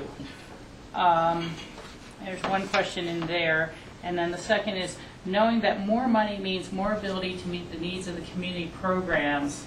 Do you support keeping it at the current level? The only thing that's kind of missing in there is it's like an assumption that I can take $1990 and get them to buy the same thing in 2012. I mean, not 1990, but the example, it's just $1 buys a little less each year, whether it's because of the heating, salaries, health insurance, and it kind of has a way of implying that if we keep it exactly the same, we'll still get the same service delivery and support of those nonprofits going forward for the next 8 years that we had for the past 5 or 6. And so I find that just as a little bit misleading as a question. I mean, I know you would know cost of butter may fluctuate, but it's probably not the same as it was 6 years ago, or any other, your hot water utilities or anything else. And so the whole keeping it the same, even if that support for those services has been diminished by inflation or what cost inflation. I don't know what the wording is, but it certainly implies that you'll have the exact same programs if you keep the exact same dollar, and I just don't think that that's accurate.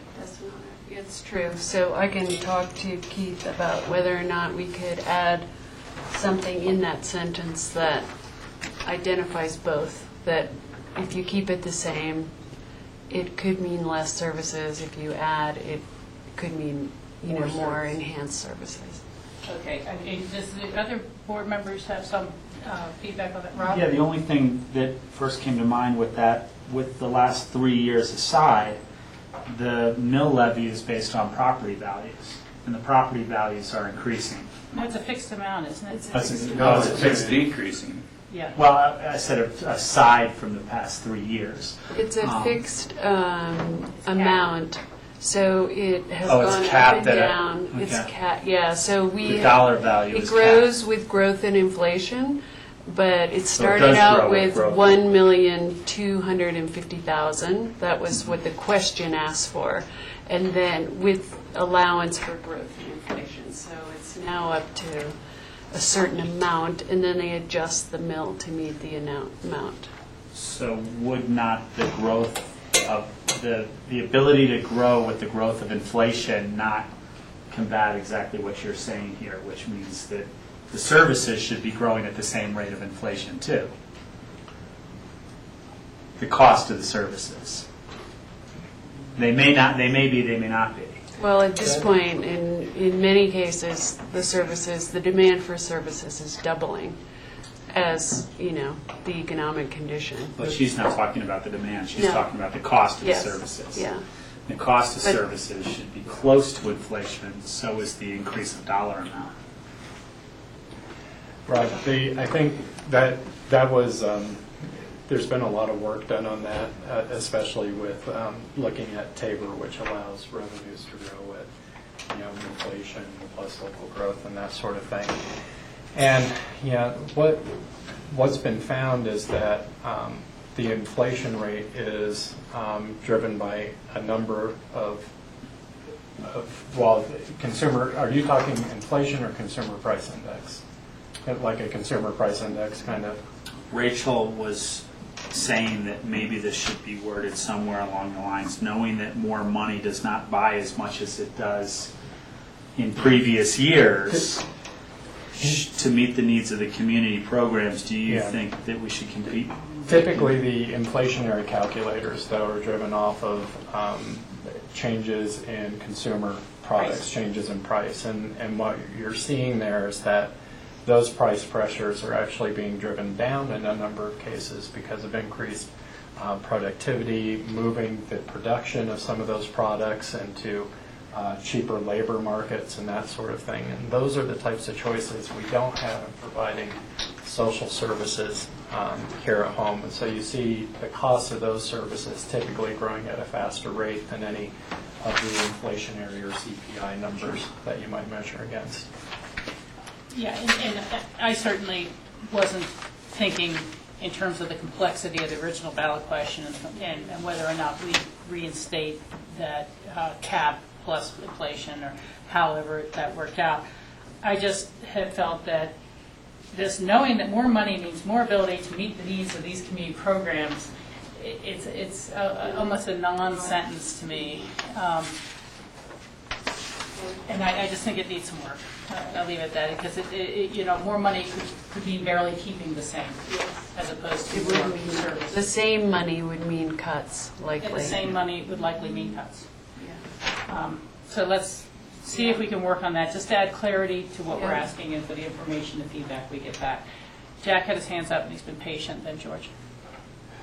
Yeah, a couple things.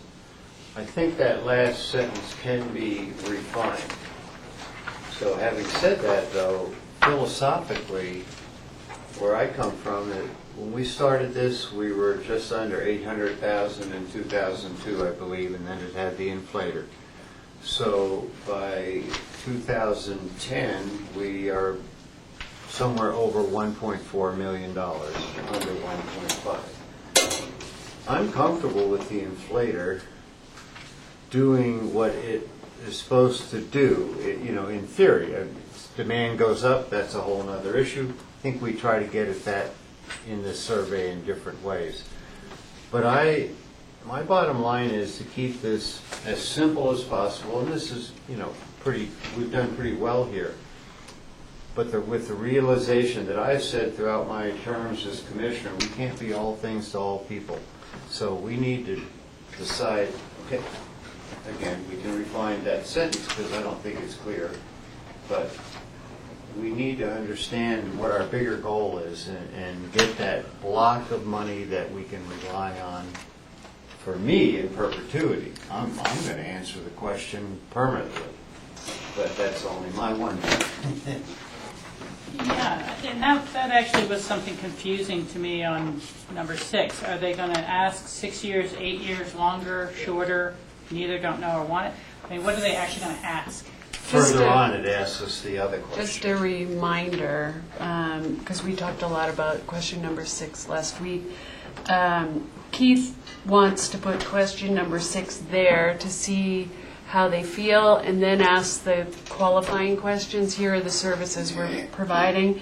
And then you'll see a re-ask of the question in 2012, question number 12, I think, or 13, okay, where it says permanent or time limited.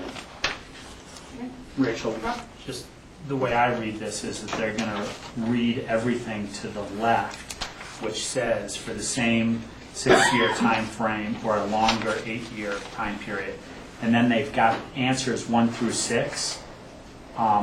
3 through 6, it says VOL. That's a voluntary answer. So if somebody throws that out there, they can capture it. They're expecting those answers as voluntary answers for someone to go outside the realm. That's the way I read the survey. Okay. George, you had a question Yeah. or comment? Is this a mail ballot? Telephone. It's a telephone ballot. So I guess my only question is when whoever is doing the introduction, making the call, for me, when someone calls me, I always ask for if they're doing a survey, the first thing I ask is, how long is this going to take? Mm-hmm. And I wonder if that's good to throw that out front. Maybe that will help people stay engaged, maybe it won't. But if I know it's only going to take a few minutes, I'll probably hang on there. But if I know it's going to take 20 minutes, I may say, well, I guess I'm going to have to do. Okay, I can ask him about that in the introduction. He has designed the poll to last between 12 and 15 minutes, and no longer. So I'll ask him if he announces how long it will take. Yeah.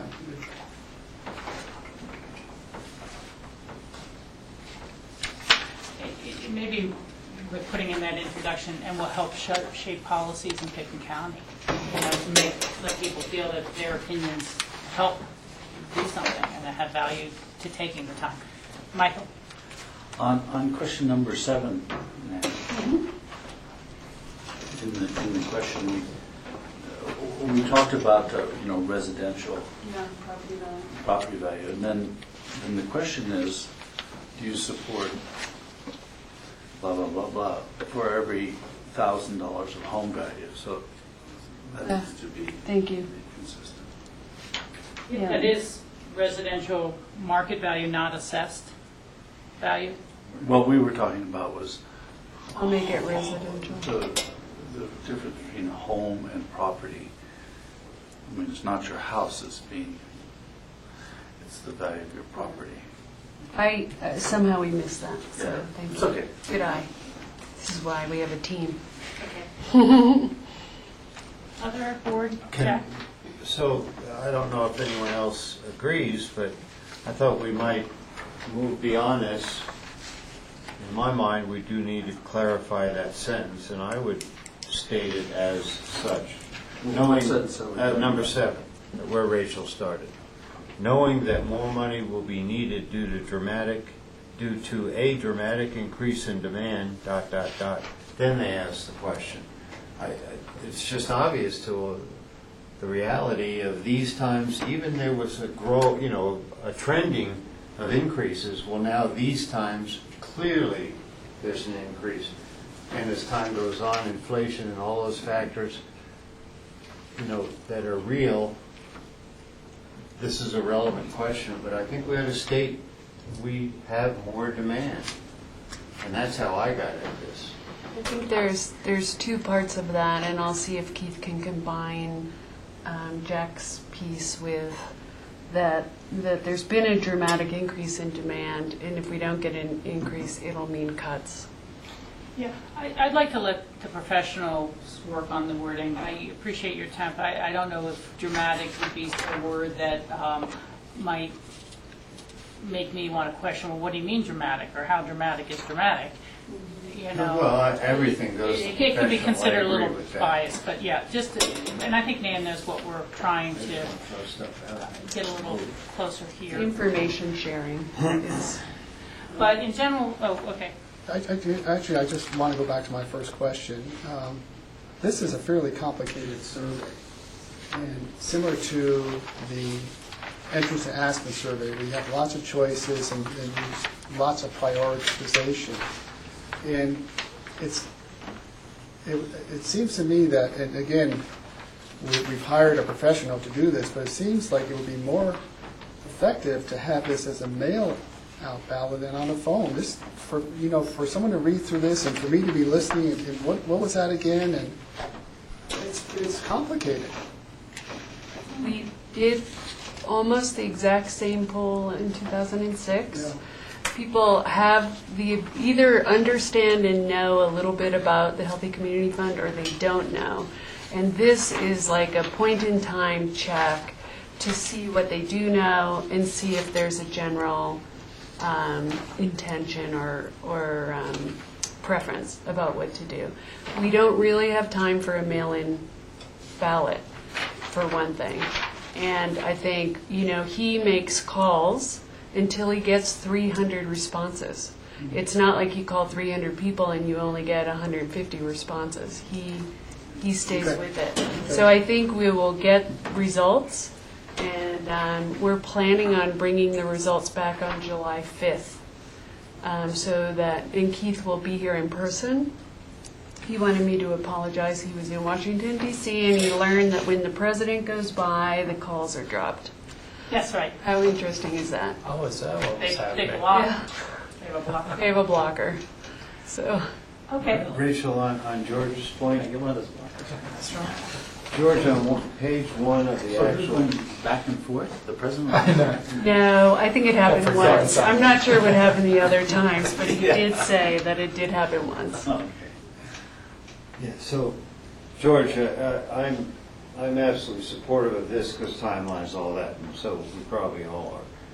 But on page 1, item B, when local elections are held in your community for county or city political offices for local ballot issues, would you always say you always, most times, only, etc.? There's a point where if it's always or most times, they'll continue the survey. The rest of it automatically turn off. So there's a little hedge there. Okay.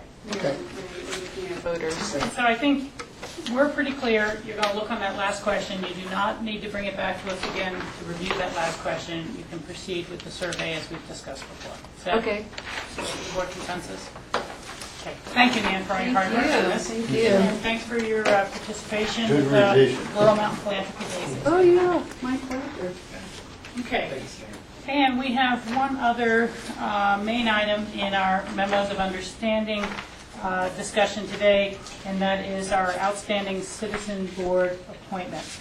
We have a very well-prepared memo to keep us on track with this, and appreciate that, both Charlotte and Suzanne. John? We've asked Charlotte and Susan to be here to both hear your direction and answer any questions that you might have on the memo. But the memo basically has the outstanding appointments from interviews that you've already conducted. This time was set aside on the agenda so that we could discuss those appointments and get direction from the board. to fill these vacant positions. I don't know, Very good. Rachel, if you want to step through, or... Yeah, I thought we'd just take them in the sequence that's been put together here. The first is the Citizen Grant Review Committee. I know that in an upcoming meeting, Mitzi has a couple people for us to be looking at that for the youth appointment, which is separate from this. We have 3 applicants, and we have 2 vacancies for adults and 3 applicants. One of the 3 applicants is someone reapplying who had a previous term and is applying for a second term. Let's just start one vacancy at a time, or if anyone would like to propose both as a nomination of candidates on this. Well, I'd like to reappoint Laura Pritchard, having worked with her before. She is the reapplication. Okay. I would be supportive of that. Are others supportive of reapplying Laura? Okay. Yes. Supportive. Okay, not reapplying, but reappointing. Okay, then, board, is there a preference of these 2 very qualified candidates for the second position? George? Yeah, I have some notes, and they were both very qualified. Just to say, I was and have continued to be impressed with the quality of the applicants that come before us to volunteer on our boards. They're amazing backgrounds, amazing involvement in the community, and the quality is just tremendous. And I think I'm really pleased to see the people that are coming before us. So they're all great qualifications. I was a little more impressed, though, with Ashley. She would be a new member on the board, and I always think it's good to have new blood on the board. And I think that she came across very passionate to me. She's a new mom. She had worked with the Aspen Valley Medical Foundation, so she understands the grant process. And Ann Gagne was very good as well. But she had served before, and she moved out of the county, so she had to get off the board. Now she's back in the county. But for me, Ashley was a little more passionate about wanting to get involved. And again, the idea of just having some new blood, some new input, I thought would be good. Okay. Jack? Yeah, and I'll state, obviously, for the record, that I was at CCI representing Pitkin County at that conference, so I wasn't here.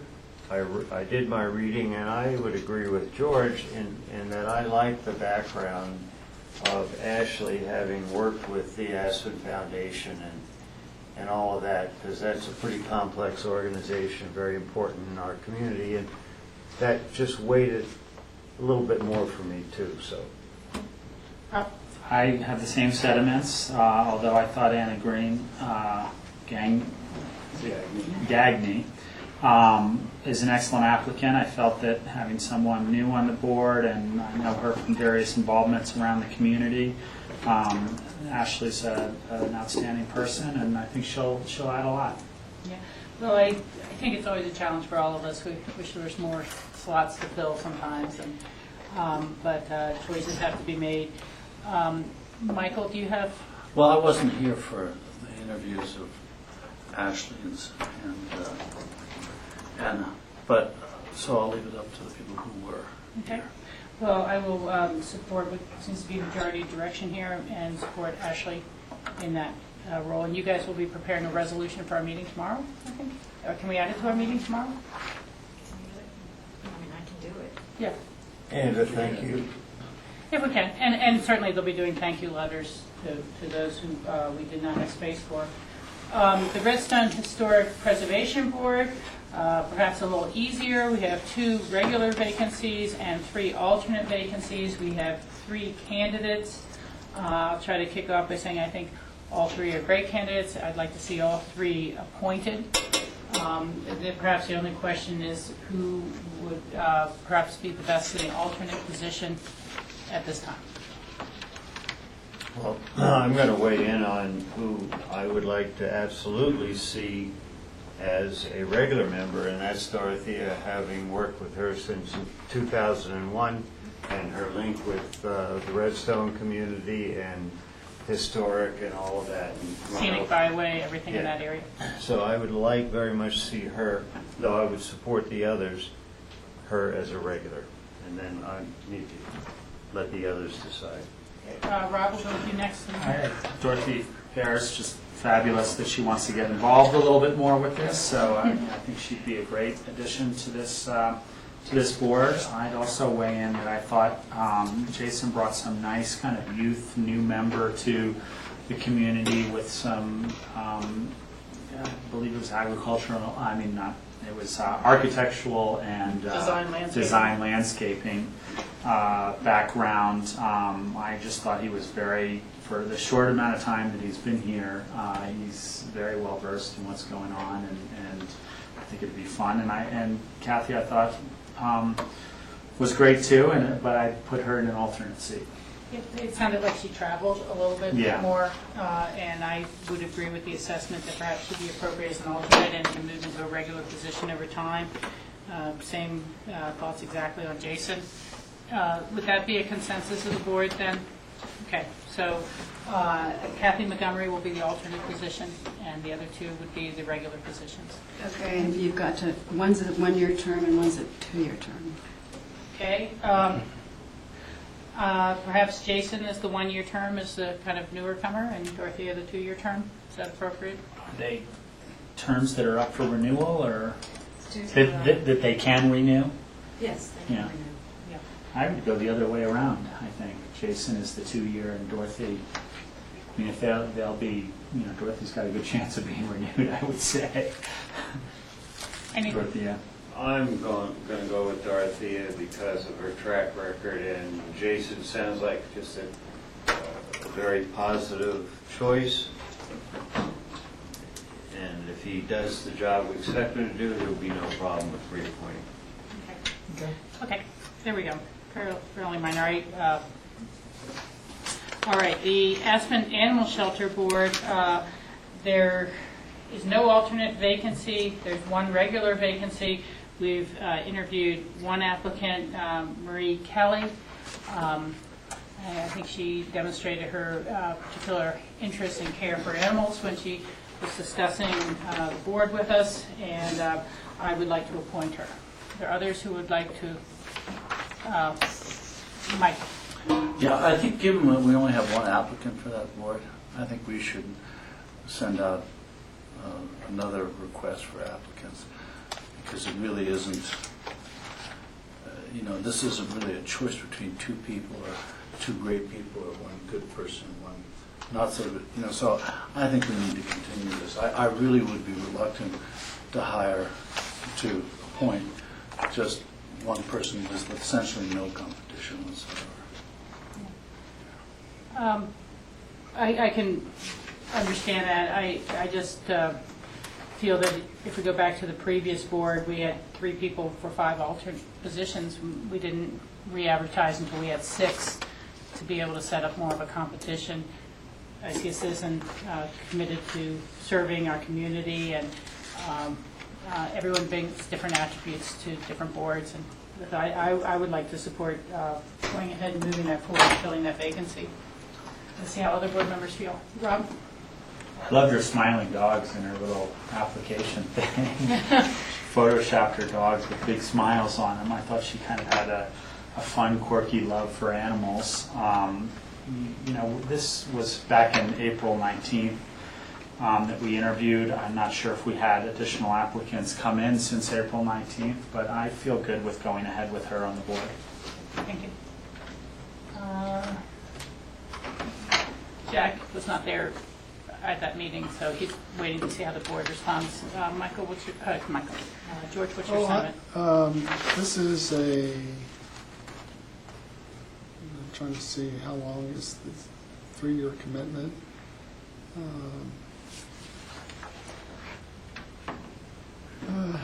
Well, we haven't had any other applicants come in, so I would be comfortable with appointing her to the board at this point. Okay. We have a majority direction on that. Yeah, I'm going to kind of abstain. I like Michael's idea for this sense, because the board is so large that there's plenty of opportunity to do the good work they do. I'd kind of join Michael in this one, just because it'd be reasonable if there's a majority. Here we go. The next item is the Pickens County Library Board. We have 3 regular vacancies, no alternate vacancies. 2 terms are expiring, and the 2 individuals holding those terms are reapplying.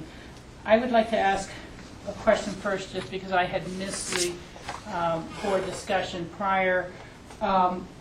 We have a form that we're asking people who are reapplying to fill in to give us some feedback and information, but this board made a decision not to re-interview everyone who's reapplying for their positions. Is that the case? Or did we re-interview Judy and Judy? We didn't. At the time I brought forward, we were going to have, I believe, 19 reappointments coming up. Is that correct, in the next month? And the feeling was that maybe, given the significant time commitment that involved, that we should bring back some type of application form. At that time, we had understood that we both wanted the reapplication as well as a staff recommendation. Now, it's my understanding that in a subsequent meeting when I was at CCI that the board directed that we did not want staff recommendations on the reappointments. But Just simply filling in the reapplication form and giving us some kind of broad views of their work and the board they're on. Yeah. And so that's the process that we've been bringing forward now because of the number of reappointments. Okay. Thank you for that clarification. And then we do have one, shall we call it, new vacancy where there is no one reapplying. And we have 2 candidates for that seat, and that's James Moran and David Bentley. So let me see, pleasure of the board. Who would like to weigh in first? Jack. I'd certainly like to reappoint Judy Harris and Judy Wrigley. I think continuity is good. I'm not sensing there's, I'll put it in the positive way. I am sensing it's a very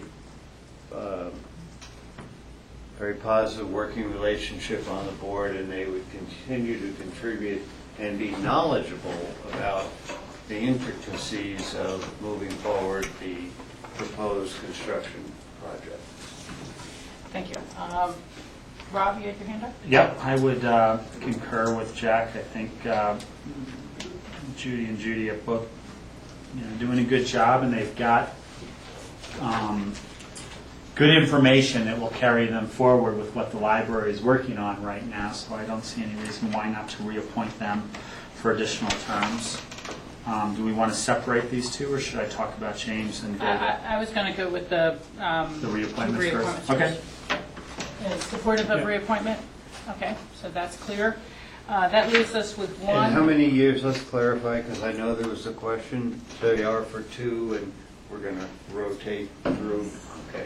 So those will be 2-year terms. Thanks, Jack, for that clarification. Then we come down to another kind of challenging appointment, because we have 1 vacancy and 2 qualified candidates who have applied. And that is James Moran and David Bentley, both longstanding members of the community, both very concerned, active citizens. Rob, do you want to speak first, please? I would be more in favor of James Moran over David Bentley. Primarily, and I know David well. We've talked in many city council meetings and other meetings that he attends. He's quite a community member and very much involved. I was just a little bit fearful of the fact that I gave him a couple of prying questions about what he thought about the library expansion, how big it should be, this and that, and he seemed to be a little bit on a one-sided track with it, which is fine for people to be that. I just question whether or not in making the decisions going forward for the library board, whether there would be a balance in his decision-making process. He was very much a bigger the better. We can never have a big enough library. That was the direction of his comment and his thought process. I'd rather have someone say, well, we want what the community needs, and let's try to develop what the community needs, and that was a little bit of a red flag for me. I can understand that. I guess I'll take a bit of a counter on that one. And this is a challenging post. I greatly respect both of these members of the community. I look at the library board we have now, and they all seem to be in favor of the library expansion going forward, and going forward rapidly. I think our board has interjected a little more of the concept of phasing than they may have had. So I don't think that enthusiasm for moving forward with the library proposal that's on the table has hindered our desire to reappoint individuals who, again, obviously are in that camp. And so that alone is not a criteria for me. But I find that David, to my mind, is going to bring a different perspective to the library board than others would. And that is, it's well known, he has a physical defect, he is deaf, he does read lips. But that, a library more than anything can open worlds to people who have physical disabilities.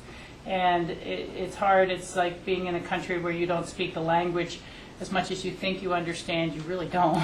Maybe get the nuance of their experience of life and their experience of things.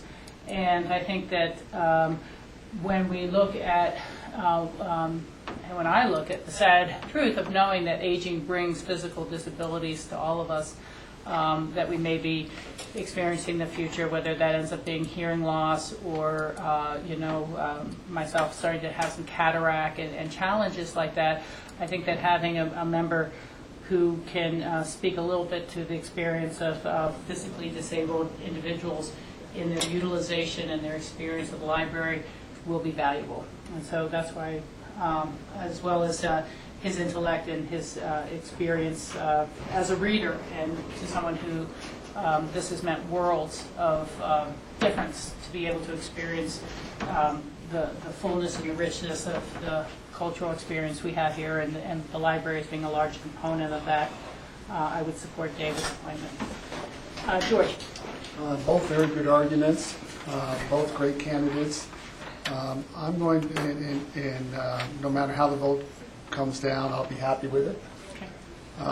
But I would lean more towards James Moran.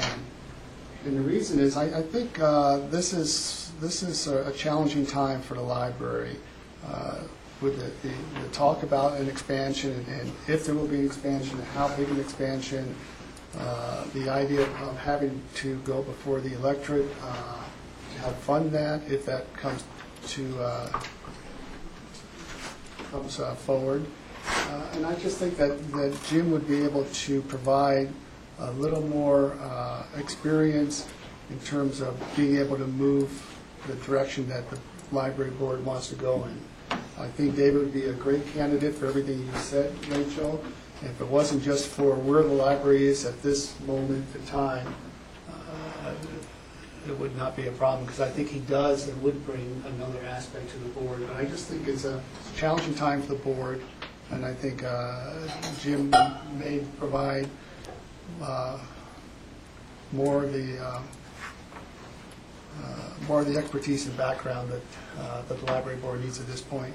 Yeah, I want to say I'll be happy with the outcome as well, no matter which candidate. I think they're both great contributors. And the one thing I have thought a little bit about, and it's obviously something the library board would have to do, but they may want to consider the idea of a citizen advisory committee and be able to have a couple of team members or, any numbers, greater outreach with the senior community, so on and so forth. But that would be a library board discussion. But I think that would be a valuable thing. This is a board that oversees both finance, long-term planning, management, everything like that. It's very different from a user group input board, and that might be a way in which we can involve more people in the library as well. But that, again, would be something for the library board to consider. Michael and Jack, you need to weigh in on this one now, too? Yeah, I could support either candidate, but I'm going to come down in favor of David. Jack?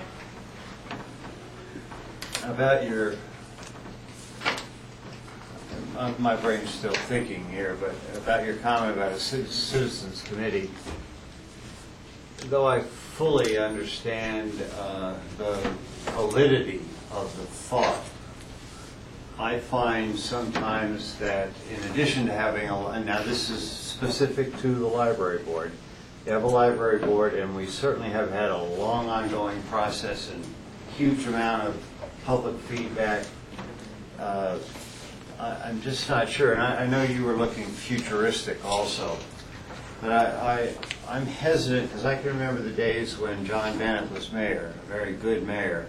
He had a lot of citizen advisory committees, and I get concerned by making decision by committees now. They'd only make recommendations, but you got this layer and this layer and this. Sure. So enough said there. I'm going to support James. I know David for years, like all of us. I think you do a very good job, and if there happens to be another application, he certainly should apply if he's inclined. But for me, the phase that the library is in now, and will be in for a bit, is a very critical phase, and I think you need a lot of structure and understanding of how to compartmentalize decision-making. And David, I'm less inclined to think he would have those abilities, and I apologize for speculating, because absolutely that's all I can do here. I can't get in his head. But the kind of person I'm looking for, with James's attorney's background, that kind of pushed me over 49-51%. So James for 51%. We have majority direction on all the different appointments. Thank you for your patience. Please, I'd be happy to sign the letters of regret of those who cannot make them. So, Thank you. Thank you very much. We are in a mode where we're making up for a little lost time because we've had some issues that pressed a little long on the agenda. The next item is our future agendas. So, John. Yeah, I only had a couple of minor changes. July 5th, currently at 3:45, we have a Maroon Creek Road Draft Agreement and Annual Operating Plan. We actually would like to move that out to July 12th. And this is the week that you will be going down here, Correct. And it's actually one I wanted to be here for. We do have time set aside for the home rule charter ballot questions. I'll be checking in with Janice and Dwight, given our discussions today. I think we'll have to see how far they get with the Secretary of State and such, exploring the home rule options, and whether they'll be prepared for that discussion. But we have that in there as a placeholder. So we figured we'd need more than one discussion there. The only other item I want to bring up is tomorrow we're meeting with the City of Aspen's Special Events Coordinator, Nancy Leslie, and she's going to go over the planning to date with section leaders on the Pro Challenge bike race. And it's my understanding at this point that the City of Aspen is planning on closing their offices that day. And I think that's after they got the briefing that we're about to get. And so I'm going to try and keep items off of that August 24th date. There's going to be a number of road closures. I think it's going to be very difficult on that day if the event is as big as has been represented for people to get in close. And that's August 24th. But we'll be getting that briefing tomorrow. And so at our next work session, I'll brief you on what we learned and what the section leaders' recommendations are. Okay, Michael? John, what are you saying? You're saying we'll also close the county offices? Well, I think we need to be able to bring information to you as a board about what the impacts are likely to be on people being able to access services, and particularly for the regular meeting, how easy it would be for the public to access this meeting. And yeah, we may want to make some decisions that we're going to close. I still don't understand this. Are you talking about our regular meeting? We might not have our regular meeting. Yeah. But you're not talking about closing county Well, offices. there's two separate questions, the regular meeting, and then there's what services we're going to likely be able to keep open that day. And that's what our briefing and our discussion's about tomorrow, because there's going to be some pretty significant road closures associated with the Pro Challenge. And what I do know is that the city is planning on closing their offices that day because of the access issues in the downtown core. So, Well, let me give you, I mean, historically, I think if one of the offices closes, and this is typically holidays, not in a situation like this, then the other office stays open. You know, because you need some governmental presence. And if they both close, that'd be difficult. And if the event is of a nature that it actually closes down government on both sides of the street, then that raises a question of what is this, what are we doing here? yeah, and it wouldn't be obviously like a holiday, but I do think we would want to bring to you our recommendations as far as, you know, what services are likely to be impacted, and or, for example, like in the case of the regular hearing date, if it's going to be a significant burden to have people get in to this meeting, that we may want to cancel it. And so we'll be bringing The hearing those doesn't recommendations concern me forward. very much, Yeah.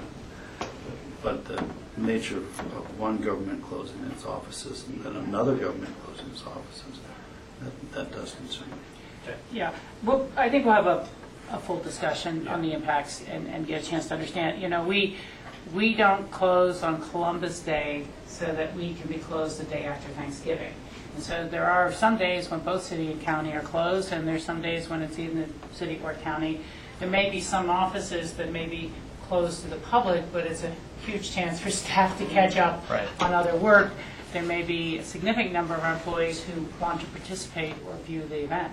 And so we'll have to think about it, but you're right, it's not as if we're looking to declaring a paid holiday day or something No, like that. no. And at the same time, I wouldn't want to make anyone consider it a furlough day or make them use a vacation day.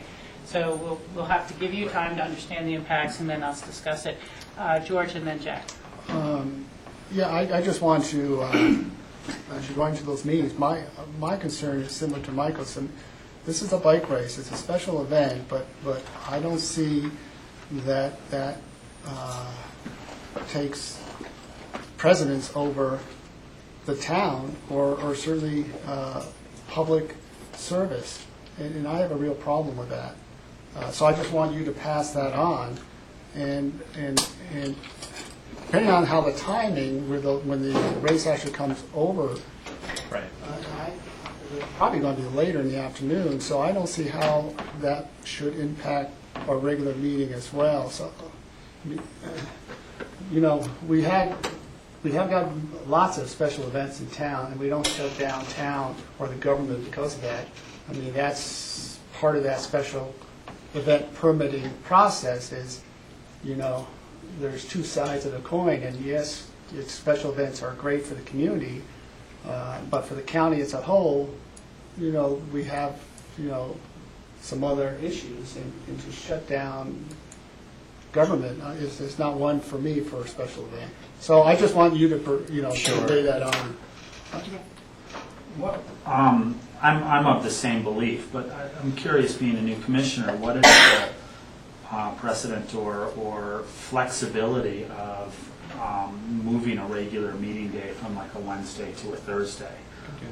You know, to me, I'd like to go enjoy the race and be part of a community event that's important, but I'm not talking about getting out of my work. I'm talking about flexibility and moving it to Thursday. Yeah, I think that those are all options that we're Yeah. going to need to look at, and we'll give John a little time to absorb it. Yeah. Get to know the impacts. I agree.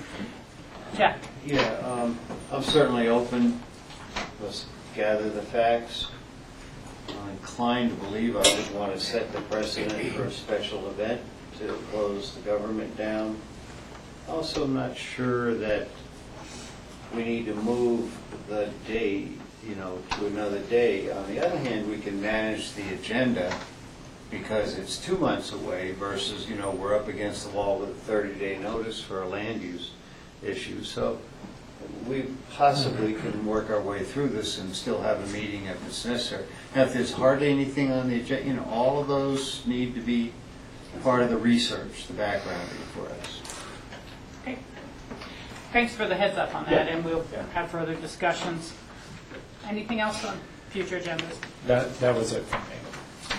I have one item I wanted to bring to the board's attention. Bud O'Hara has been the director of the Twin Lakes company for the Twin Lakes Lake and Diversion for many a year, and a very pleasant fellow who is retiring very soon. I saw him at the most recent Headwaters Forum, and for the past couple of years he's offered to take me on a tour of the Twin Lakes Diversion, as well as Gail Schwartz and some others. And I think he's led some people from the Mountain Club or something like that at Wilderness Workshop. When I saw him last week, he said, I've got to get you up there before I'm retired.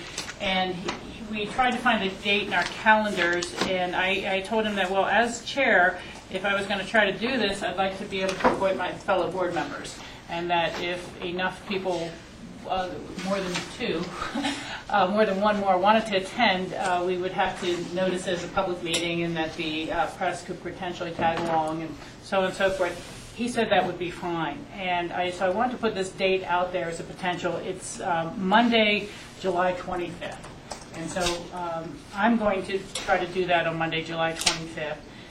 We don't have any meetings scheduled or anything like that, but when we have more time to check in, have others see if they would like to go take that tour. He said it probably took about 3 hours, maybe less. And so maybe we'd start at 10 and be back at 1 or something like that. So again, it's just an optional, but wanted to get it on future agendas, especially if we have more than just one other person. And I just didn't want to come back and be talking about this great tour I've been on and not have offered others the opportunity to see that. And is this up Lincoln Creek, the Grizzly Yeah. facility, et cetera? Yep. Yeah, I'd be interested in going. Okay. And as he said it to me, he goes, I don't know, if my replacement will, be as forthcoming or have the time or know the history, the many, many details. Because Bud knew it when it was more actually of an irrigation district's diversion as opposed to, the shares have been bought out by the larger municipalities. So anyhow, you have that date, and we'll try to firm that up later on. You'd like to go too, George? Yeah, that sounds great. Thanks for... Okay. And then, again, others can jump in, but at this point, it looks like we would have a majority of the board. So we need to deal with it in an appropriate fashion. Are there other, George? I've got a couple of things. I noticed on July 26th, we've got a meeting with Senator Bennett's aide, Noah Cooper? Yeah. And I know he was here when I was gone, which is great, but my question is on that, would we try to also set up a time with one of Senator Udall's aides, not at the same time per se, but just in terms of whatever we're going to be discussing to be able to reach Senator Udall's office as well?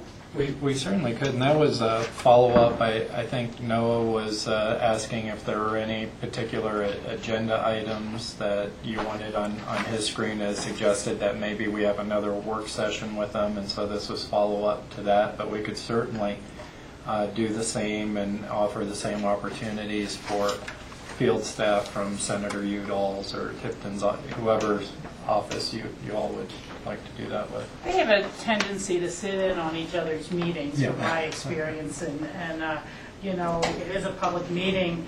It would make sense to invite, Matt Sugar as another senator's representative, and then leave it open for any other representatives who may want to come. All at the same time on the 20th. I mean, I think we should invite Probably Matt the same Sugar. issue. Yeah, It's got to be the same issues and maybe the same feedback. Yeah, we appreciate both senators. We might know Mark for a lot longer because he's been elected longer. Both have equal status in the job they need to do for us. I just saw that as an opportunity. The other... Well, before you leave that, okay, I think that we should in one of our days prior, at least prioritize the topics we'd like to discuss. So we need a prep for meeting. And also, Rachel, if in fact, it sounds like the direction is to invite Matt, for example, well, at least notify Noah that that's... Oh, yeah. Yeah. And again, if Representative Kitten's rep would like to come as well, certainly welcome. Public meeting.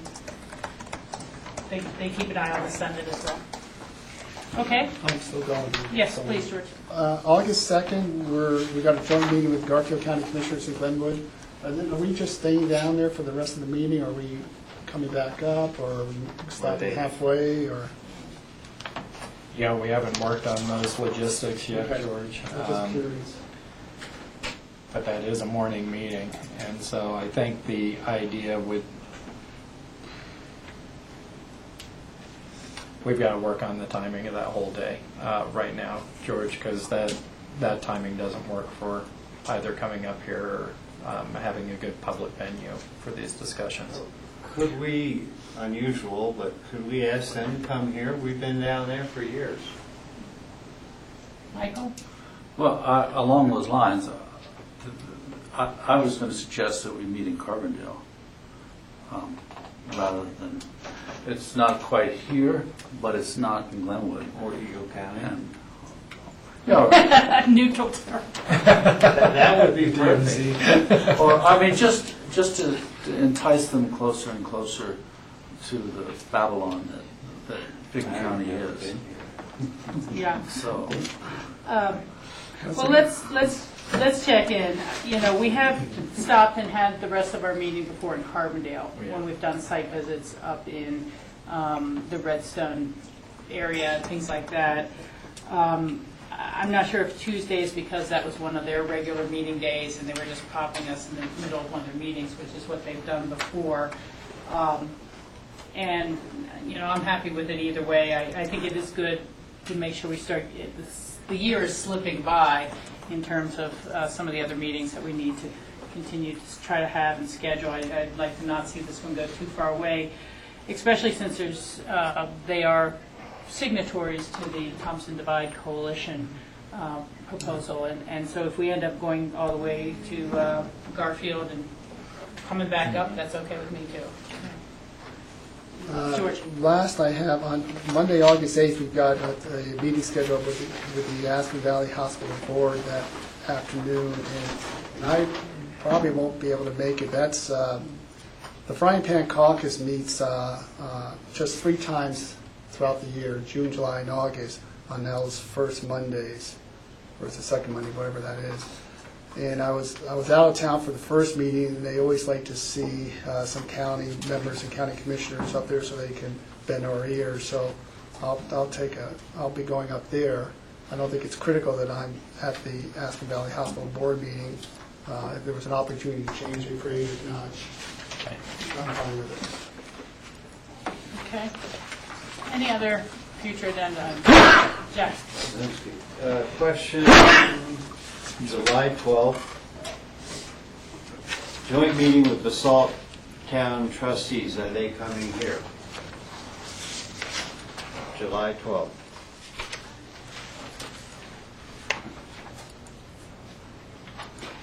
I think it looks like we're adjourning to be able to travel down there. It looks like we're traveling down there. Jack, Susan has been setting those up, and we haven't sat down to go through the logistics on that yet either. Okay, well, and I would also encourage they come here. You know, it's sure, we kind of we did initiate working with other boards, et cetera, but it's a two-way relationship, so I'm certainly going to join wherever, but I'd like to start a transition. Yeah, you know, I think that this one is a little different than, say, Garfield County, Jack. Basalt is its own municipality. It's within, parts of it are within Picken County. And those are town boards, which, as you know, are certainly not considered the type of pretty much full-time jobs as commissioners. I'm sure this is part of their regular meeting schedule down there on one of their nights that they get together. So you know, I think we've talked before about whether we could have work sessions or meetings outside of here just to reach out a little more regionally to our citizens, and I think meeting at BOCC is kind of like that, so I'm happy with the travel to BOCC. They usually provide dinner, too. Yeah, they usually provide dinner too, and we don't do that when they come up here. Okay, any other thoughts on the future agendas? Okay, that seems to be all there. We did have one last item. I'm going to just ask really briefly if it needs further discussion. We'll see when we can squeeze it in. But we did have the prep for the joint meeting with the City of Aspen. This is an upcoming meeting. We have a couple of sample topics on here so far. John, if you want to lead in any further. Yeah, we've got a couple of additions, and if we want to get, we also have open discussion tomorrow if you wanted to move on, but I would just share very quickly that I did have a discussion with Steve Barwick since we put this together, and he's feeling like we could wait on the Castle Creek hydroelectric project update. It seemed to me that there are two items that are probably moving forward right now. The update on the pro bike race and a discussion there would probably make some sense. The airport master plan as we move forward, and making sure the city is aware of the concepts that we're working on, and they have an opportunity to talk to us about how they get involved and make comments.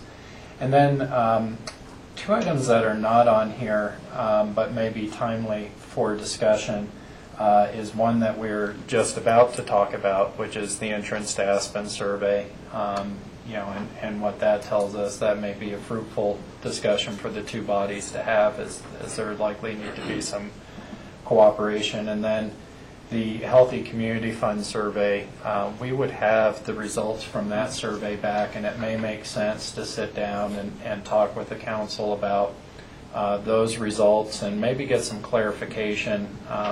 We've heard different things, what might be happening with the future of their funding for these nonprofits and such, and it may be a good opportunity for us as we're charting out our course to have some understanding where they're headed. And so it seems to me those are three pretty timely and also meaty topics that would probably take up our whole meeting time. Well, or four, I guess. Yeah, I was going to say four. If we had the pro bike race, which is significant, the airport master plan, certainly something within the urban growth boundary and huge interest in the tourism community. The survey, entrance to Aspen. That one, to me, the only thing is it does strike me as it may make some sense that it would eventually get bumped to an EOTC meeting discussion as well among all three parties. So it may be worth an initial conversation with the city if they feel prepared. If not, at the very least, we're going to see it as a joint EOTC. I would see it that way because it's the transportation corridor that affects all of us. And so we're talking about perhaps dropping the child care update as much as maybe a memo if there's anything of significant that's happened between the two discussions. So we all have an update on where that's going because we did make a commitment to bring it back. It certainly does fit into the survey results. I think sharing the survey results would be important. And then we had library expansion planning. And when I talked to John, I mentioned that maybe, we've just seen another presentation. They're getting their presentation separately. I don't know that we're to a joint meeting discussion of it per se, but if they could give us an update at that time on their parking garage roof replacement schedule and what they need to do and how are they going to do that? Do they need to have a ballot question this November to do it? Do they have existing capital funds? What's the deterioration schedule if they keep putting it off? Maybe it will feed a little into your decision tree that you had talked about. But we can allow John and Steve to continue to refine that agenda and see which of those items are best handled through memo and which we need to have a little bit of a structured discussion around. Does that make sense? Rob? I agree. I wrote down decision tree. And maybe that's enough just to know what our decision process is going forward, and then have individual, smaller conversations. The other thing that I put down here, just because we haven't talked about it at all, is where we are with the AACP. It just hasn't come up at all, and I know they're still working on chapters. There was a meeting last week, I believe, on the transportation chapter, but that document isn't in its final draft yet. So maybe that can be I don't know more if of this a is- memo yeah. as well, to Yeah. update us on common topics. Other, Jack? Yeah, it's almost like this list, there's two formats for it. One are discussion items, one are updates. And I'd like to actually be able to have John work with Steve on that, because an update is really an update. And do we need a long discussion on the program? No, I don't think so. Oh, I think that's the one we really do. Why? Because it doesn't, now I haven't heard it's right for discussion about special use permits and that, is it, John? Well, I think it might be more on the logistics side and where stuff is going. The permits are in process and such, and that is going to be, a separate probably decision on both the what's happening in the city and what's happening. Well, in the county anyway, I portion. wouldn't predetermine, I'm just giving suggestions. The airport master plan, is that a in-depth discussion? We shouldn't have it here then. If it's an update, hey, this is what we're going, and hit some high point, great. Library planning, I absolutely like to know an update about the garage and, make sure that we're parallel, we're going down the road. Entrance to Aspen, I'm not interested in actually having more than a discussion about setting a date for the EOTC, because I think it's a redundant conversation and should be happening with Snowmass Village, because they're very much a player in EOTC as well as Upper Valley transportation relative to roads and transit, etc. So I have a real problem with ETA that day. Because of time, that's the only reason. Michael? But Jack brings up a good point in terms of updates, and can it be handled by memos or brief presentations? And really I think what's fundamentally lacking when we have these meetings is that we actually don't engage in much talk with the city council members themselves. And so, because it typically is weighted towards presentations from various people that are very lengthy and don't build a relationship that we should have with that city council. And so I think we need to say, this is an update section, and we'll get through it, but here's something we'd like to dialogue with the city of Aspen about in terms of building a relationship. And that structure needs to be looked at and reevaluated. And so we actually build up a relationship with them. I'm sorry. I was going to say, I agree with that, Michael, and that, at least for myself, is one reason I thought the airport master plan update would be an important type of opportunity. I have had questions from a couple of council members of, well, why are you guys planning so many parking spaces? How are you, how, why, when? And them feeling a little siloed out of it because it's a county airport, whereas there's other issues we might feel a little siloed out of. But how do we structure these so that we feel we have given our full input on the pro-bike race, the public outreach, the notice about transportation, road closures, safety issues, how the sheriff and the police are going to be coordinating the surge capacity, as it were. So, but your general comment about how to make these more about a dialogue, discussion point, coming to understanding, as opposed to just presentations that are not set up well for feedback or for interaction, and that we're really there when there is a decision point to be made or to add information to, rather than just be briefed jointly instead of separately for time saving for some department. I think you're right. But for instance, on the airport, in theory, Jim could give them an update on the airport and where they're at, and at any point from between now and then. And then, because we don't need the update, I don't think, together. A lot of that's repetitive, either on our side or their side. Yeah. And then when we get to the meeting, we can talk about their feelings about the airport or whatever, with them in full knowledge of all the facts and everything. So then we can talk about, well, what's the relationship between Pickens County, the airport, and the city of Aspen? What is that? What should we talk about as elected officials that's important to your board or to our board? And that, I think, would be productive. But having the briefing there, and then it's clunky. That's a good way to explain your comment. I understand that better. George? Yeah, I would agree with that. I think that's what we should be trying to do with all of our board meetings. And the last meeting we had with Eagle County, I thought we had a very good discussion back and forth on some issues. And I think we should strive to do that with all of our jurisdictions and meetings, including this afternoon. But I think this update on the pro bike race is very important. I mean, we're talking about the idea that they may be asking us to shut down the county business. I mean, this is a critical discussion point, I think. So I think that's very important. Okay. There we go. So we've got that pretty well set.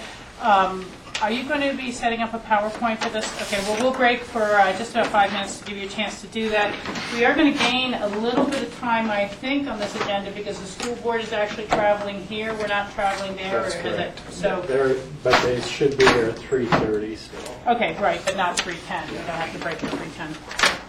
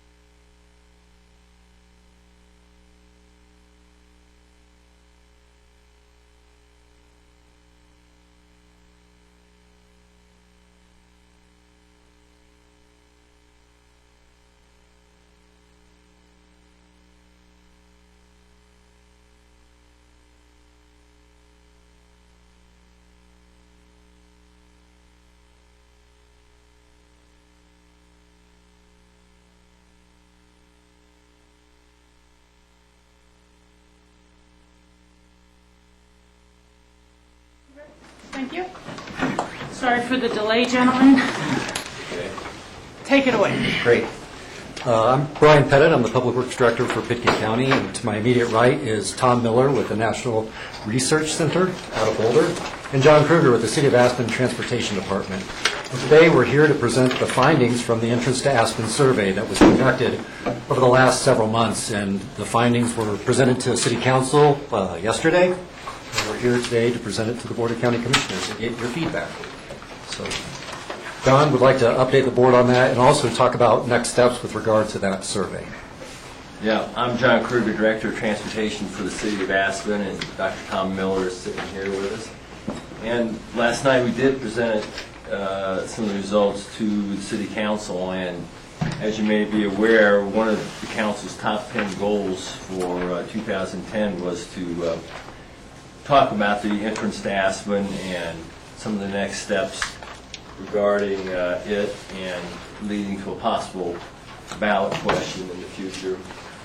And as we were going through that during the year, the council decided that maybe rather than posing a ballot question in 2010, they'd rather conduct a survey of the registered voters in the city and county to see what their attitudes and opinions were regarding some of the entrance to Aspen alternatives, options, and discussions that we've had. And over the last couple of years, we've had quite an in-depth discussion with the council, including the reevaluation by CDOT and the FTA of the record of decision in 1998 that upheld the preferred alternative. And in 2007, the city staff undertook a major public education piece on the entrance to Aspen, ending in a clicker session at the Wheeler, which some of you may recall.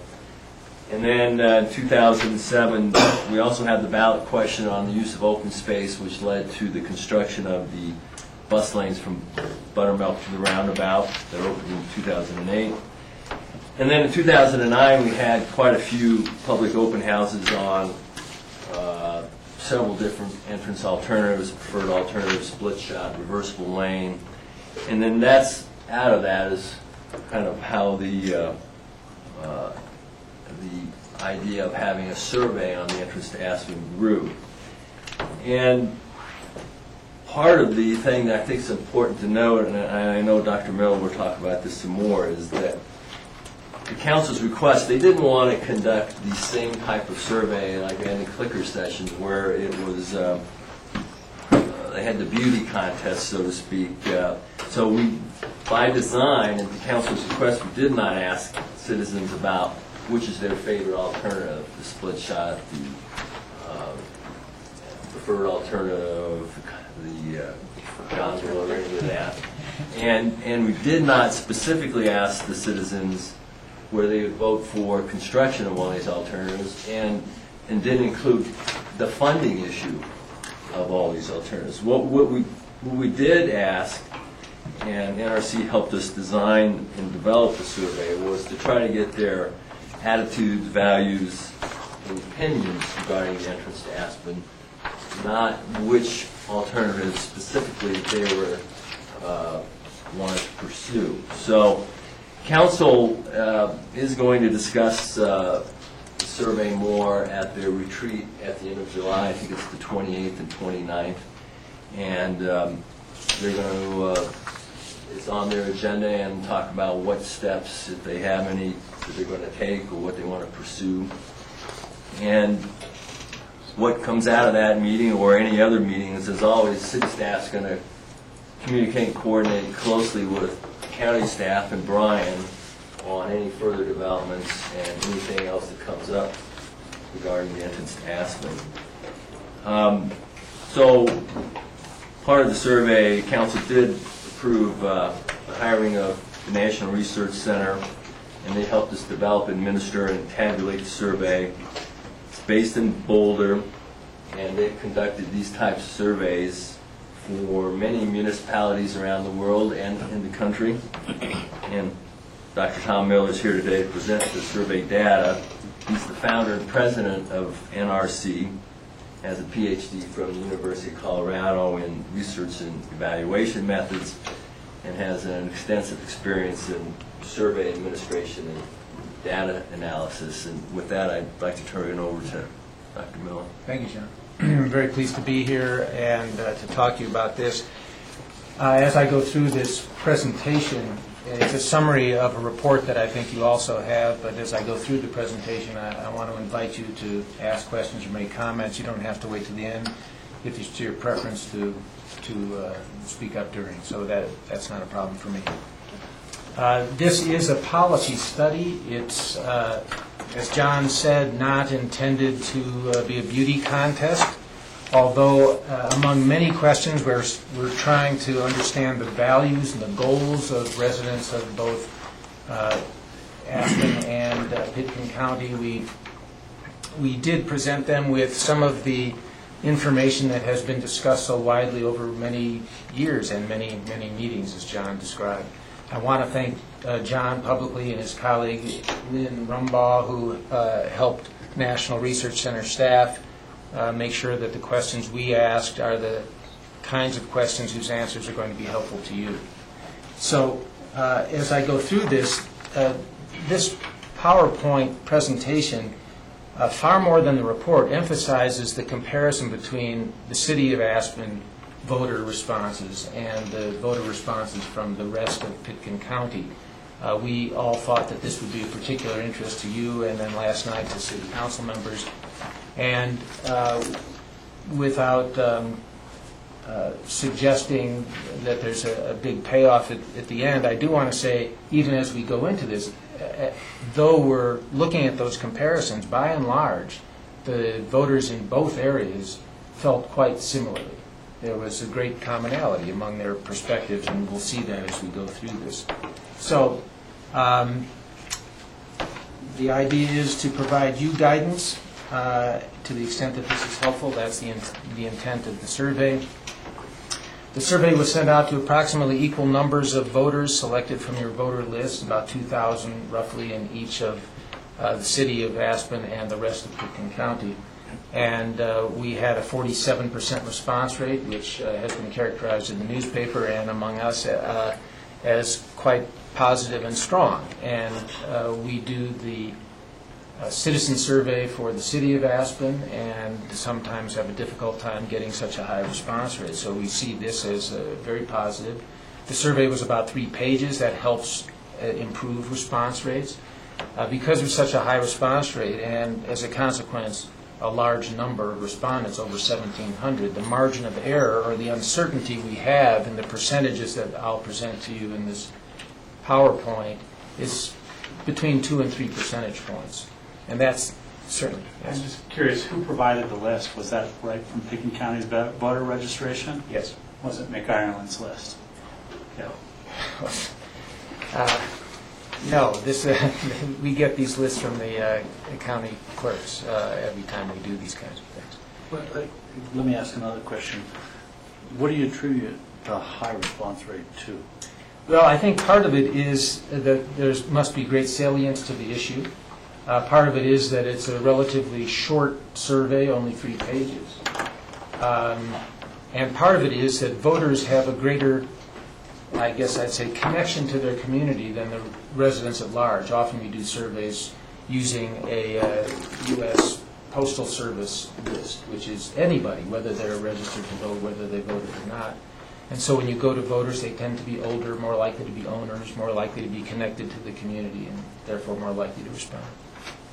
Do you use active voters? Was there a restriction to that list? I think there was some restriction that voters had to, they were considered active having voted in the last general election. And in that respect, yes, there was some limitation. When we get, sorry. Do you know how similar was the response rate within Aspen and the unincorporated? They were very similar. They were.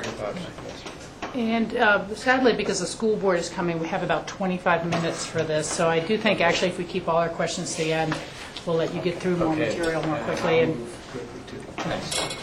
I did want to say one thing more about the methods, because you need to feel confident about these results, and that is when the results come back, they aren't always perfectly representative of what we know about the voter list, because older voters tend to respond more often than younger voters, and we weren't sure if we would get the right percentages from the city as well as the rest of the county. So we reweighted the results to make sure that the profile of the voters as we understood them from the voter list and from the census was what is known about the city and the county, and that's what the weighting does.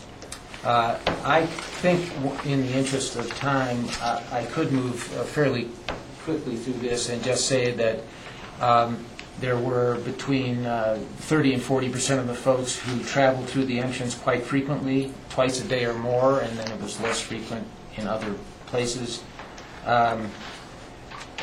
Those folks who were in the county considered themselves to be commuters more often than those in Aspen.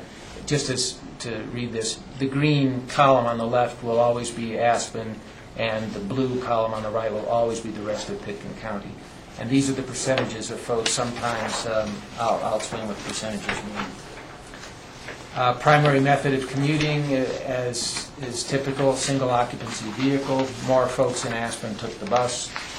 And 80% of the folks who responded to this survey had not attended a community meeting about this topic.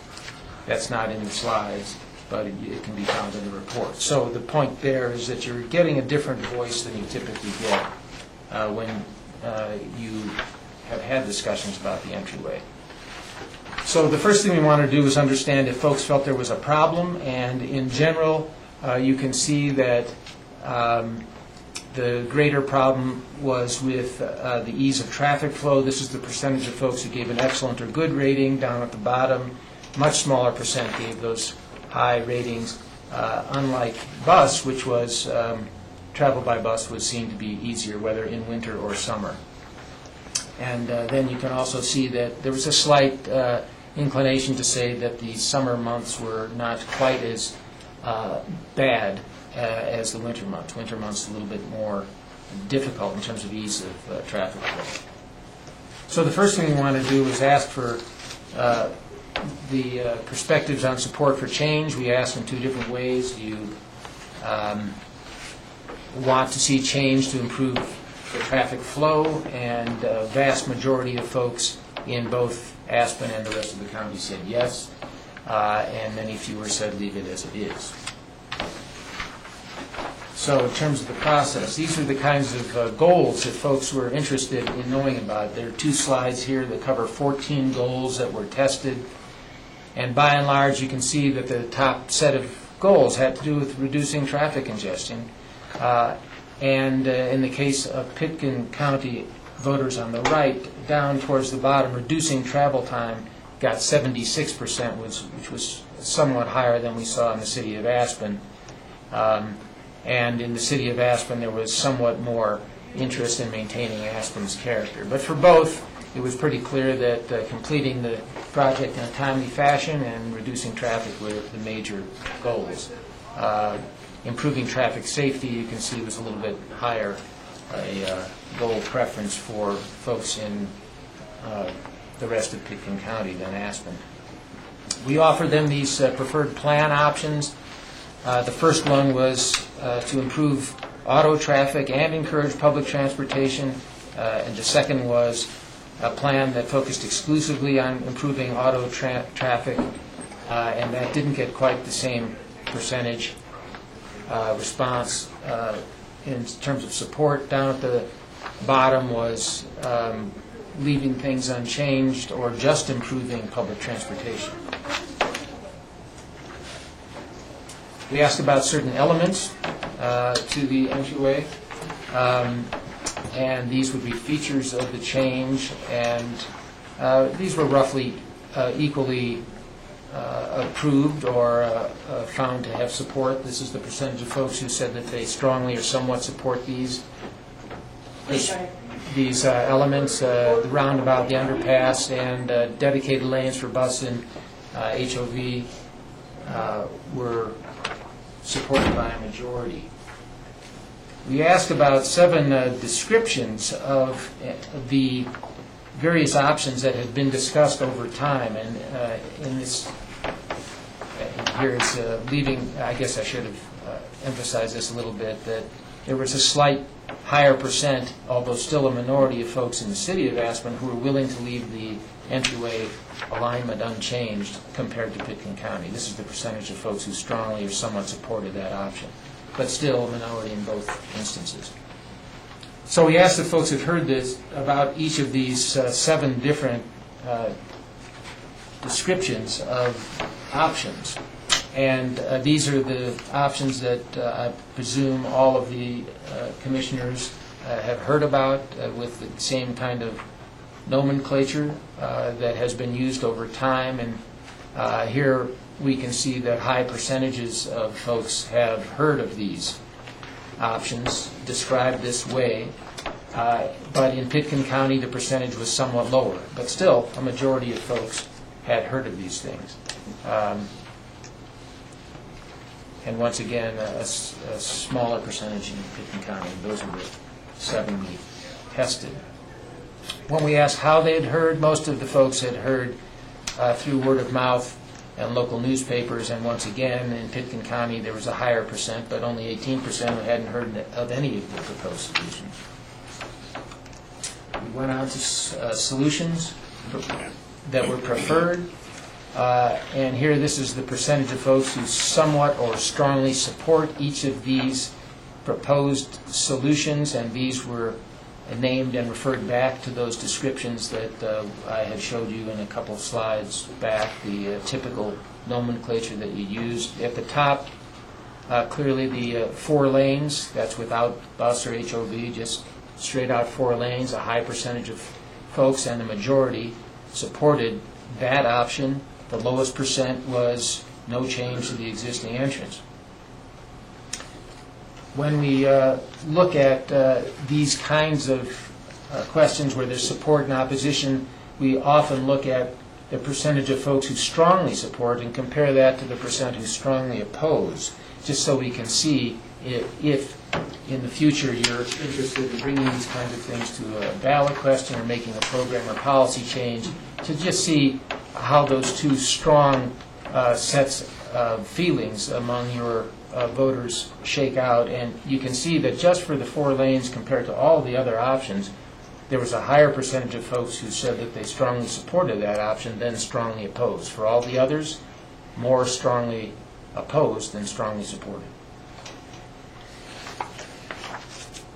In terms of potential modifications, this was kind of another way of getting at this question of what folks wanted without using the standard nomenclature. And you can see that 2 lanes for any type of vehicle in each direction were both approved, then 1 lane for any type of vehicle with a 3rd lane that would reverse depending on rush hour traffic. And this is the rest of those modifications that were tested. They were in descending order of percentage of folks who strongly or somewhat supported. So the conclusions that we drew, which really are conclusions that are drawn from the listening in on the voice of your voters, and basically a summary of what I just showed you, are these. We feel that they are saying to you change is needed soon. They want to reduce congestion and improve safety, and they favored the 4 lanes most with the least strong opposition to 4 lanes. And inside the city of Aspen, compared to the rest of the county, there was more interest in the image of Aspen and protecting open space in the bus, even though it still was not a majority of folks. And finally, what I said at the beginning was that it was a great deal of congruence of opinion and a commonality of opinion between the 2 groups. Thank you. Thank you. Roy, let's entertain some questions for about 15 minutes. Okay, everyone's heads down in the data. I'll go ahead and ask a question or 2. This is a nice summary, but what I had kind of noted in reading through the more detailed report was the undecided, not sure column. And it has seen that the past votes, you have a swing of those undecideds against any given option.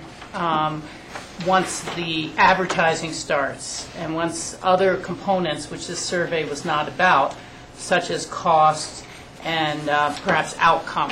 You know, we could spend this and your travel time will be improved by 2 minutes and 50 seconds. Or we can do Y and then we will need 3 more traffic lights for cross streets, you know, things like this. Or the incongruity perhaps of, that I have seen again with too much history here, that we're just going to move the congestion to a different point, or you're really not going to control traffic growth at all with an unrestricted 4-lane.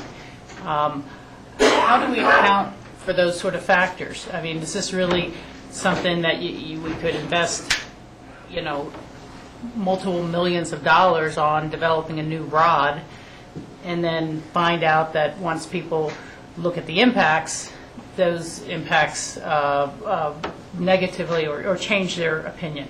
I think it's an excellent point, and one that we should all keep in mind as we think about these data. This is not intended to be a facsimile vote. It's not intended to even predict the way a vote would go, precisely for the reasons you brought up. As a campaign evolves, many different perspectives and much new data that aren't presented here will become more salient and will either resonate with the potential voter or not. Those folks who are undecided, or let's put it like this, there were relatively few folks who said don't know. I was a little surprised about that, because in many of these kinds of surveys, lots of folks say don't know. But there was a percentage of folks who were saying they neither agreed nor disagreed. Right. And those folks, I think, are definitely more likely to be swayed as the campaign goes along. But not just those. Even those who are somewhat supportive or somewhat opposed, those folks are more likely to be swayed.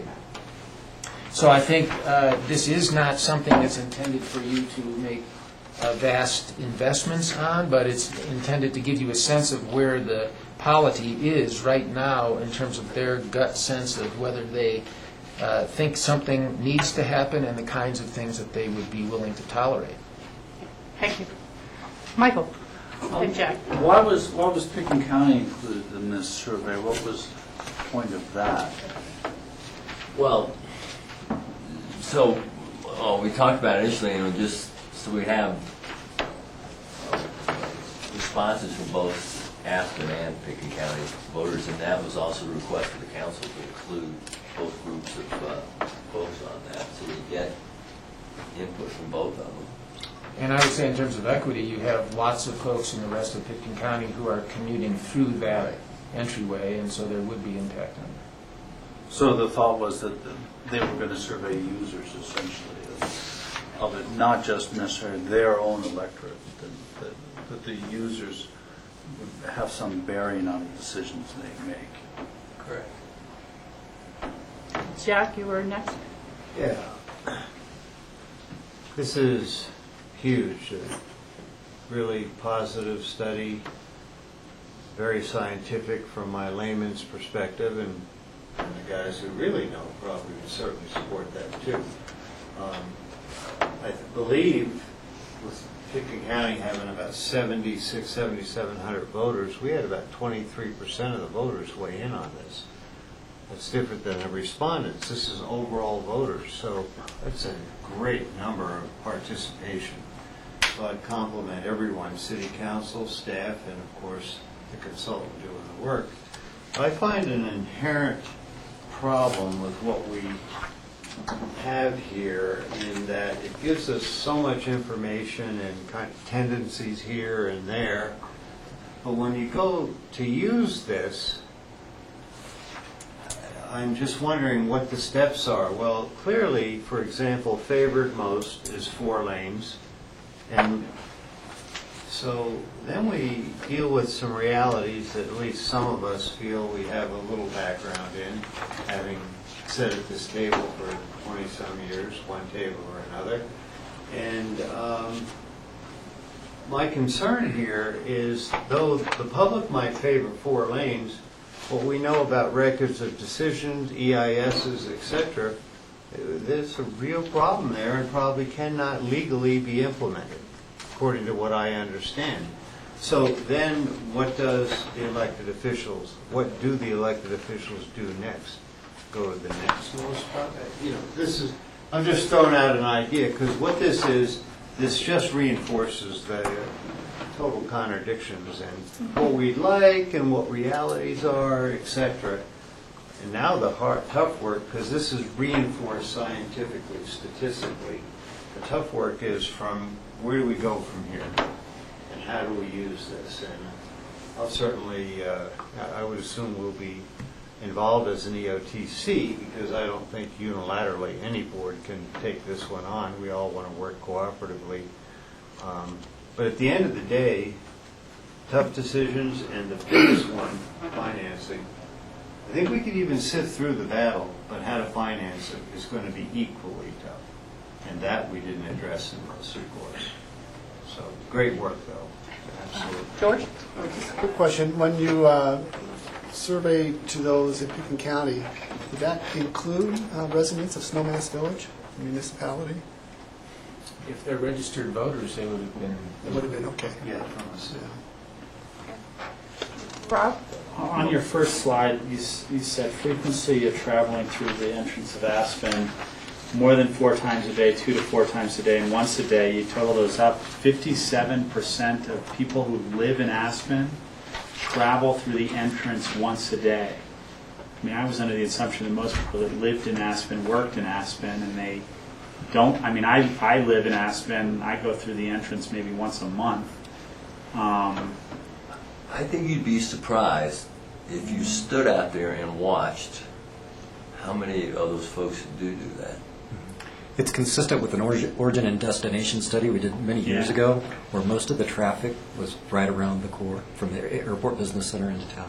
Yeah. The Golden Triangle, Snowmass, AABC, Aspen, because it's school district, airport, recreation centers, ball fields, hospital. It seemed like a little red flag to me, but I guess if it's consistent, it's consistent. Wow. Other questions or comments? I also would compliment you on the work. I think it was very thoroughly done. It's going to be helpful in the dialogue. Jack did hit the nail on the head with the many questions. The half-cent transportation fund, which was approved by the voters, so 93 was it, or 96, something like that. That the tax itself was allowed by state statute for transportation purposes only. And we have dedicated at this point a significant amount of that fund towards the RTA. And so there is some remaining for capital improvements. But as I understand it, at least by how our original ballot question was asked without some sort of renewal, it is for transportation, as in mass transit, not general highway lanes. It's just always been the battle and the discussion. So that defaults to state funding, and we all are pretty aware of the Colorado Department of Transportation's $60 to $90 billion shortfall going forward at this time, and the unwillingness of voters in general to want to raise gas taxes or things like this.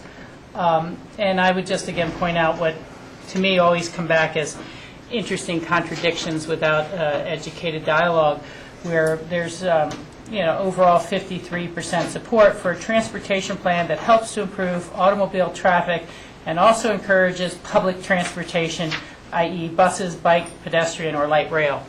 And that's always been the challenge of how do you really encourage mass transit and then say, but cars are without restriction over here.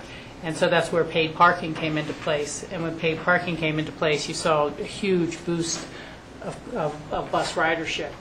And so sometimes people have a goal of, I'd like mass transit for everyone else so the highway I drive on is not very crowded.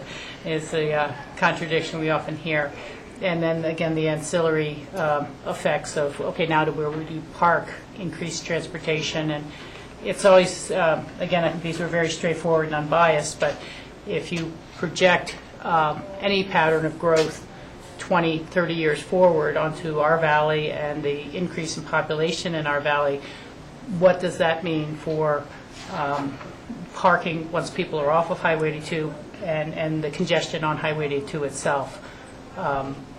We've all kind of fought additional traffic lights throughout the corridor and yet see continuing demand for safety, for crossing, for entering the roadways that increase there. And so people tend to have contradictory desires here I have found to both control growth, control congestion, ease congestion, encourage mass transit, ease of travel in your single occupant vehicle car, and very difficult. Michael? But, you know, for me, the study, there are some inherent contradictions, but it's more a study about, in very general terms, that people are ready for change. You know, it's raining outside. The question is, you're going to have to wear a raincoat. You know, they're not going to answer the color of what raincoat you're going to have, but be prepared. There's change coming. So that's what's the most interesting thing for me, and that was completely, unequivocally clear. How we get there, that's really the challenge for elected officials, particularly in Aspen, to figure out how to tell that story of change, and not get lost in the technical details of it. George?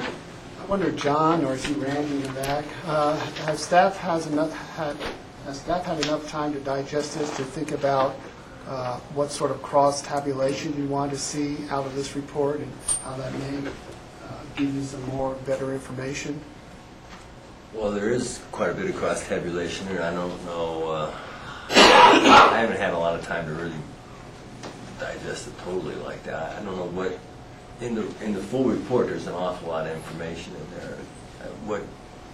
What are you thinking about? Well, there's information in terms of the specific questions with percentages and things, but Doctor, don't you usually look at some sort of different criteria when you pull out different questions and cross-tab them and give you a little better refined information? Yes, generally, and as part of the report, as John was saying, there are quite a few cross-tabulations by the demographic characteristics of the respondents and length of residency here. But as you and staff look at this more clearly, there may be cross-tabulations of answers to certain questions that you'd like to see that we haven't done. So we're happy to support you with that, and if those come up either through further individual deliberation or when you get together as groups or the EOTC, we're happy to provide those just as a follow-on at no cost. Yeah, there's an appendix in the back with quite a few of those by demographics, geographic location, and so forth. And no, I'm not an expert on those yet. I mean, there's just so much information here to try to digest that somewhere it seems like there's opportunities to extrapolate additional information from this. Well, if they become apparent or something that we didn't get, I think NRC would be glad to help us try to get to there. Absolutely. John? There's a couple observations that I'm able to make. As far as entrance elements, just the components, the gondola seems to be somewhat dead in the water. It doesn't look like there could be any movement towards putting transportation in the air. And of course, Michael is absolutely right with there's no desire to maintain the current conditions. So at least, clearly as we move ahead, we can understand there are some things that could easily fall off with some discussion. You give everything a courtesy look. And then propose overall solutions. This to me presents the single biggest challenge of all, because except for 4 lanes, which has, that's just the unadulterated four lanes,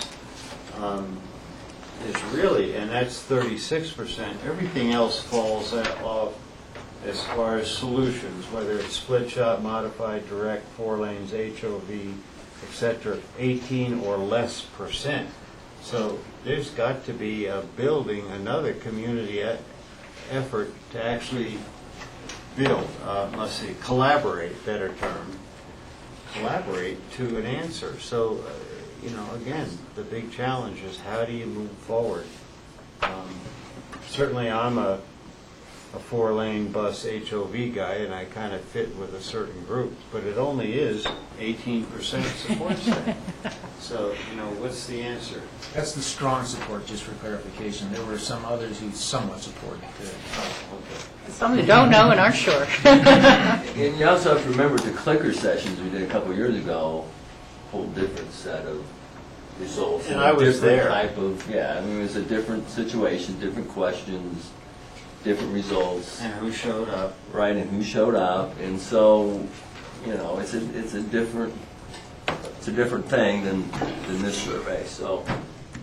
Yeah, I like this approach to getting some real scientific analysis as opposed to clicker, who Right. showed up, so, good job. Do you have any questions for us or things that might be helpful in how we move forward that you've thought of, or Brian or John? Well, it's been quite a bit just to digest this. Like I said, the council's going to talk about it some more at their retreat at end of July, Randy, right? Right. And some more might come out of that. You're suggesting making it a EOTC agenda item on July 21st. Well, if your retreat hasn't occurred yet, that I don't know if it'd be better to have some input from the broader EOTC group before your retreat or after your retreat, but, at some point, I think it's something that we should discuss and evaluate. And the mayor was not there last night. He was on vacation. I'm sure he'll want to delve into this quite a bit too. So. Well, can I ask a question? This was done in lieu of a vote, correct? In The some ways. original goal for 2010 was to do a vote. They decided instead to cast a broader net and do this survey approach that could ask more than one question, obviously, and get a broader response. So I was thinking in terms of next steps, if that was somewhere down the line, and is it within? Well, I think they need to talk about that as a retreat. I think that's one of the goals, is that, right, Randy? To see where it goes next and if that's where it's going to go. Okay. Yeah, I think part of that logic, and then we'll move into our next meeting, was that if you have just one question about one alternative that's being promoted, it's too easy for everyone to say, vote no on this one because these other two would be better alternatives, and we'll wait till they come back. And then the next one gets on the ballot, and everyone says, no, these other alternatives would be better. And so you're always comparing something of substance to some abstract ideas that maybe would work better. And so by getting everyone's sense about all of the ones, you can see if there's an overwhelming majority or strong enough support to move something forward. I think Michael's conclusion from all of it is probably the most accurate of all, and that is that people are ready for some change and some improvement. And then it's a matter of really working through those. I mean, city and the staff have gone through huge public education, open houses, all sorts of different alternatives, presented them all, did the beauty contest and the clicker session. This is one more, little different twist on it, different type of information for everybody to consider. So, Is this online, John? Will it be online for the public? we can definitely do that. I don't think it's on there yet. We just, I think it would be good to post that on the Aspen-Picken County web and let people have a chance to look through it, pull through it themselves. the PowerPoint or the whole. Everything. I think everything. Yeah. Yeah. Okay. Well, All right, thank you. Appreciate your time very much. Sorry again we were a little delayed. Thank you. And we now have our meeting with the school board. We'll take a few minutes to set up. We appreciate those who are here already. And we're going to pull some extra chairs up to the table so you can sit at the table with us and you don't feel like you're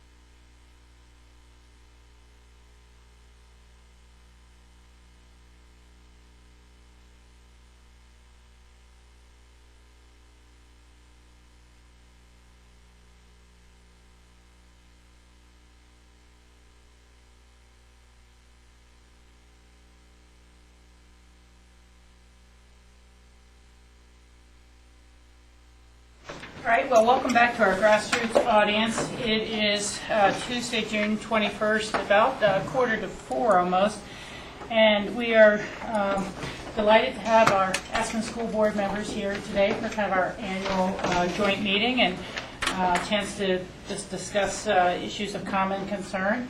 And because we are on grassroots, maybe we'll go around and introduce ourselves for the public and each other. I think you've had a chance to meet our new county manager, John Peacock, who's took the helm January 1st and has kind of rapidly been whipping us into shape around here. Is that how that's working? John, you have kids in the school district? I do. I have 2 daughters, happily graduating to 2nd and 4th grade next year. And I have to say we've been incredibly impressed with the elementary school. Coming from another community, I think the resources that the school has and the quality of the teachers are really exceptional. So, good. Thank That's you. great to hear. Yeah.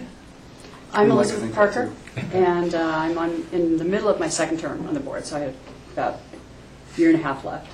And is that right? 2.5? 2.5. Got it. That math doesn't work right. And I actually have a daughter who will be a senior in high school, and then 2 who are in college. So I'll be on the board for a year after she graduates. And I'm Laura Kornasevich. This is my 8th and final year on the board, so my term is up in November. And both of my kids are now out of the school district, so this year governing on the school board is a little different with no kids in the system, but it's, I just feel out of the loop a little bit more. You drop off lists but I've enjoyed almost every moment of my service. Thank you. I'm Fred Pierce. I'm on my 2nd go-around on the board. I was on for about 8 years, and then went off for a couple, and back on for about 3.5 now. Just had a daughter graduate this year, and I have a 8th grader just graduated, so he'll be a freshman next year. The time flies. Fast. Rob Ittner, 7 months as a BOCC member, 3 weeks of being newly engaged, and I definitely plan on having kids with you. Francis, if you're out there watching, I won't rush you too much. Congratulations. Thank you. That's great. Well, I'm Rachel Richards, and we've all known each other in many capacities over the years, from Fred's service on the Kids First Board and our partnership to create the ARC and the school campuses and things like that I think the whole community is proud of. My son went to the school system here and later graduated from Mesa State College, and I think some may have tracked him recently as he ran for a Grand Junction City Council seat. That's right. Got 2nd place. He actually got the 2nd out of 5 You couldn't talk there. him out of that, huh? I told him, you're a braver man than I am, I'll tell you what. In that community, that was a tough race. So, but I think his foundations here served him very well. So appreciate all your efforts. I'm George Newman, and I actually live down Valley, so my daughter went to school in Basalt, in RE1 district. I'm Mike Housey, Pickens County Commissioner. Both my daughters went to the Aspen school system. My wife went, I think she was in the Red Brick till they got the new campus. And the entire school was in the Red Brick when she started. So amazing. So great. I'm Charlotte Belinsky. I apologize for being a couple minutes late. It's been a busy day. And I'm in my 2nd term on the board, and I'm coming in on 6 years, I guess, almost 5.5 years. I have 3 kids still in the schools, a senior, sophomore, and an 8th grader. Hard to believe it does go fast. It's hard for me to say he's a senior. Jack Hatfield, third term commissioner, term limited, no children by conscious design, part of that demographic in the nation, fully supportive of the school district except for the issue of urban growth boundaries, so keep doing a great job. The housing is pretty neat in Snowman's Village, I'll tell you. See it, the activity there, and you know how desirable it is to actually have a nice home and a new place, so y'all did a good job. Superintendent of Schools, John Moore, finishing my 4th year in the district and 1st year as superintendent. And I'm Nancy Sundin, I'm the Health and Human Services Director for Pickens County. Thank you, Nan.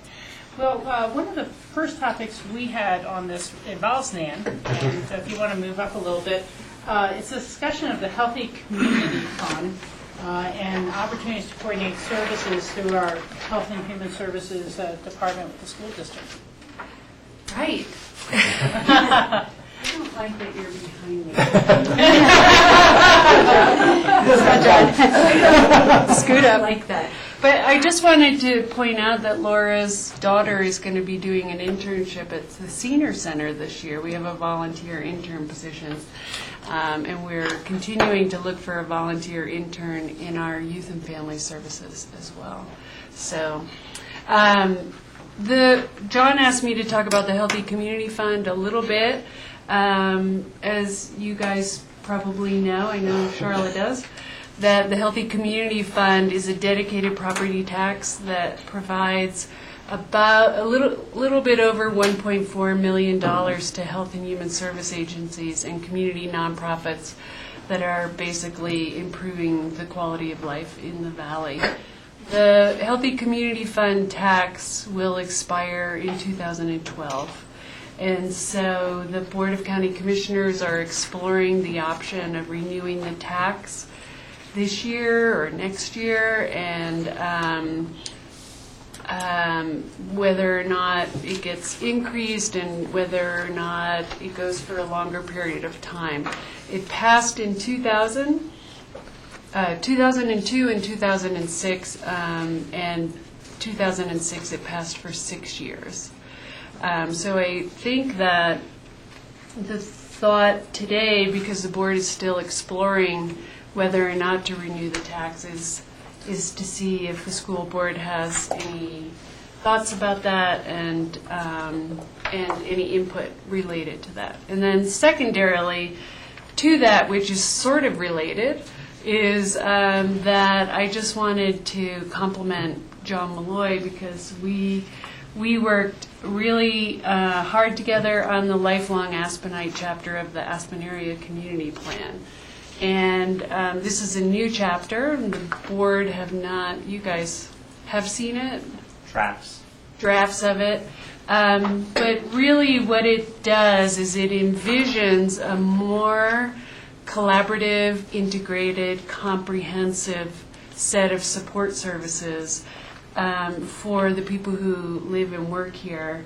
That would include health services, human services, school-based services, CMC, arts and culture. And so what I think, what I've seen already happening as a result of our planning is that Response and Aspen Counseling Center are doing a program in the high school for teen dating and domestic and violence.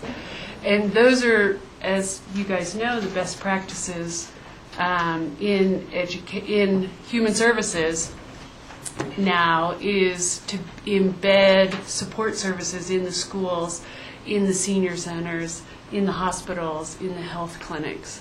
So one of the things that the Healthy Community Fund does is it helps us continue to support the health and human service agencies so that as we envision this and we move forward, we can better support the schools and the children and the families and really provide comprehensive services together. So how's that? I knitted it all together. Pretty good. Can you maybe name a few of the fundees from the fund and that may relate more to children in the school years? In the we have 8 goal areas for the fund, and the first one is youth and family. And I believe we have 12 agencies that we fund in that category, and we provide over $300,000 in total. So you guys will recognize the Buddy Program, the Youth Center, the Youth Zone, and Family Visitor Program. And so we're really working on children from the very beginning of time till they're maybe out of their homes. We also have been working on, we supported this year a program that helps parents and young adults who are aging out of school, who are disabled, to start to plan their future. And that was a very exciting program for us, and has had enormous rewards for the families who have participated in that kind of discussion. So we were excited that there are even more opportunities than we can even imagine in helping families and kids. And so the Healthy Community Fund is also then separate from, say, child welfare protection services that we would offer as the branch of the state that offers human services, whether that would be temporary assistance to needy families, type of food support, or intervention when there seems to be an abusive situation, and other services. So that's distinctly different and funded from our county general fund, which is experiencing a little bit of a push, let's put it that way, and along with other general fund services. Are there any questions or comments? Nan, how was it determined to allocate that 1.4 plus million? You know, you did mention that 300,000 went to youth and family. Yeah. Was this a demographic-based split, or how did you determine the fund allocation? Good question. We have a grant review committee, so we have 5 citizens that sit on a grant review committee, and I think Fred's daughter was on that committee this year, which was awesome. And Michael's daughter was the first youth representative on our grant review committee in the 90s. Yeah. So anyway, all of the agencies have to submit an application, and the grant review committee considers all the applications and then makes determinations based on community need, demand for service, and viability of the organization. So it sort of has worked out that family and youth well-being, that goal area, gets about a third of the funding. Public health and mental health and substance abuse get about a third, and senior services and other community organizations get about a third. That's just roughly.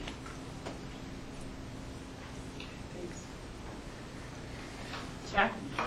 Well, just simply stated, we're really proud of this Healthy Community Fund because of what it is. It's all about community, and obviously links very, very much with our youth and, you know, the needs of youth at different levels of our community. But we'd appreciate any questions, any support that you have for this, and ideas ongoing, both as individual citizens and as a board, because this is really not only a community need which speaks for itself, but very much supported by the community. I think both elections it was supported by about 70% of the community. Times are tough. This is the toughest times I've seen in my 65 years yesterday. So, we might not get 65, 70%, but we're going to shoot high and work hard. And are you thinking about 2011? There's a very good consideration where we've just initiated, given direction to go ahead with a survey. Okay. It has a good sample of the community, and we'll have to go step by step.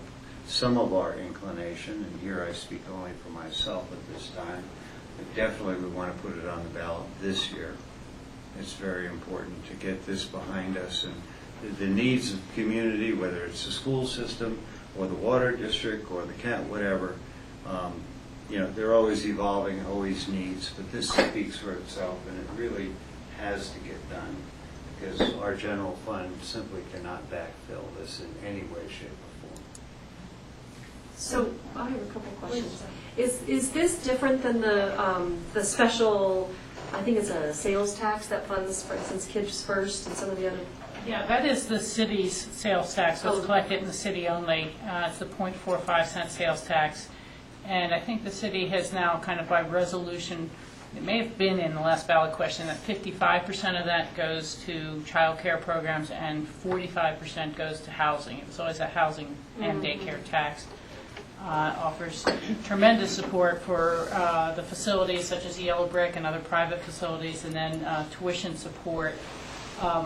You may have read in the paper we've had some challenges between the funding that the county receives through the state for extremely low income children and their child care assistance. And we only have a certain number of slots and a certain amount of state reimbursement. And then after that, we have some requirements of specific types of candidates that we need to enroll in the program, even if we don't have slots. We overshot that budget by about $120,000, I guess, last year. Over 100%. Over 100% that we did have to backfill in the general fund. And so we've had to raise our eligibility requirement, or actually lower it, I guess would be the way to say. So we're closer to the percent of poverty that people can qualify for that fund. That had the effect of kicking more potential families into the city's Kids First program, and then the city's Kids First program, who were offering tuition assistance up to 400% of the poverty line, are now kind of lowering that down. So those are better off families, but still certainly challenged in the cost of early childhood education that we know. So we're still working out how those two programs fit together, because the children who are the lowest need, or excuse me, the families of greatest need, lowest income, it's not like you can just cut two families at the top and then backfill them. It's almost like 10 or 15 families, because their tuition assistance grant was so small to equal the tuition assistance grant of a below poverty level child. But they do work together to some extent. We're trying to partner with the city as best possible to impact the least and take care of the neediest. George? So the other part of this first agenda item was to look at opportunities to coordinate services through our Health and Human Services and the school district. I don't know, John, if you had a chance to talk to Nan and share some ideas with your board, or? Well, that was the AACP. That was the AACP. Yeah, the so lifelong... we've sort of worked together on this combined document that has an action plan, and that, but it's really, I would say the plan is really more conceptual about working together than it is about making any one thing happen. But I wouldn't know if the school had some programs in place that either are being duplicated by some of our services or need some additional support. I think I know, although I get a little confused when I try to follow money around, but doesn't this money help fund ultimately the FCD survey program at high school? through Valley Partnership. Okay. Yes. So that's clearly one direct impact it has. And you guys get a copy of that studies, do you not? The studies? I haven't gotten a copy of the study in a while, but that would be good.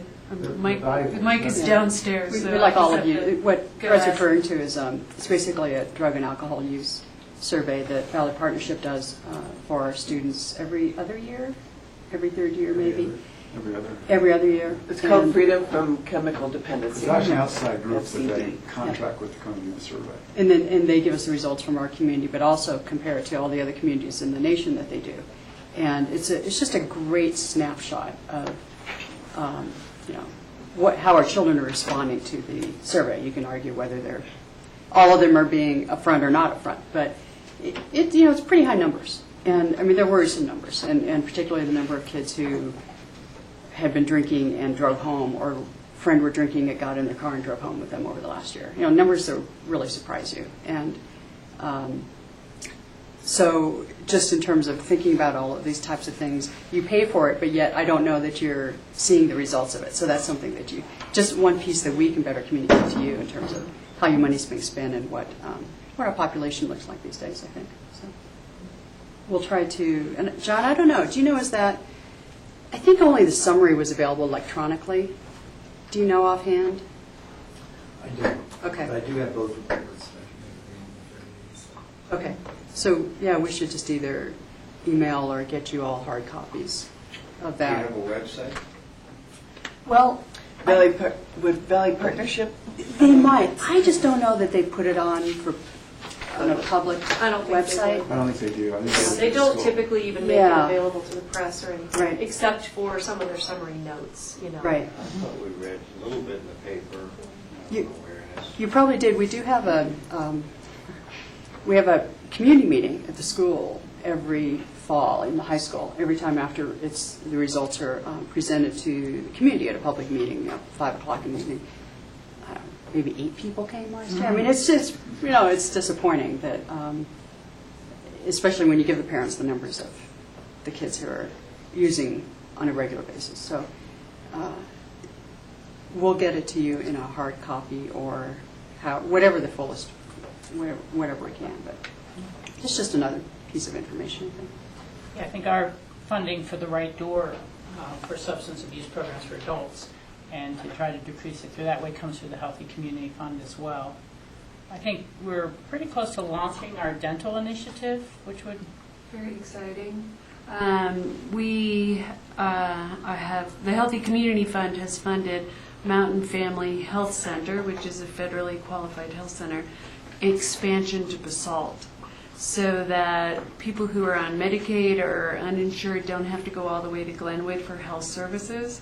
At the same time, it looks like we're going to have a dental clinic in the same building in BOCC, so that families, children, and adults who don't have access to dental insurance, Medicare doesn't pay for dental, will be able to go just to BOCC and access primary health care. How are the screenings being done? Are you utilizing the schools for the children there, or is it just through... That's a really good question. The Dental Alliance has been working with the schools down Valley, and I'm not sure if they've made contact with John, but they are doing screenings with 2nd or 3rd graders, and then finding places, doctors who will see them. If we have the dental clinic, that will really help.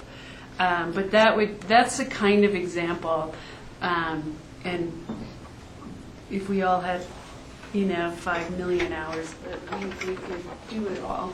But where we could work together more and make sure that in the schools the kids are getting screened and they're. I know that the Given did a screening every year in Aspen Elementary School, and they, I believe, did it last year, and so now we're sort of we're going to transition to the Dental Coalition providing the same service. So do you have any other types of items you'd like to bring on, Ms. Dawn or Nan or John? And we can move on to some other topics we have on our... Just my comment that some of the funds go to Project Graduation. Project Graduation, So thank that's you. been beneficial. Yeah, that's right. Only a little bit. A little bit. We actually made them perpetual partners because we couldn't bear that the new parents had to write an application for $500 every year. So we just basically said, BOCC and Aspen, Project Graduation gets $500 off the top. And so hopefully that makes a difference. Yeah, thank you.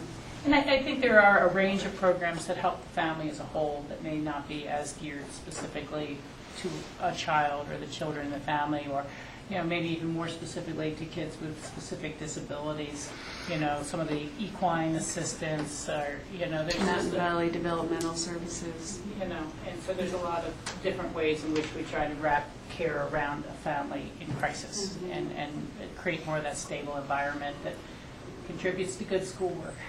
Well, and just a basic question then, which that brings up for me is, do you communicate regularly with our school counselors so that they also know that they can refer to you all for those kinds of services that might be available?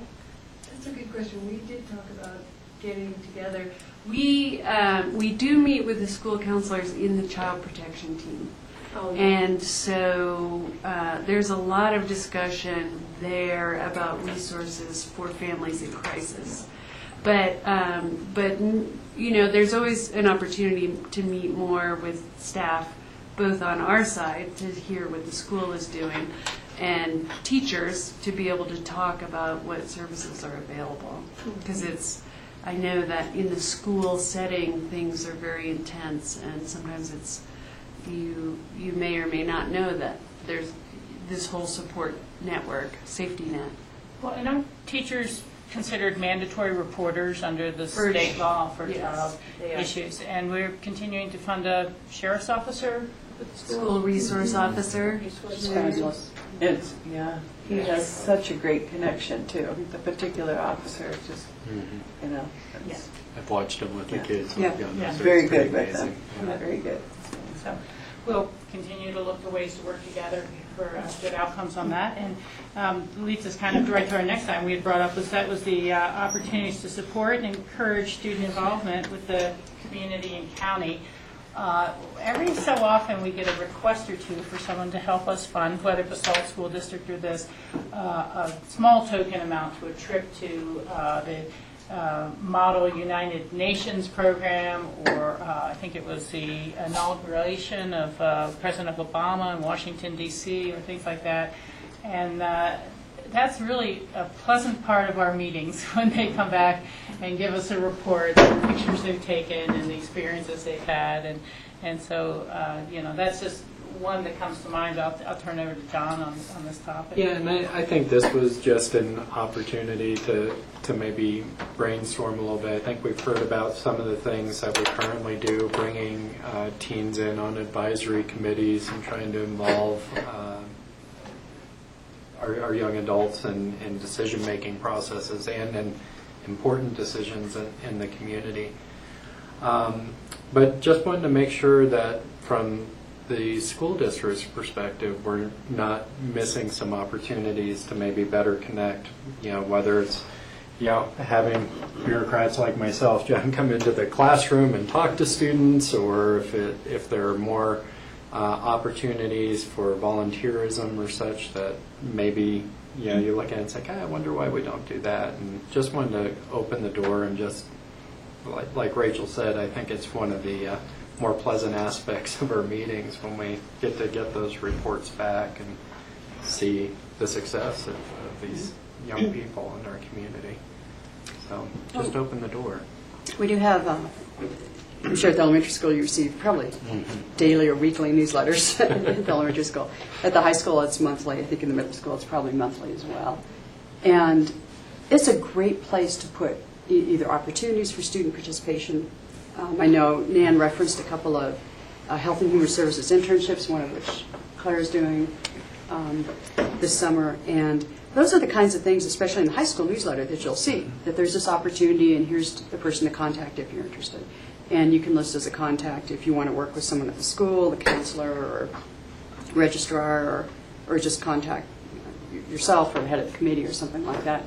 And because I think we are trying to get our students to, they want to be more involved and they want to be contributing. And often nowadays there's I'm going to go to Africa to build a school, which is fabulous. But sometimes I think students overlook opportunities in their backyard because they look around and think everything's being done. There's no role for me or there's no place for me because no one has reached out to me or made it obvious. And so if you go on the Health and Human Services website, you'll see that there are these two great internships this summer. And Nan said one of them is still available. Well, that shouldn't be in our community because kids are absolutely looking for opportunities to participate and become involved. So I think that would be a great place to start. Just if you have anything in there in terms of, it could be a one-time student, a one-time panel that you have to say, we'd love a student representative. We're working, actually, the school board is going to have 2 student, I forget how we word it, representatives, liaisons, maybe with our student body starting in the fall. We're going to try to make that work. They don't want to come to a board meeting every 2 weeks, but they'll have some representation, some voice for our board. So this, I even was thinking a minute ago, she started to say that, but that even this venue would be a nice one to invite. It would. Those reps too, because they could get a sense of how we collaborate as a community too. Yeah, exactly. I wonder about putting a link, a community link on our homepage that then you all, could post information to, but so could others within the community, just as something that would be sort of a one-stop place for parents and kids to view information that's available. Yeah, that's a nice idea because, when you take a look at the 900 to 1,000 different families that are, with many of them using our the Aspen K12.net website as their homepage, and they get information from the district all the time, and it's the vehicle is through our website. So it's getting a lot of activity. Maybe that is a great idea. Community updates or something. The link. Yeah. Boy, anybody could not go on there of their own volition and post whatever they want, but through John's office, maybe they could get that information out. And our newsletters are electronic, so everything's electronic and paperless, so it's an easy link. Well, what also strikes me is we're just embarking through the sheriff's office on our pre-disaster mitigation planning efforts. And that's an attempt to make sure you have how do you respond and then how do you recover to the whole variety of potential natural and man-made disasters we could have. So everything from an airport to a wildfire, flood and mud season. In the past, everyone was talking so much about pandemic flu. How do you make use of common resources? Would we be in a position of contacting you quickly to say, boy, can we stage 400 firefighters out of your ball fields and use your cafeteria and things like that? And so I certainly see collaboration there as a potential resource, and then it's also certainly protective of your family members. And maybe it'd be something interesting for a student or 2 to sit in on of these sort of discussions that are going to be going forward. So let's kind of throw that one out as one that we can think about how to link you into. It'd be a terrific opportunity for a couple students, because they really, a lot of pluses on that. All right. Well, we also then have on our topics an update on your employee housing needs and plans for future projects. I think we all know that with the economic downturn, in some small sense, the pressure moved off, that people are able to, find free market rental housing or even purchase housing a little more within reach in the Mid-Valley. But, should the economy eventually fully stabilize and start to recover, we'll probably see more of the same challenges with before. And if you look further down the line, just as we do, and not always just the immediate. So we kind of want to see how did that Snowmass Village project close out, and what were some of your other plans, and how's that going? It closed out very well. We had, that we were at capacity well before they were actually able to move in September, and with just a few on a waiting list. So we actually had worked through a waiting list for the first time in many, many years. The 15 employees who were in Snowmass were very pleased, and they've had a wonderful year. And our 10 employees who live in the Woody Creek are very pleased with the new carports and just the general look. I don't know how often, you go by there, so you see the landscaping, and we put quite a bit into that. Actually, about $900,000 was allocated to really finishing off that project that had not been finished off the 10 years before because of funds. So we doubled our capacity in housing with that $12 million bond and had a little bit left over. And we have created a fund that will be used to continue to maintain the asset base of our housing. And right now we're not looking to do any more projects. As you said, we're kind of in a situation where some of our teachers have finally gotten through the lottery and have been able to make some purchases on their own. And we've fine-tuned. We have a program where it's kind of a bridge loan opportunity, and we've fine-tuned that so that we're not putting the school district quite as much at risk on some of these things. We did notice that as the market fluctuated negatively, that we were in more of a precarious position on some of those loans. So we've restructured that, feel really good about going forward. John, can you add anything about going forward on our teachers and what they're looking at now and how many we have that we're able to house this next year? Yeah, I think because of the economic downturn, we're seeing more teachers staying put, so we have less turnover. Consequently, people are very satisfied with the housing that we're providing unless they're fortunate enough to get housing through the lottery. We've seen that occur in a couple of places. At the beginning of last school year, I think we opened up 3 of our units to non-employees, so we're able to provide some additional housing in that regard. But as we said, I think we have 8 openings, but very few in terms of turnover within our district. And some of those openings as a result of people moving into housing down Valley. We'll be hiring roughly 4 or 5 new staff members. So we look forward to filling all of our spots again. So we're sitting very nicely in terms of all the housing that's needed, at least for our current staff. What is the kind of employment breakdown of the school district total, and then teachers versus other support staff? Roughly about 160 teachers and about 45 support staff members. And how many students? A little over 1,600.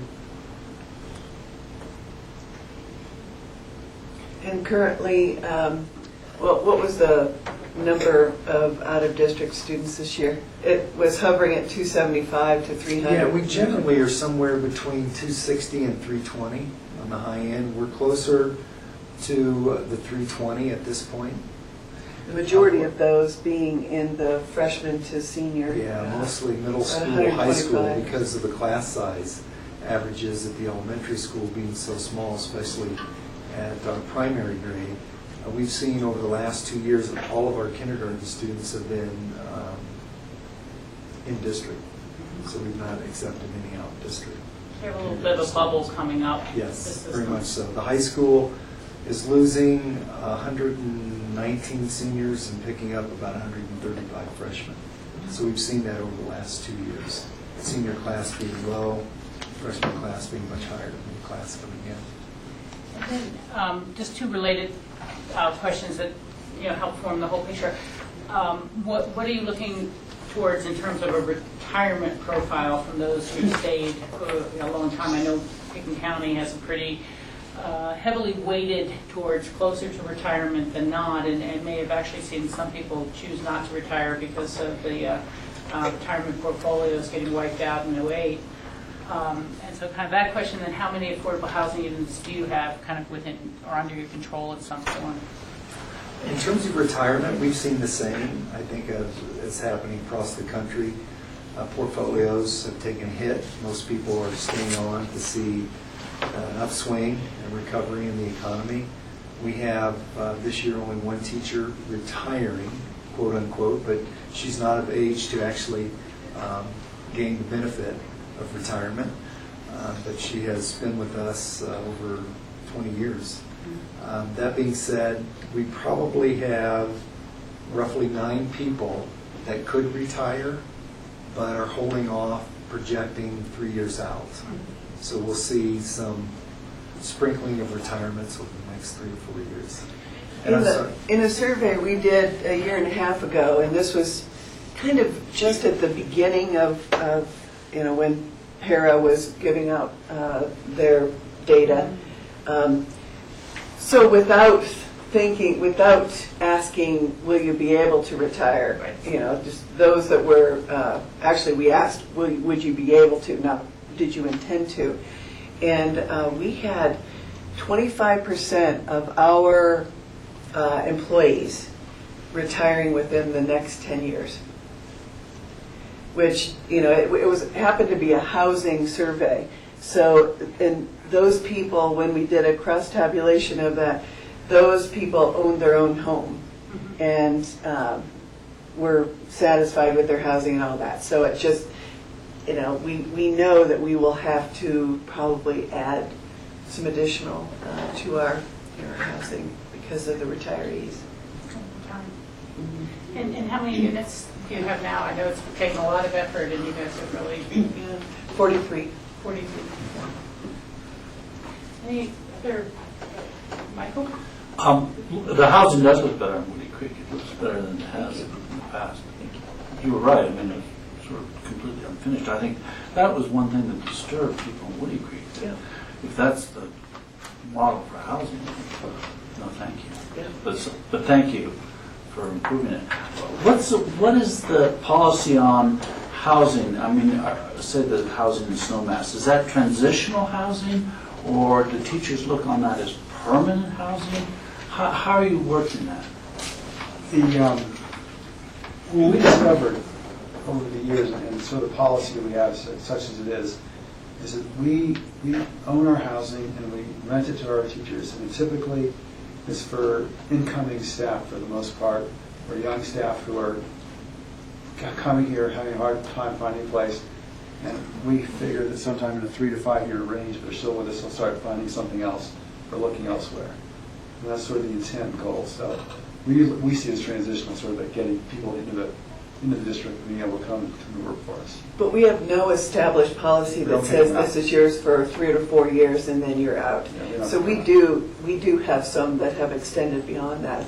Some of our Woody Creek residents have been there for 8 to 10 years. Yes. But I mean, so are you going to institute that policy, or are you going to sort of verbalize that policy, or? I think the intent is just focus on the fact that there are always rental. There'll never be ownership units. And so it's just if they want to stay and rent the entire school career, they can do that. We're not going to kick them out, but if they want to own something, they're going to have to start looking elsewhere. We have a financial advisory board, which is has a lot of citizens on it. And we've talked about this for years and years on that board in terms of the purpose. And the intent is that this is transitional housing, that if the teachers do stay more than 3 years, about 5 years, then they do take roots in the community and go out and purchase or do something else and open this up for the new teachers coming in who get paid the least amount and have the highest amount of school debt, still to pay down. And so in that sense, it is transitional. We've talked about whether we should have a policy moving people out. As long as we can maintain a balance. We don't want units sitting empty. I mean, if we have a couple, that's great. We can put public safety officers in there.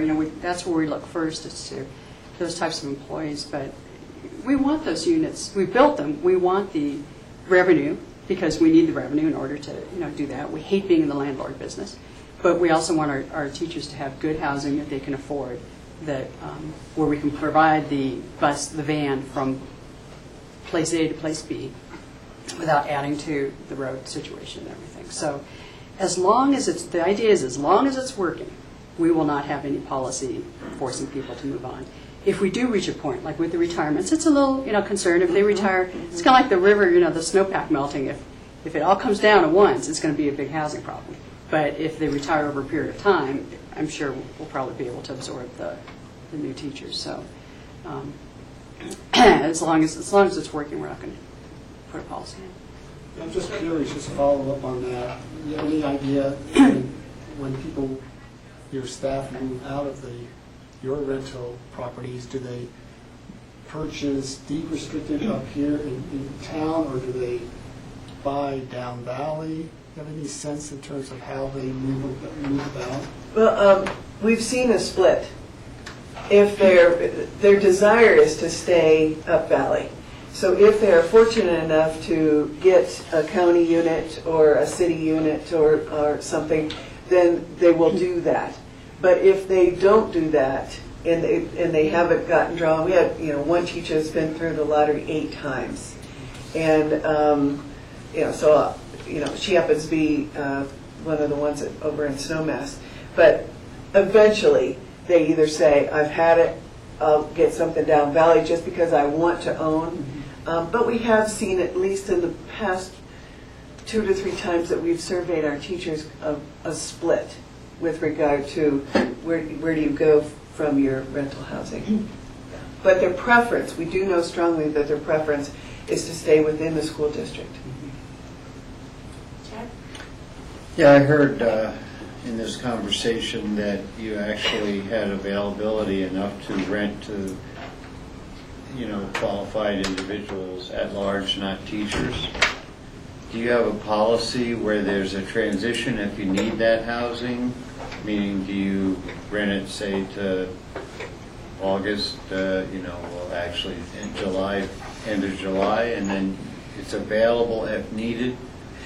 Actually, it's once we have all of our employees in, and those employee leases are August 1st to July 31st.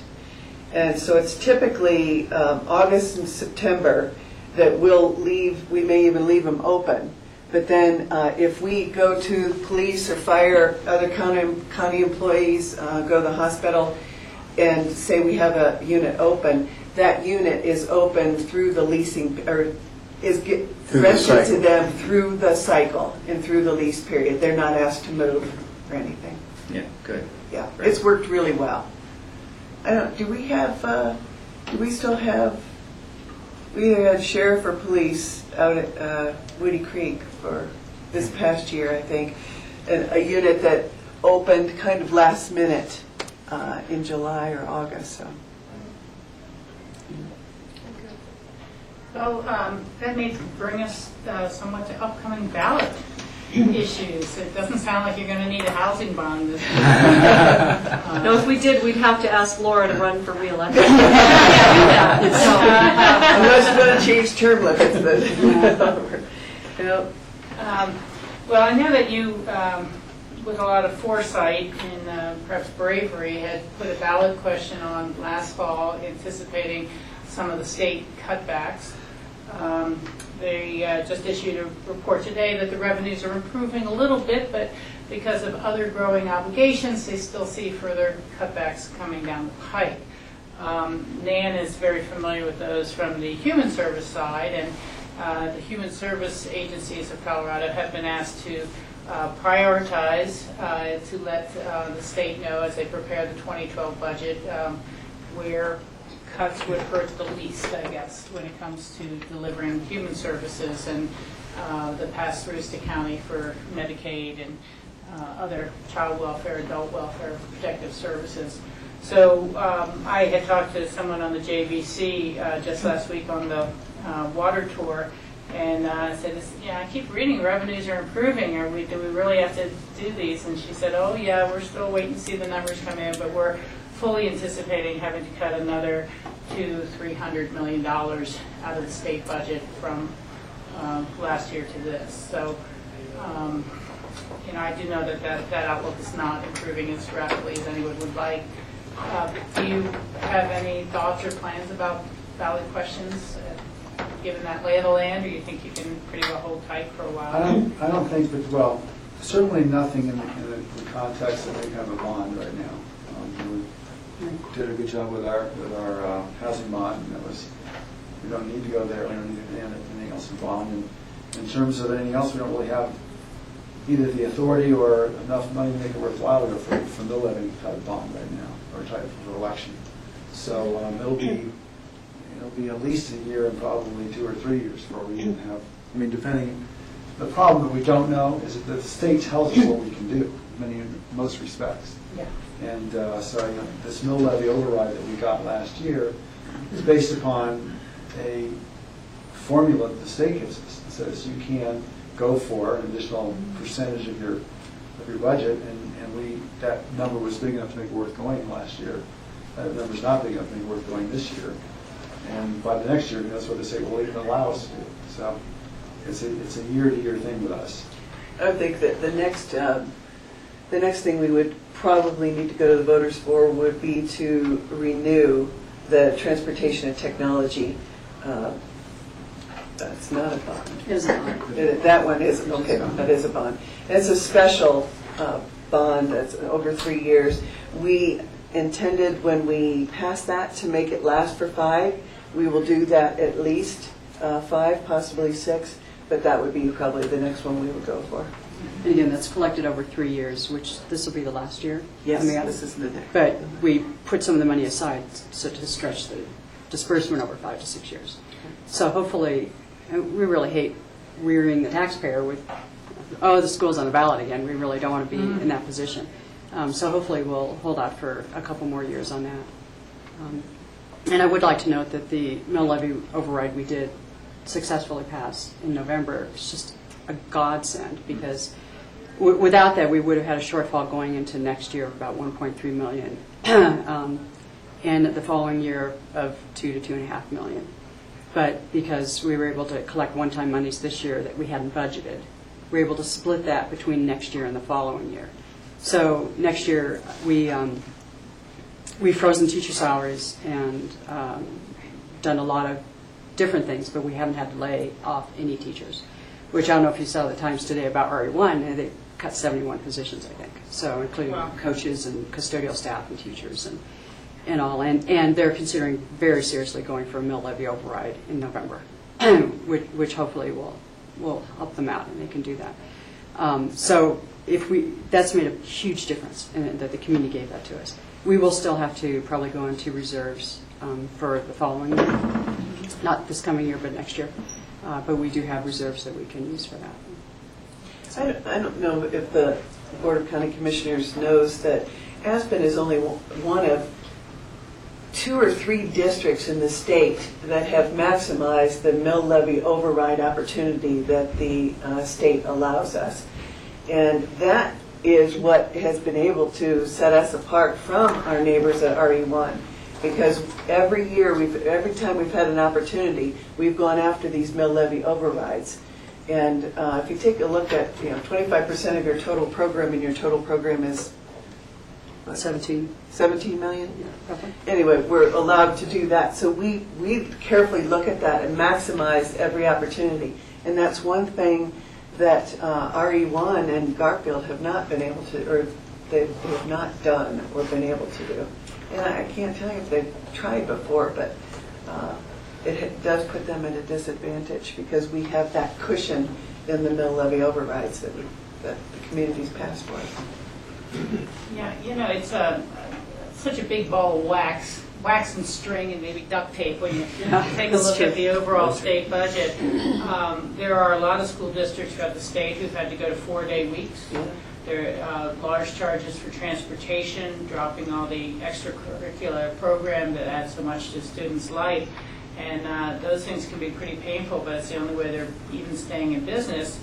And at the same time, kind of concurrently, if you're down at the State House, they'll say, look, Colorado's state budget was never meant to be the total backfill for school districts. Right. It's under TABOR restriction.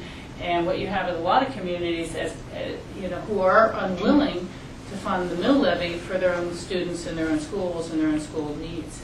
And so that's become a real challenge and a real discussion when you're down talking about fixing TABOR, fixing Gallagher, or fixing anything else. Quote, Amendment 23 always comes up, and the state's sitting there saying, we're supposed to be about all these other things. We're not supposed to be about just schools. And now I'm not going to argue that point one way or the other, but it's such a large percentage of the budget that it's certainly cutting out higher ed funding. And there's in the paper today that the tuition increases will be going up 20% at CSU next year, so you can get your kids fully educated, but then what's the opportunity for them to actually afford the higher education that they need? And so, is anyone passing signature petitions for Raleigh Heath's proposal, which is, there is a proposal. Well, we'll see how if it gets on the ballot. Yeah, how it does and all of that. And we talked about that. And Aspen is the classic example of Tabor, because through this past year, we received about 98% of our program funding from our local tax base. With the local property taxes going down roughly 30%, the obligation of the state is to come in and backfill that 30% off of a $17 million program budget. And of course, they told us that they can't.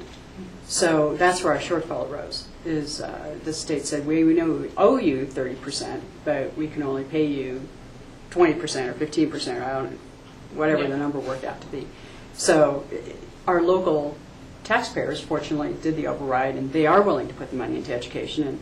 And we can send you all kinds of stuff. Another thing we got just last week was about Colorado funding for education versus the rest of the country. And one of the, I think, the most interesting statistics was that in terms of how much Colorado spends for each student per pupil revenue compared to per capita income in Colorado, we're 48th in the nation. And I think Colorado still does an excellent job, actually, of educating students for the most part. I mean, there are a lot of challenges in a lot of different parts of the state.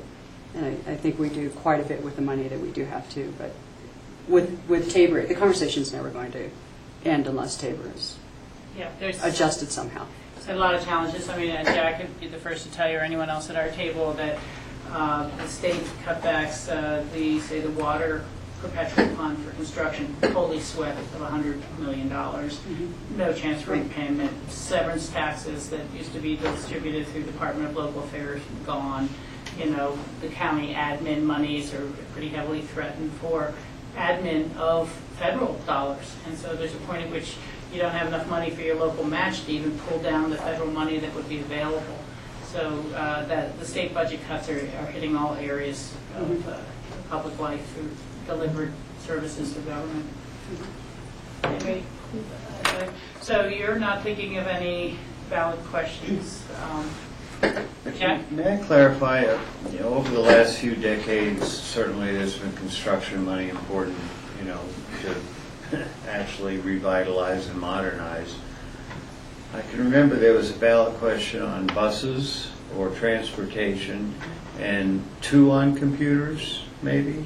Well, there was one in '97 on computers, and then 3 years ago, the one for this. Did that kind of renew or replace? No, it was a totally different. It was a different format. The technology one in '97 was just an outright. What was the name of the one we passed 3 years ago? The state allowed us to do that. So transportation technology. Yeah. Yes. Yeah, I don't know the official name of it. Yeah. Yeah. That was the concentration for infrastructure primarily. Yeah. So it was not a whatever renewal. happened in '97 is kind of, in its own time, but the newer. But how about the buses or the transportation? How does that work? Is that due to renew or expire or? That's the one that Elizabeth was talking about. It was one, and it's because the state tells the school what they can do and can't do, and one of the, you can go for a bond for transportation and technology, roll it into one bond, and that's what we did. So it was, and I voted for it, but I'm just not clear what happened in the past in order to get here. Yeah, I think the 97, 98 was, I don't know if it was a one-time, but I don't think it carried through, did it? No. Yeah, it was a one-time, and we were able to use those funds, though, over a course of 5 or 6 years. So we spread that out. We're spreading this 3-year collection out probably over at least 5, probably 6 years as well. So we don't think we'll need to renew that kind of thing for another 3 years. And with the buses as well, I think I referenced the technology money being spread out, but the buses as well. We're replacing 2 to 3 buses a year, and occasionally other fleet vehicle. And I think the schedule was to do that over 5 or 6 years. Well, as commissioners, and we're on various committees around the state, Rachel and I, for example, very much linked with Colorado counties and so interact with other commissioners. We are so fortunate, and we know this about our voters and they've done for our schools, what they've done for healthy human services, open space, etc. These are actually, our approach and our ability to do things are unique overall in this state. So we've got to continually be cognizant of and thankful to the voters for what they've done for our community.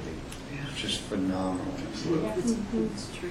It's very true. And, just to make sure we're fairly complete on this dialogue, you've already heard we're thinking about the Healthy Community Fund either this fall or next fall. We are not thinking of two at once per se or anything, but we know we have a real shortfall in our capital funding for our roads and bridges. And we're at a point where the actual capital expenditure annually, separate from maintenance, plowing, that sort of thing, is under $700,000 a year. And that will not hold up our county roads for very long. We do have some one-time money in reserves that we're beginning a newer dialogue about, well, should we do one or two projects with those? But given some of the magnitude of areas whether it's airport business center roads and lack of sidewalks, kind of falling infrastructure there, Frying Pan Road above Route I, looking down towards Route I, a lot of demand. And so we are not sure what, when, how, or where, but we're going to have to integrate that and address that. And then we're continuing to discuss with the library board. I don't know if your board has a presentation of the library board's plans, but I think you probably would really enjoy and benefit a look from that. They do have some, not endowment, but they're gift funds. They call them endowment, but it was really a gift to the library that they're potentially going to put towards that project, create new teen space, create a new children's learning center, move more towards the library in the future. So we are also not sure whether that would be a phased approach, whether they would put something on the ballot. There's some intricacies there because it needs to be timed with the city's repair of the parking garage roof. And so anyhow, we'll just leave that out there, but those are the issues that I'm aware of that are out there. And we'll go from there. We also then have, which we've blended in quite well here, the school district financial outlook and educational tax reform. Who's going to lead that charge?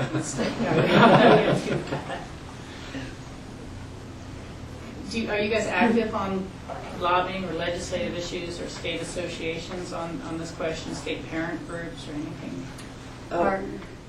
Our chief financial officer and John Molloy both are in terms of the state. And I know Kate Fuentes, who is our CFO, did go to the state, I think it was last year or the year before, because several years ago the state said our mill would have allowed us to collect more money than we were entitled to. So they required us to reduce our mill. And rather than collect the money and put in reserve or give it to the state or do something else, we had to reduce our mill. Of course, now you can't raise the mill. Right. Yeah. So we're actually in a worse financial situation than we would have been otherwise. Other cities who haven't had to reduce their mill. When it came around the second time, Kate did go and appear before, I think, a number of different bodies and successfully negotiated something that worked out to a much better arrangement. Basically, we just sort of swapped dollars around. And so I know the school district as a whole is definitely very involved. We're involved on a CASB level, the Colorado Association of School Boards. It's quite a few lobbyists. Yeah. So we support them and communicate to them and dialogue with them about what our needs are along that line. Interestingly enough, I would say we've got a growing parent base who has a desire to fight Tabor. And it keeps coming up at the various budget meetings that we've had with our community. And I think if there were a strong enough opportunity, there would be no doubt there would be some of these parents getting involved in that effort. And I don't know, that we have the right opportunity existing at the moment, but that keeps cropping up. I think there are a number of locals who would do whatever they could to fight it on behalf of the state. I think that there's definite recognition that the state is, at a deficit right now when it comes to funding education. And I know it's probably hard to believe, I think it was about a year ago that we sat in your boardroom and we were talking about the impacts of 6061 and 101. Right, yeah. And that was really a concerted effort throughout the state, and certainly every board we met with, we had that discussion, the need to really oppose that, and that was really successful. So hopefully Tabor, Gallagher, as communities see the impact of what's happening within their communities and their educational system, more and more will understand the reality of the need to do some tax reform. Because I think that Raleigh's proposal, that's really just a Band-Aid. Yeah, it's a 5-year measure or Yeah, it's not something. going to address the long-term needs. And so that's really the future, is to look at the impact of Tabor and Gallagher and how that's really restraining our ability for the communities to provide the education, whether K-12 or higher ed, to go forward. Totally agree. And didn't that 5-year timeout from Tabor, isn't that this year or next year? It's pretty well expiring. The referendum seat from quite a while ago, I think, gave us a timeout. I think it's That's this all year, it was. 2011, I think. So, I do know there's the Bell Policy Center and there's a Colorado Fiscal Policy Institute or something like that. And, I did see a pretty detailed presentation not long ago, and they had been proponent of Tabor and Gallagher. And, the one thing that it's always said is that, well, when you may say there's no appetite for increasing taxes across the state, there's a lot of negatives to that. But then when you look at the local questions that are passed at a municipal level, if the case has been well made, they pass. And, at what point can we get that dialogue and backgrounding and education of the voters high enough that we can do something at the state level? So it's just not all this piecemeal, and it's not, because we're happy to see our own kids well taken care of, but the kids a little further down valley in RE1, we don't want to see them suffering, and these are going to be our kids' colleagues in business or college in the future. So we'd like to see the whole state lifted up over time.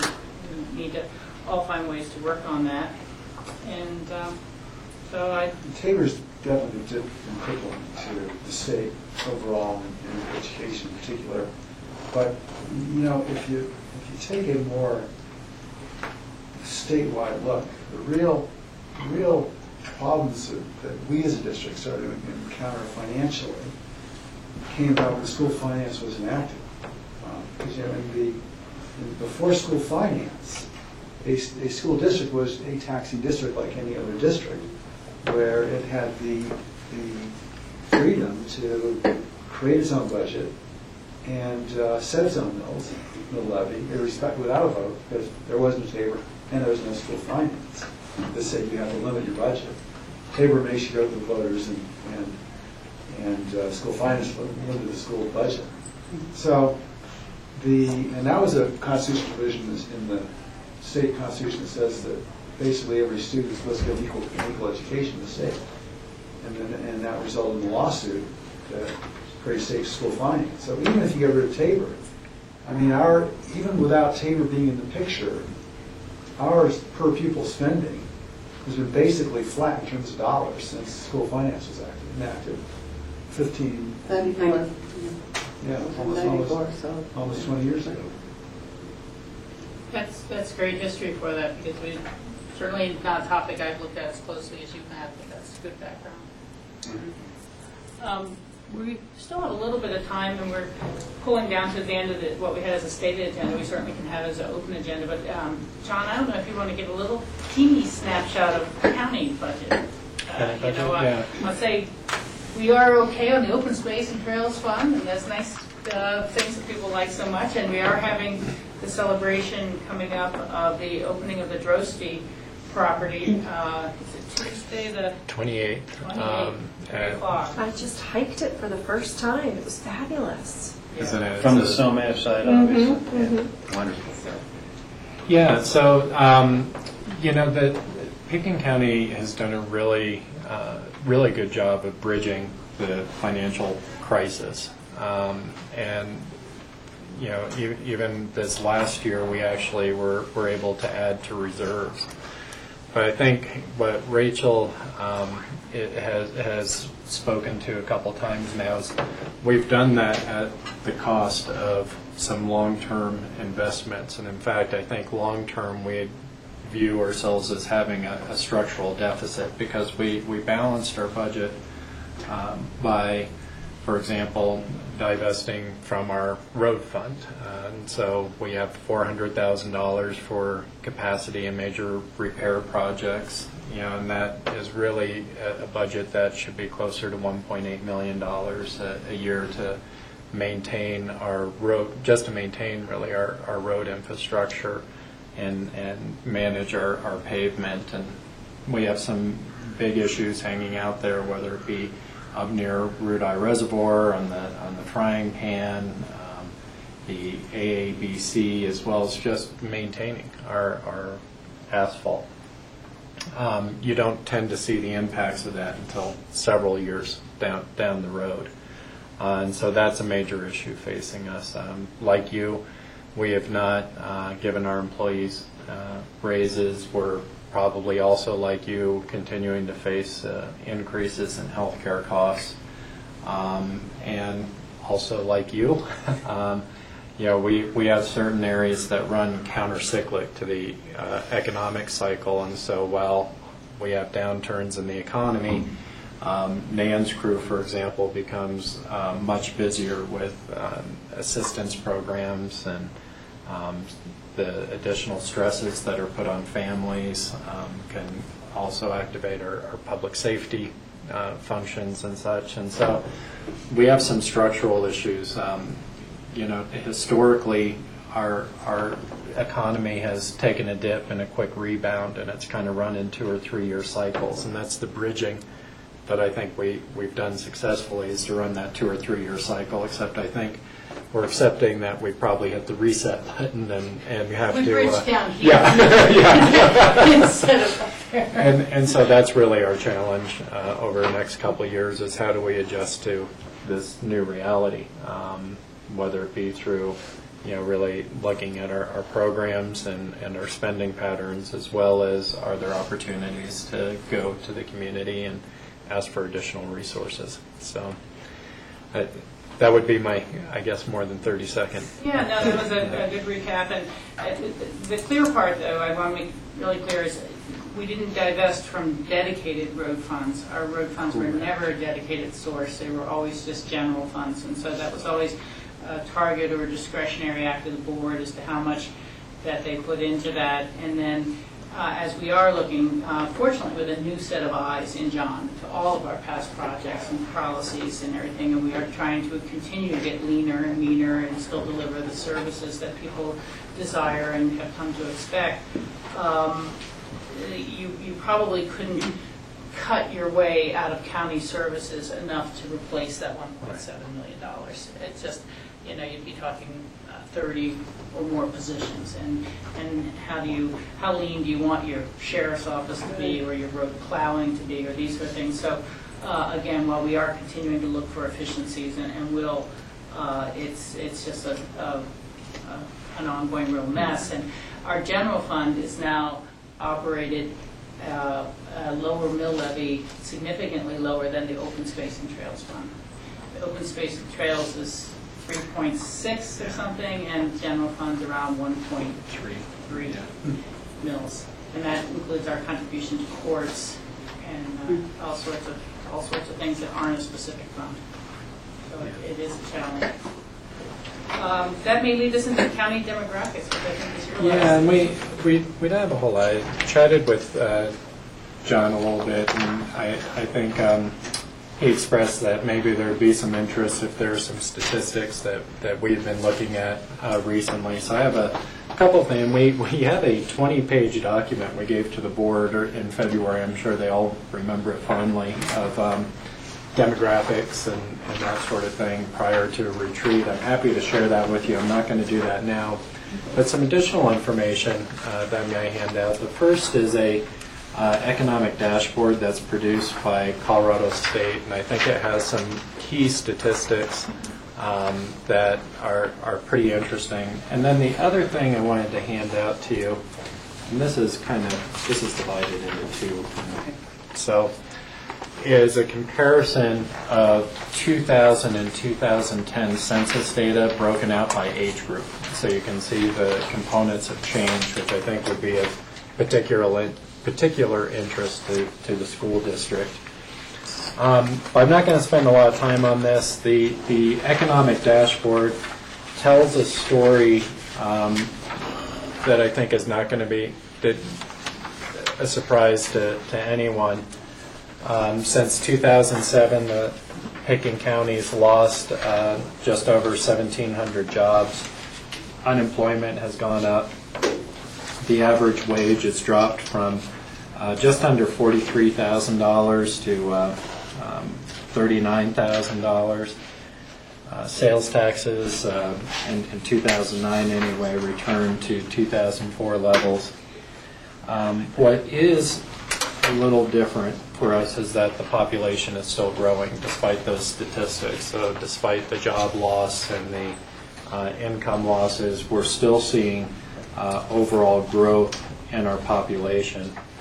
And the backside of that scorecard shows you the different industrial sectors where either we've had job gains or losses. And without going into too much detail, I think one of the stories I think this tells is that the areas where we've had job gains tend to have a lower income profile than the areas where we've had the job losses. And so that obviously explains the difference in average per capita income. What I thought you might be more interested in is the 2000 and 2010 census data by age group, and I gave you two charts. One chart shows for both 2000 and 2010 the component, how our population is broken down by age group. And then to put a little bit finer point on it, showed the component of change by age group, which is the second bar graph with the blue bars. And I think what's really significant about this is you can see a small wave coming to the school district, already at the school district, with population change from 2000 to 2010 in that 5 to 19 age category. I don't know if you're seeing that reflected in your enrollment numbers at all. But probably more significant is what's happening on the other side of the chart with the aging of the population, which changes both service dynamics in the community, and I also think it has potential to change voter dynamics in the community. And so I thought those were potentially interesting numbers and important for both our organizations. So thought I'd throw those out to you. This is great. Yeah, that's exactly what we need to keep a bead on this because of our own population. Obviously, we have policies in place to accept out of district when it benefits us, and when we no longer have the room. Unfortunately, those things close up. And that is, school choice allows us to do that here in Colorado. But it's always good for us to see that, the overall county population is growing on that line. But also some of the age-specific information is good for us to kind of project. John, do you have it broken down also by community, like which communities within Pickens County are on the rise? And that information is all available by census block. I don't have it for you now, but all of that information is pretty easily available. Okay. Whether it be through our GIS or through the state demographer's website. And I'll volunteer him in his absence, but, Nick is always happy to try to look at questions like that. He's such a computer and demographic geek on this sort of matters. But And so I can't quote his things exactly, but, it has been that we've had relatively flat growth in population relatively in the city of Aspen for the past 10 years, even though we've added significant amounts of affordable housing. And so, he could probably help search if you're looking for specific types of information that would be helpful. You look at the blue at the end of the chart, and I know I'm contributing to that now, but you do hear stories of other communities in Florida or areas that have become heavy retirement communities who really become very unwilling to pass school funding issues because their kids are well past the schools and maybe they even grew up in a different community, and so those are things for us to all keep our eyes on as well. Did anyone have anything else that they wanted to add? Just a quick question or a quick comment. I just wondered when they did the census, it's interesting on this blue chart, in years 20 to 34, 44 you actually have a dip. I mean, 25 to 34 especially. I wonder if they were actually able to capture all our seasonal employees, because that's the age group that, in the wintertime are helping with the ski company, the lifts and instructors and everyone else. Restaurants, staffing and lodges. And George, these are both census numbers. What I don't have a handle on, so it's the same organization, and what I don't have a sense of is how similar their process was in 2000 versus 2010, and what the timing was for outreach. I think it would be pretty similar, so you'd capture some of those seasonal differences, but I don't know. I'm not sure if Mary, who dealt with our census blocks for our own districting conversations today, could help us, or we'd have to ask for Mick. But the thing is, because they do them in those block areas, they can literally tell you how many people they had at Snowmass Commons, how many people they had at Truscott. And so if you see a big blank in those areas where we know we have seasonal rental housing, we know they missed them. But if they counted, X many people there, they capture them. But we can do some double checking, and we were one of the areas that insisted they go back a little more strongly. That really stands out as much as the aging population. And we've just lost the room.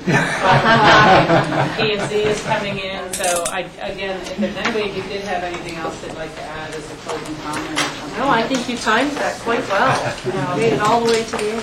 Well, thanks everyone for coming. Appreciate the partnership, and thank you P&Z for a couple minutes of indulgence there. Rob, it was nice meeting you. Nice to meet you. Hope you enjoy your... So we